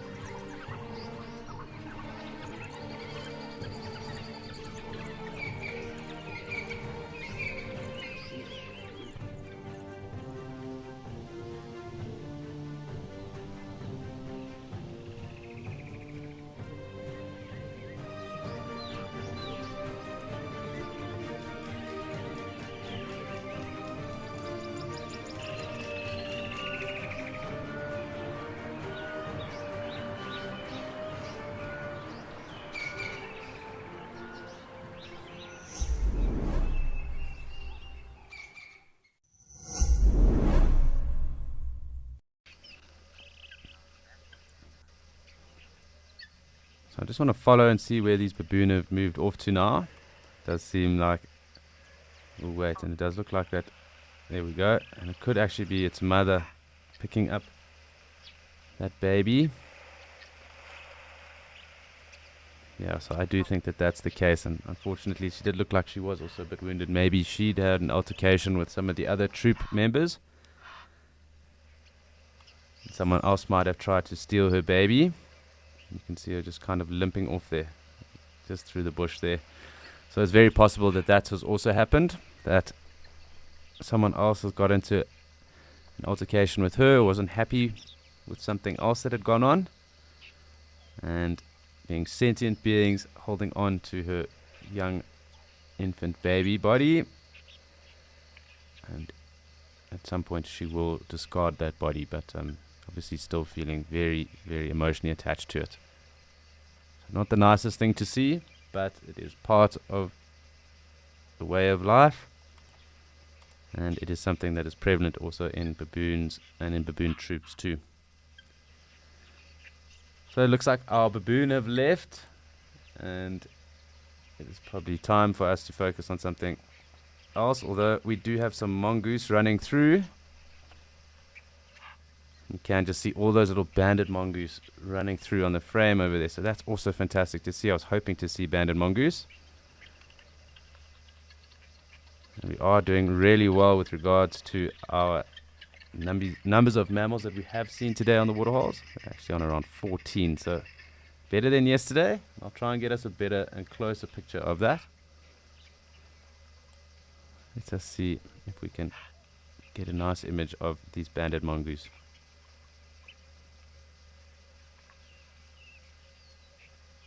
You can just see them there, all kind of bunched up together, foraging, but also taking the opportunity to rest as well. So really cool to be able to spend some time with banded mongoose. And I do think this is a little troop that does hang around with us fairly regularly here in Mashatu. They do come through I suppose almost every other day. Haven't seen them in a bit, but very nice to see them. Sometimes, obviously, with the camera, it can be quite hard to make them out as shapes as they move through. But very cool to see banded mongoose. Always up to something as well. They don't hang around for long. So they will probably leave us shortly, and I do think that we'll get a little bit harder to track them now. It does look like the last ones have now just left. So in saying that, I think it is time for us to head on to some happier scenes. Unfortunately, we did have to see the dynamics of the baboon troop, but it is part of life, and it is time for us to go and see another part of life in Okakuyo.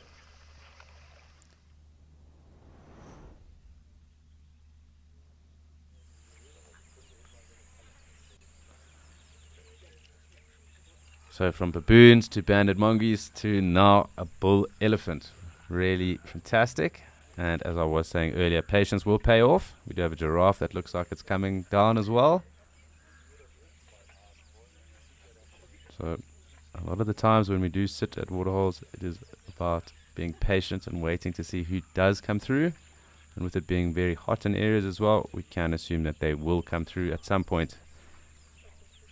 So I'm just going to take us in a bit closer, and again we'll just watch this Ellie as he drinks from the borehole or the spring that's right there.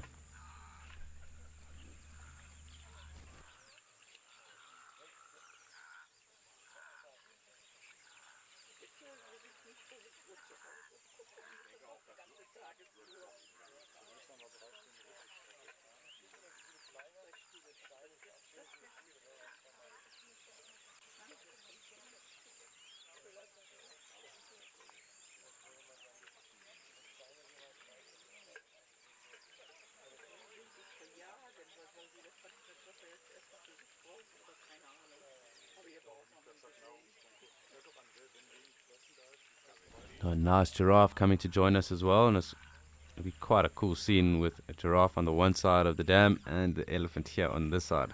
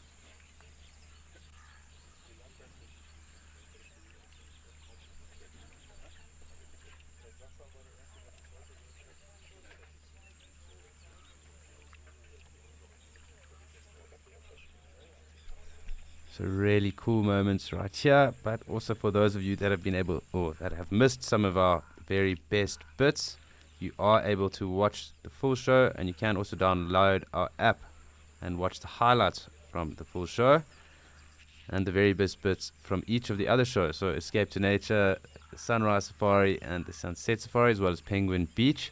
So please do download our app and get viewing on any of the best bits that you might have missed out on.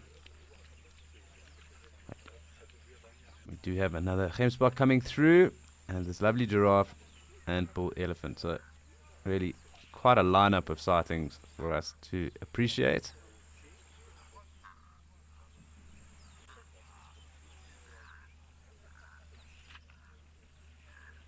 It does look like the elephant has sprayed himself somewhere before this, but definitely enjoying the fresh water that's there, and this giraffe kind of being quite cautious before it does come through. Does seem to be a bull as well.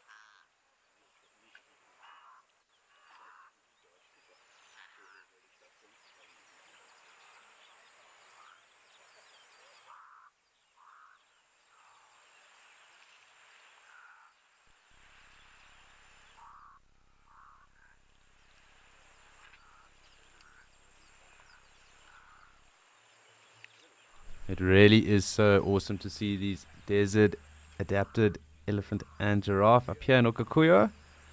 Truly spectacular.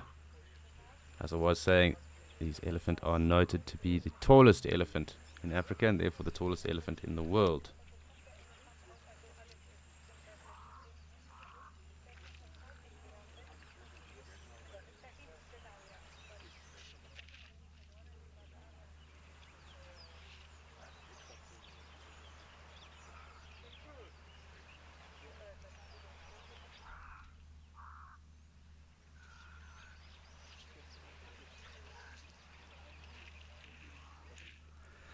So as cool as it is to watch this desert ellie and that Angolan giraffe, we do have a very cool and special visitor in Djuma that I'd like to cross to now as well.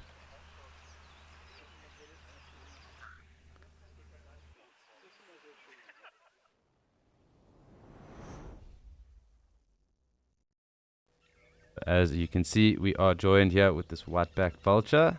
It really is spectacular to get such close visuals of these animals as well.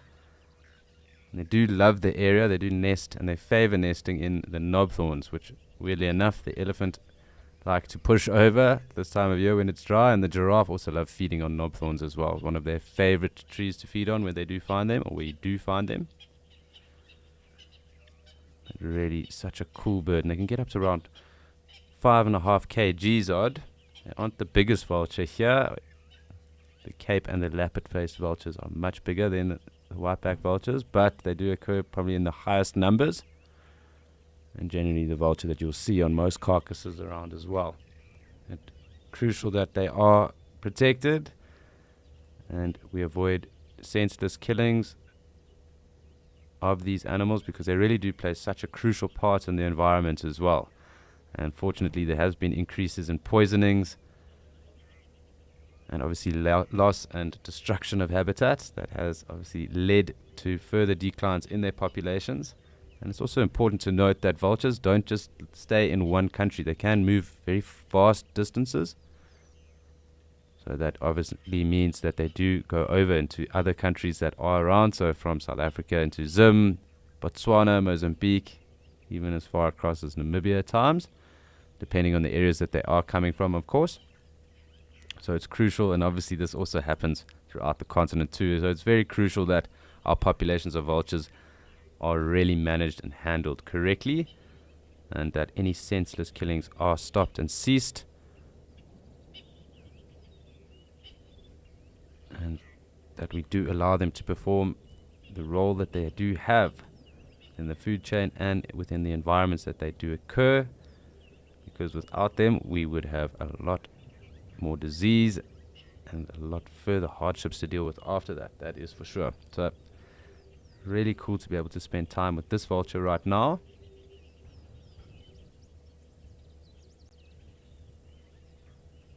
You can see it is just off a knobthorn anyway. I can make that knobthorn out just because of the Mickey Mouse ears in terms of the leaf structure. You say that the knobthorn looks almost like a Mickey Mouse pair of ears on its leaves. So they generally roost in the knobthorns anyway, and really just so cool to be able to spend some time with the vulture right now.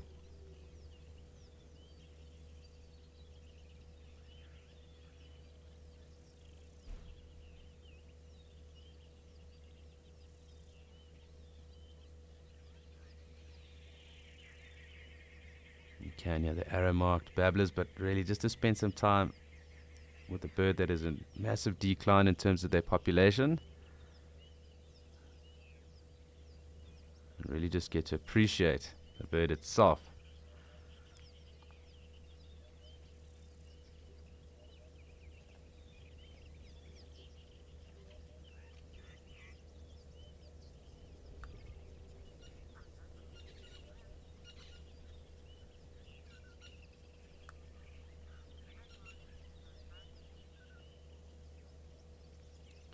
So really cool to see.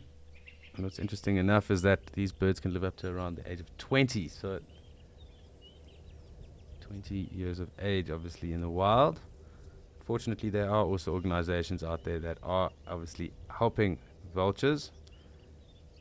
And I do hope that we do start to see increases in their numbers as well going forward, so that these rehabilitation centers and the rest obviously help to re-establish or help any wounded or sick birds, individuals that they may come across, and obviously we get to reintroduce them and rewild them back into natural habitat areas where they should occur. But it's crucial that awareness is cultivated and made around vultures in particular, but also other scavengers and other cleaner uppers, if you want to call it that. So jackals and hyena, they are crucially vital along with the hyena, along with these vultures, in terms of maintaining healthy habitat and ecosystems.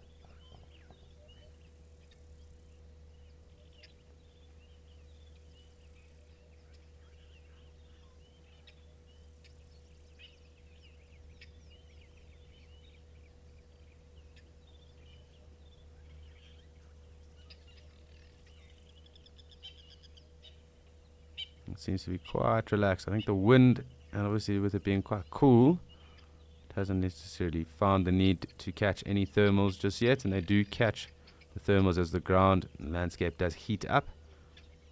Those thermals obviously allow them to soar. They have very good eyesight. Obviously no feathers on the top of their heads due to their actions and I suppose their eating performance, if you really want to call it that, but that lack of feather on their heads, because that is what allows them to get deep into carcasses. Obviously helps them stay away from any disease that might be caused from that. So it's evolutionary, that trait.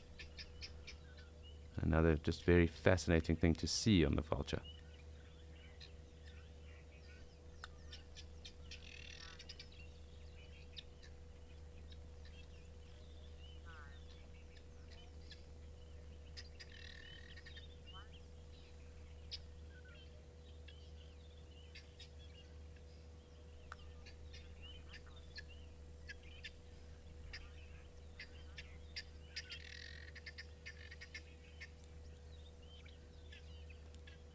Really just cool scenes.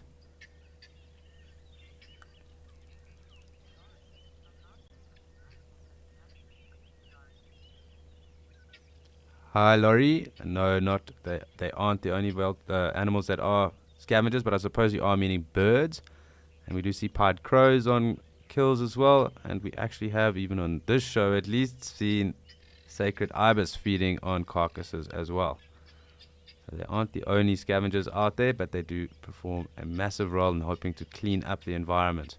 Because without them, things like anthrax or other diseases that might become prevalent due to the rotting and decaying of meat, and even disease that might be around with their very strong diets and stomachs, actually strong stomachs and strong acid within them, that helps to clean up the environment. So we do really, really, really need to make sure that they are protected. But they aren't the only birds that scavenge, no.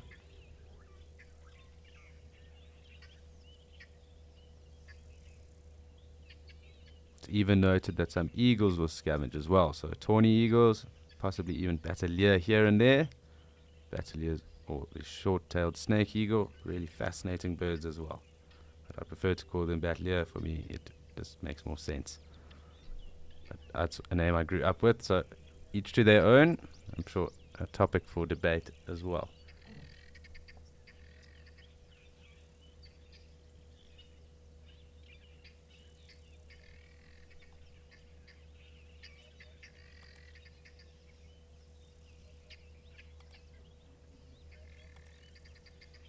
It's so fantastic to be able to spend time with this vulture here. They are monogamous, so that means that they obviously do take a partner and they do mate for life then. And they generally return back to the same nests as well. Obviously, if an elephant has pushed over that knob thorn where they would have nested, they would need to make a new one. Or if that habitat the way they were in was destroyed, that would also mean that they would need to relocate a nest site.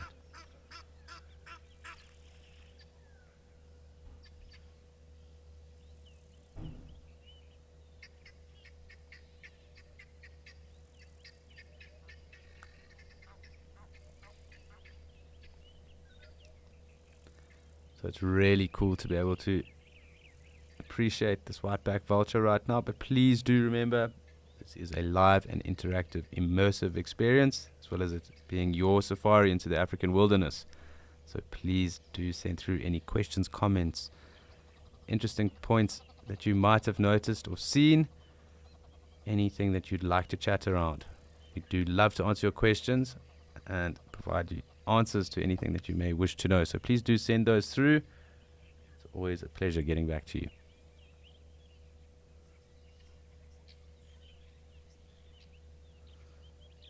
So I do just want to zoom out here quick and make sure we haven't missed a second vulture if there happens to be one around. Really fantastic to be able to see right here at the water, and it is kind of clearing up a little bit, so we probably will find that the rain that Max was mentioning to me earlier will probably fall a bit later. If it does, sometimes it can be quite sporadic and we go through green flushes in the bushveld. So areas that would have got a bit of a thunderstorm and areas that wouldn't have. So it's always just interesting to see how it changes up throughout the day. But really cool to see this vulture.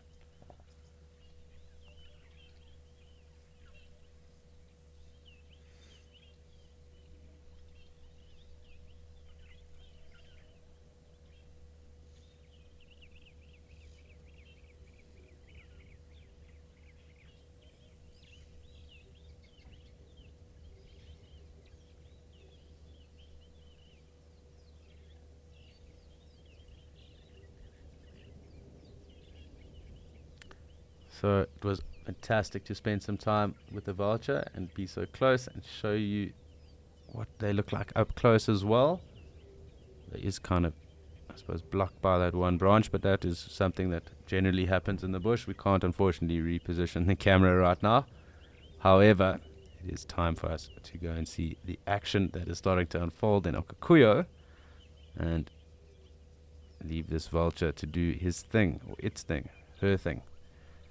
And off to Okakuyo we go.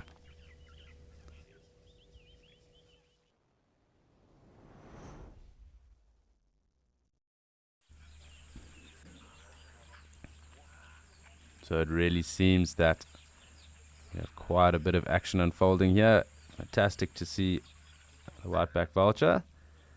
But really cool to spend time with some giraffe drinking, which I think will unfold pretty soon. And we still also have quite a large number of zebra coming to join us too.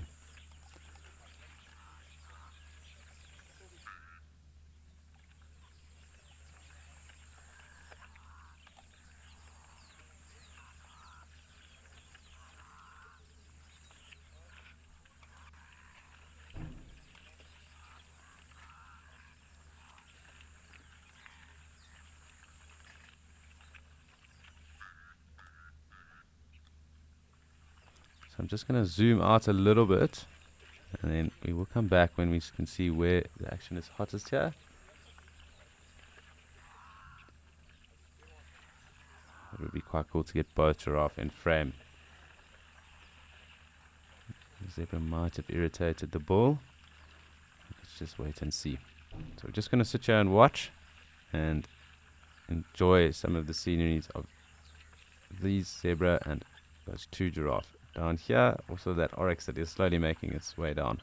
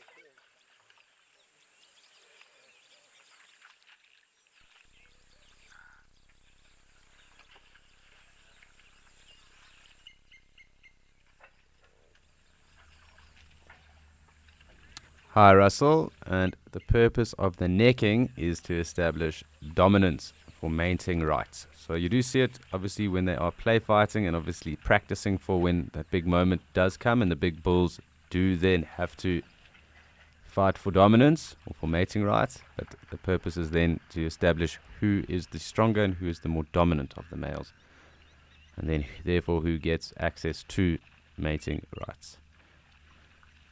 So that is the purpose of necking.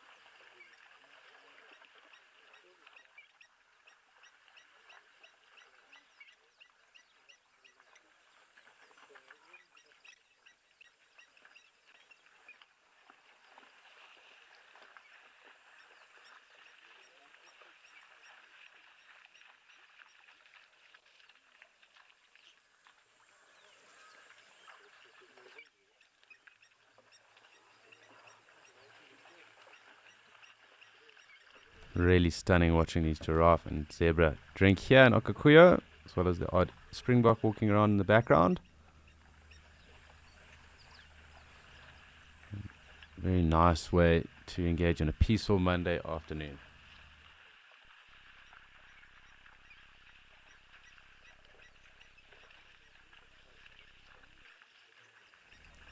Yes, Vincent, it really is quite uniform when they do come down and drink like that.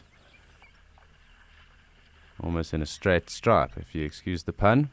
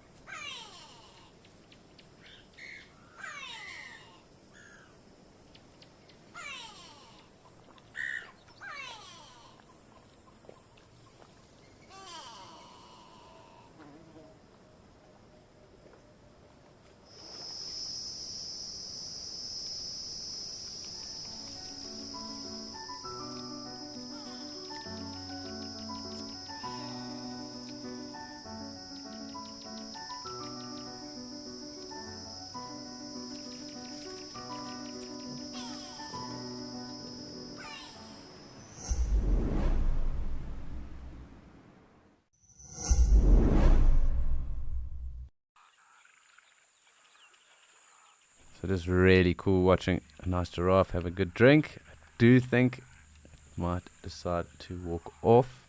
Let's just see, maybe one more dip. You can clearly see, very nice bull.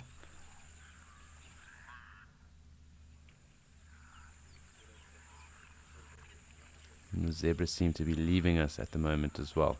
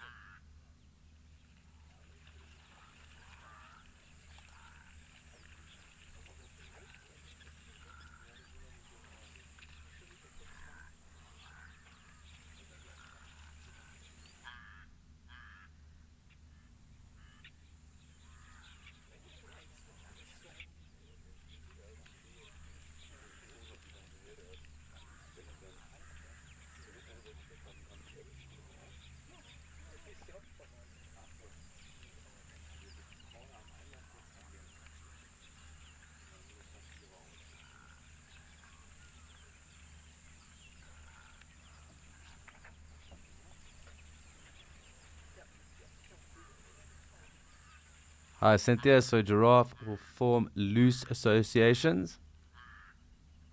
So it's not uncommon to see them alone, but they do form loose associations. So you can get them in higher numbers, but loose associations definitely. So that will be anywhere from 3, 5, sometimes 15.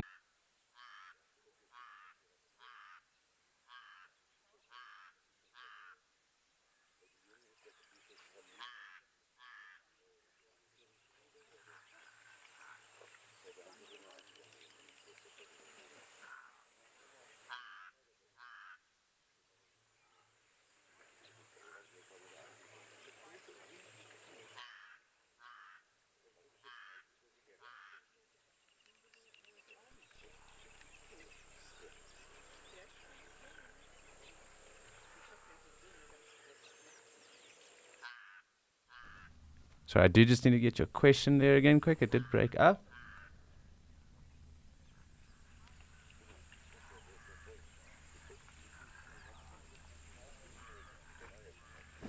So Tadi, the giraffes are good parents. However, when giraffes are born, they are most vulnerable in their lives, obviously within that first 10 days or so, and obviously within the first year of their lives. So they just are naturally very, very vulnerable then, and they do double in size within that first year. So roughly around 180 odd centimeters high, so like 6 foot high when they are born, and then doubling in height as well. Up to 180, I think, in the first year. Let me just double check, but I know that they do double in size. I just want to check what height they are when they're born.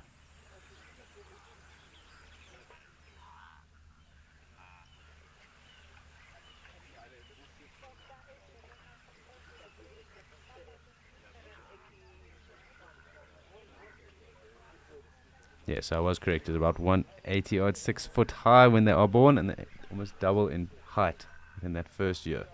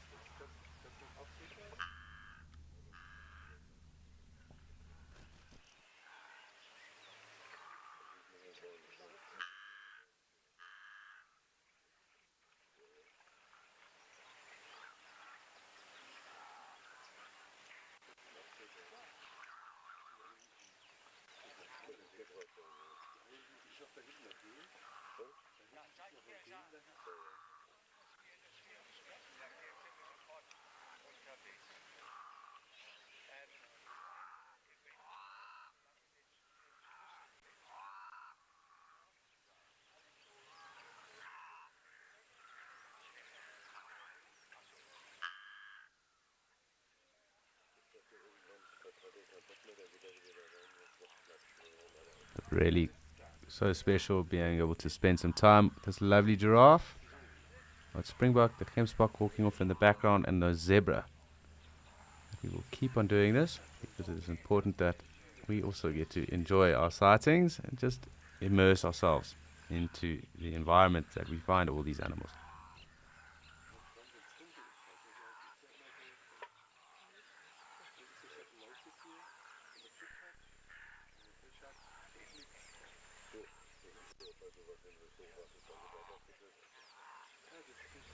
So true, Sinak.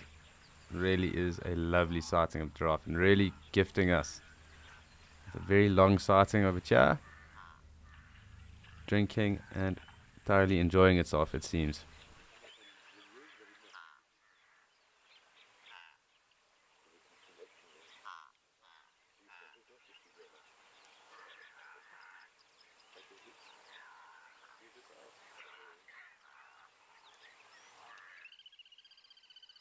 I can also hear some European bee-eaters calling, so they are also around. We've noted them for the last week or so. As we get closer to full-blown summer, we are noticing all the migratory birds starting to pop up all over the show. But really cool to hear those European bee-eaters as well.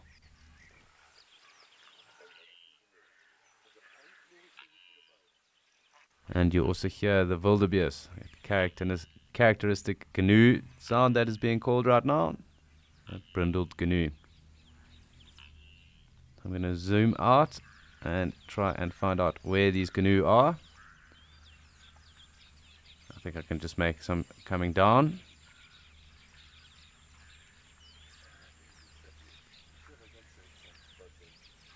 It does look like one lone bull GNU with some zebra.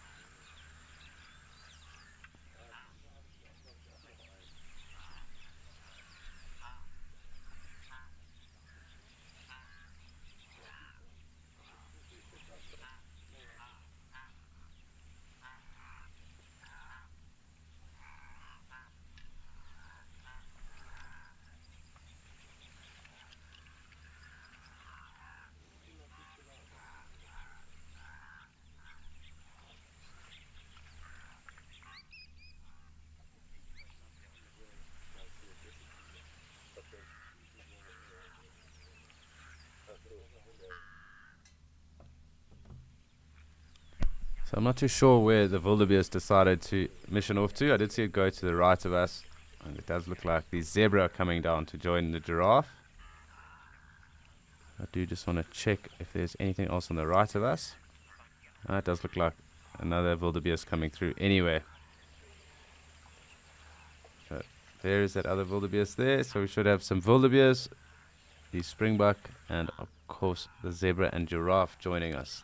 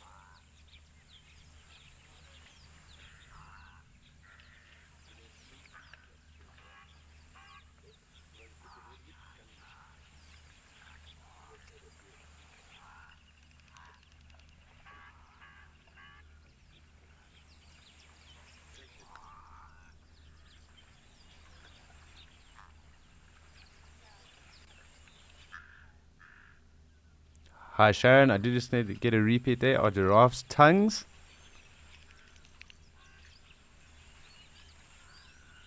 Are giraffe tongues dark because they use them to grab food? So their tongues are actually very thick because of the food that they do grab, and they do feed off thorn trees and browse off of thorn bushes as well. They do have very long tongues as well, up to about 40 centimeters. So they're very thick, obviously, to be able to handle that vegetation that they do eat and they do consume. I don't necessarily think it's got anything to do with the color, but they are very thick though indeed, just because of what they do eat. So I hope that gives you some insight, Sharon.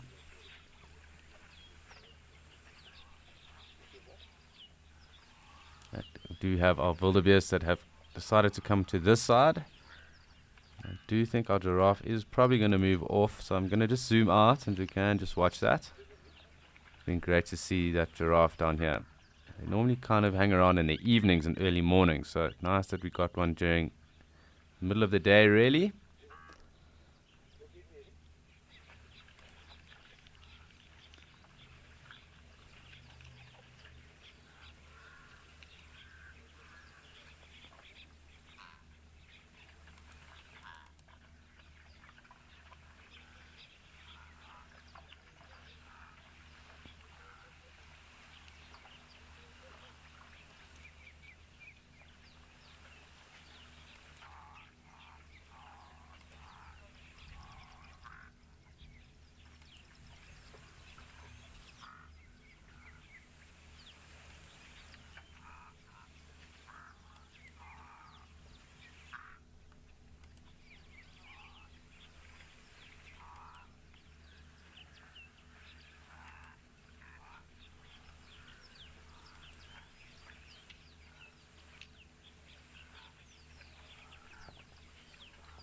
So really being treated this afternoon here in Okakuyo.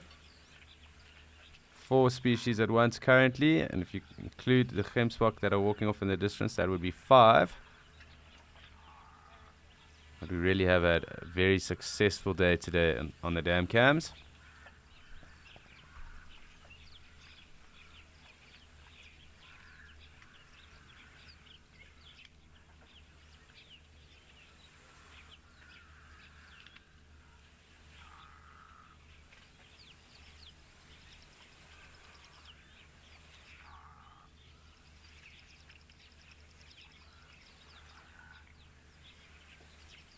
I'm not sure if I'm seeing correctly, but that does look like some smoke in the distance there. I'm not sure if that is actually a fire or what. It did seem that that was smoke that was coming up in that area there.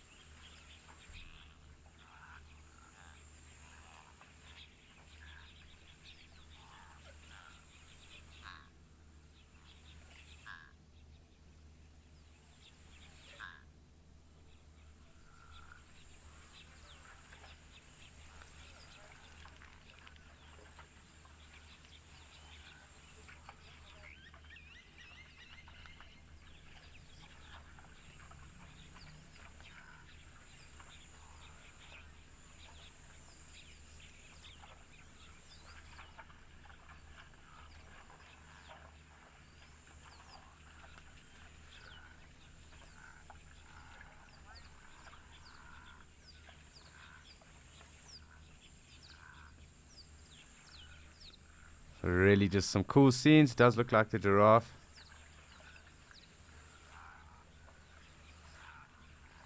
is just kind of taking it easy. Maybe a couple more sips.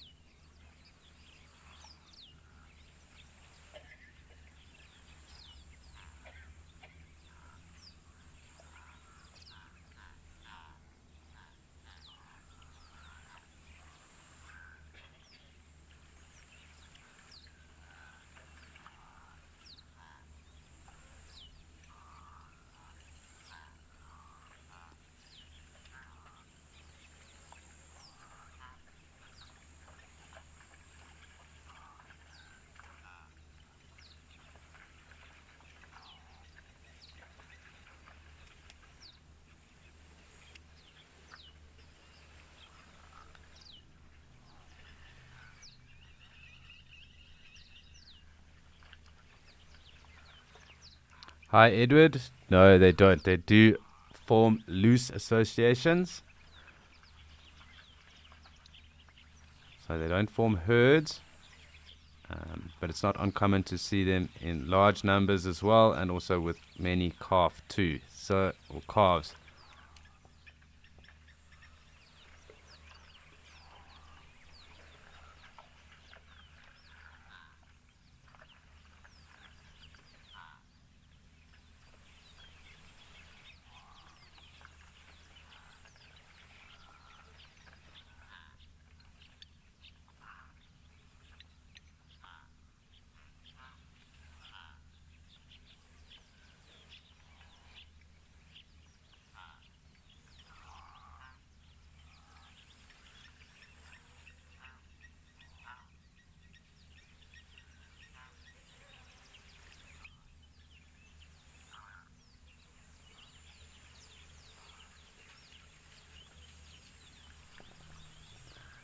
Really quite a tranquil and relaxing afternoon here at the moment.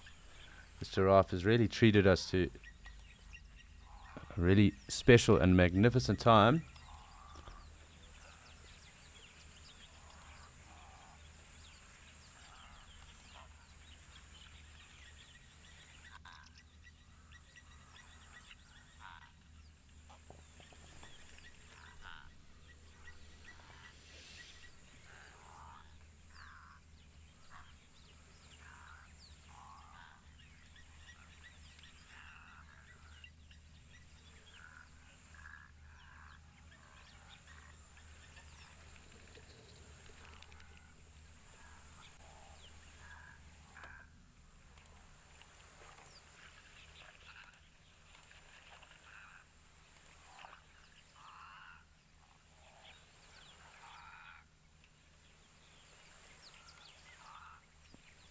Really just enjoying our time here with the giraffe.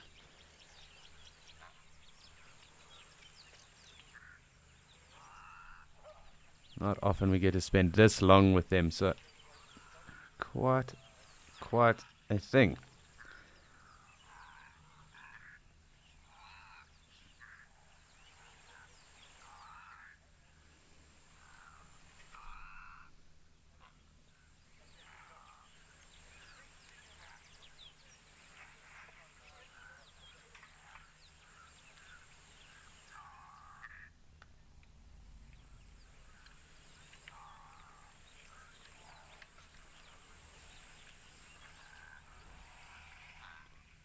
Hi, Londa. So that really does depend on the area, how open, how expansive, how much food might be in the area, as to how many herds might be around. But there are also areas in Botswana where they do migrate. But it also does depend on what is in the area for them. So how much food, how much space they have to actually roam and be in. So it comes down to something called ecological carrying capacity. Does sound like we might have a elephant here now. I'm just going to zoom back out, but I hope that does answer your question. It's quite broad, I know, but really does depend on a number of factors as to how many herds will be in an area. So rainfall might be a dictator. Yeah, as I said, elephant back. And that is also why I think everything else moved off. So rainfall is a fact. How much space or area, access to food. So a number of factors will dictate that.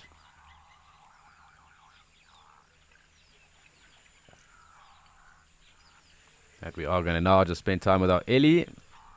I think it's the same one from earlier. It seems to have just come back and now just on another side. So good just to see him.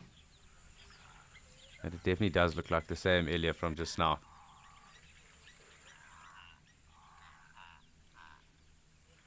And the black-headed heron is back too.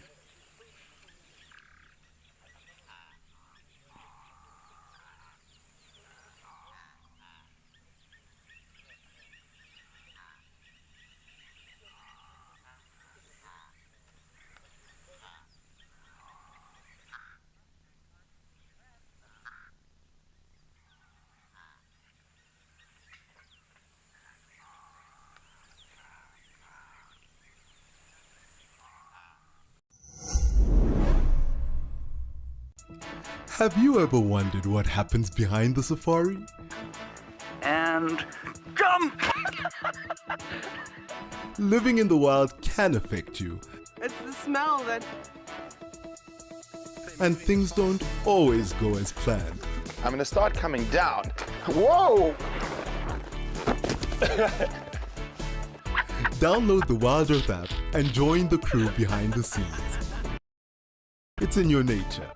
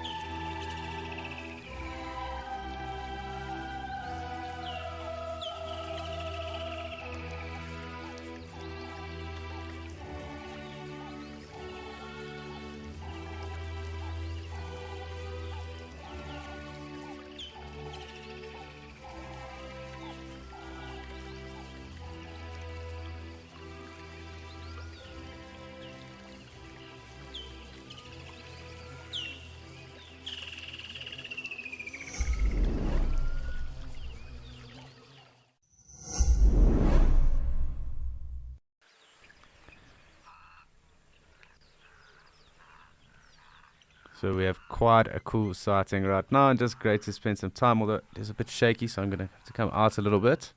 But the black-headed heron, our lovely bull elephant, and it looks like there's three blacksmith lapwings, and the springbuck. So really cool to be able to just watch and see what they get up to. Just want to check that I'm correct there. I will come back so we can sit with the Ellie and just enjoy some time with a nice big bull.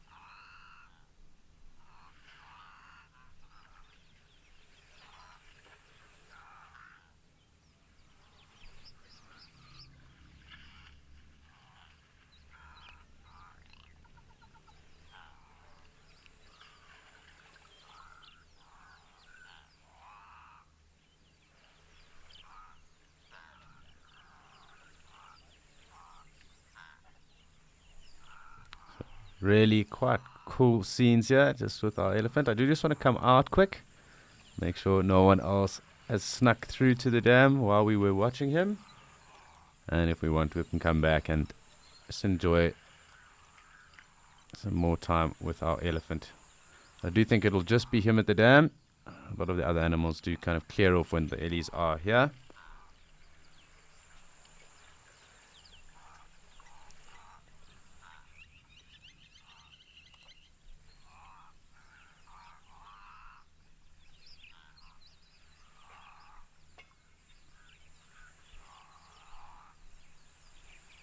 It looks like just some springbucks. So good just to sit here and just watch this ellie have a quiet little drink.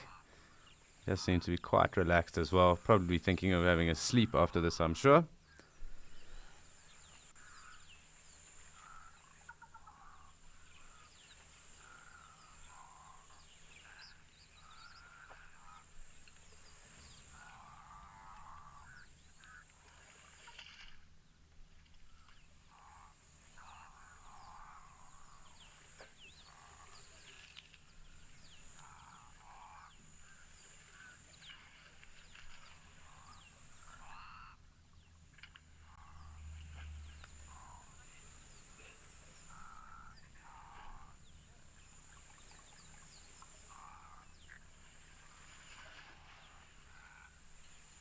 Our pleasure, Pamela. It's always great to hear that you guys are enjoying the show, and really so cool to be able to show these special environments, habitats, and animals. They really are the stars, and without them, we would have nothing to show you. So fantastic to have them all through today.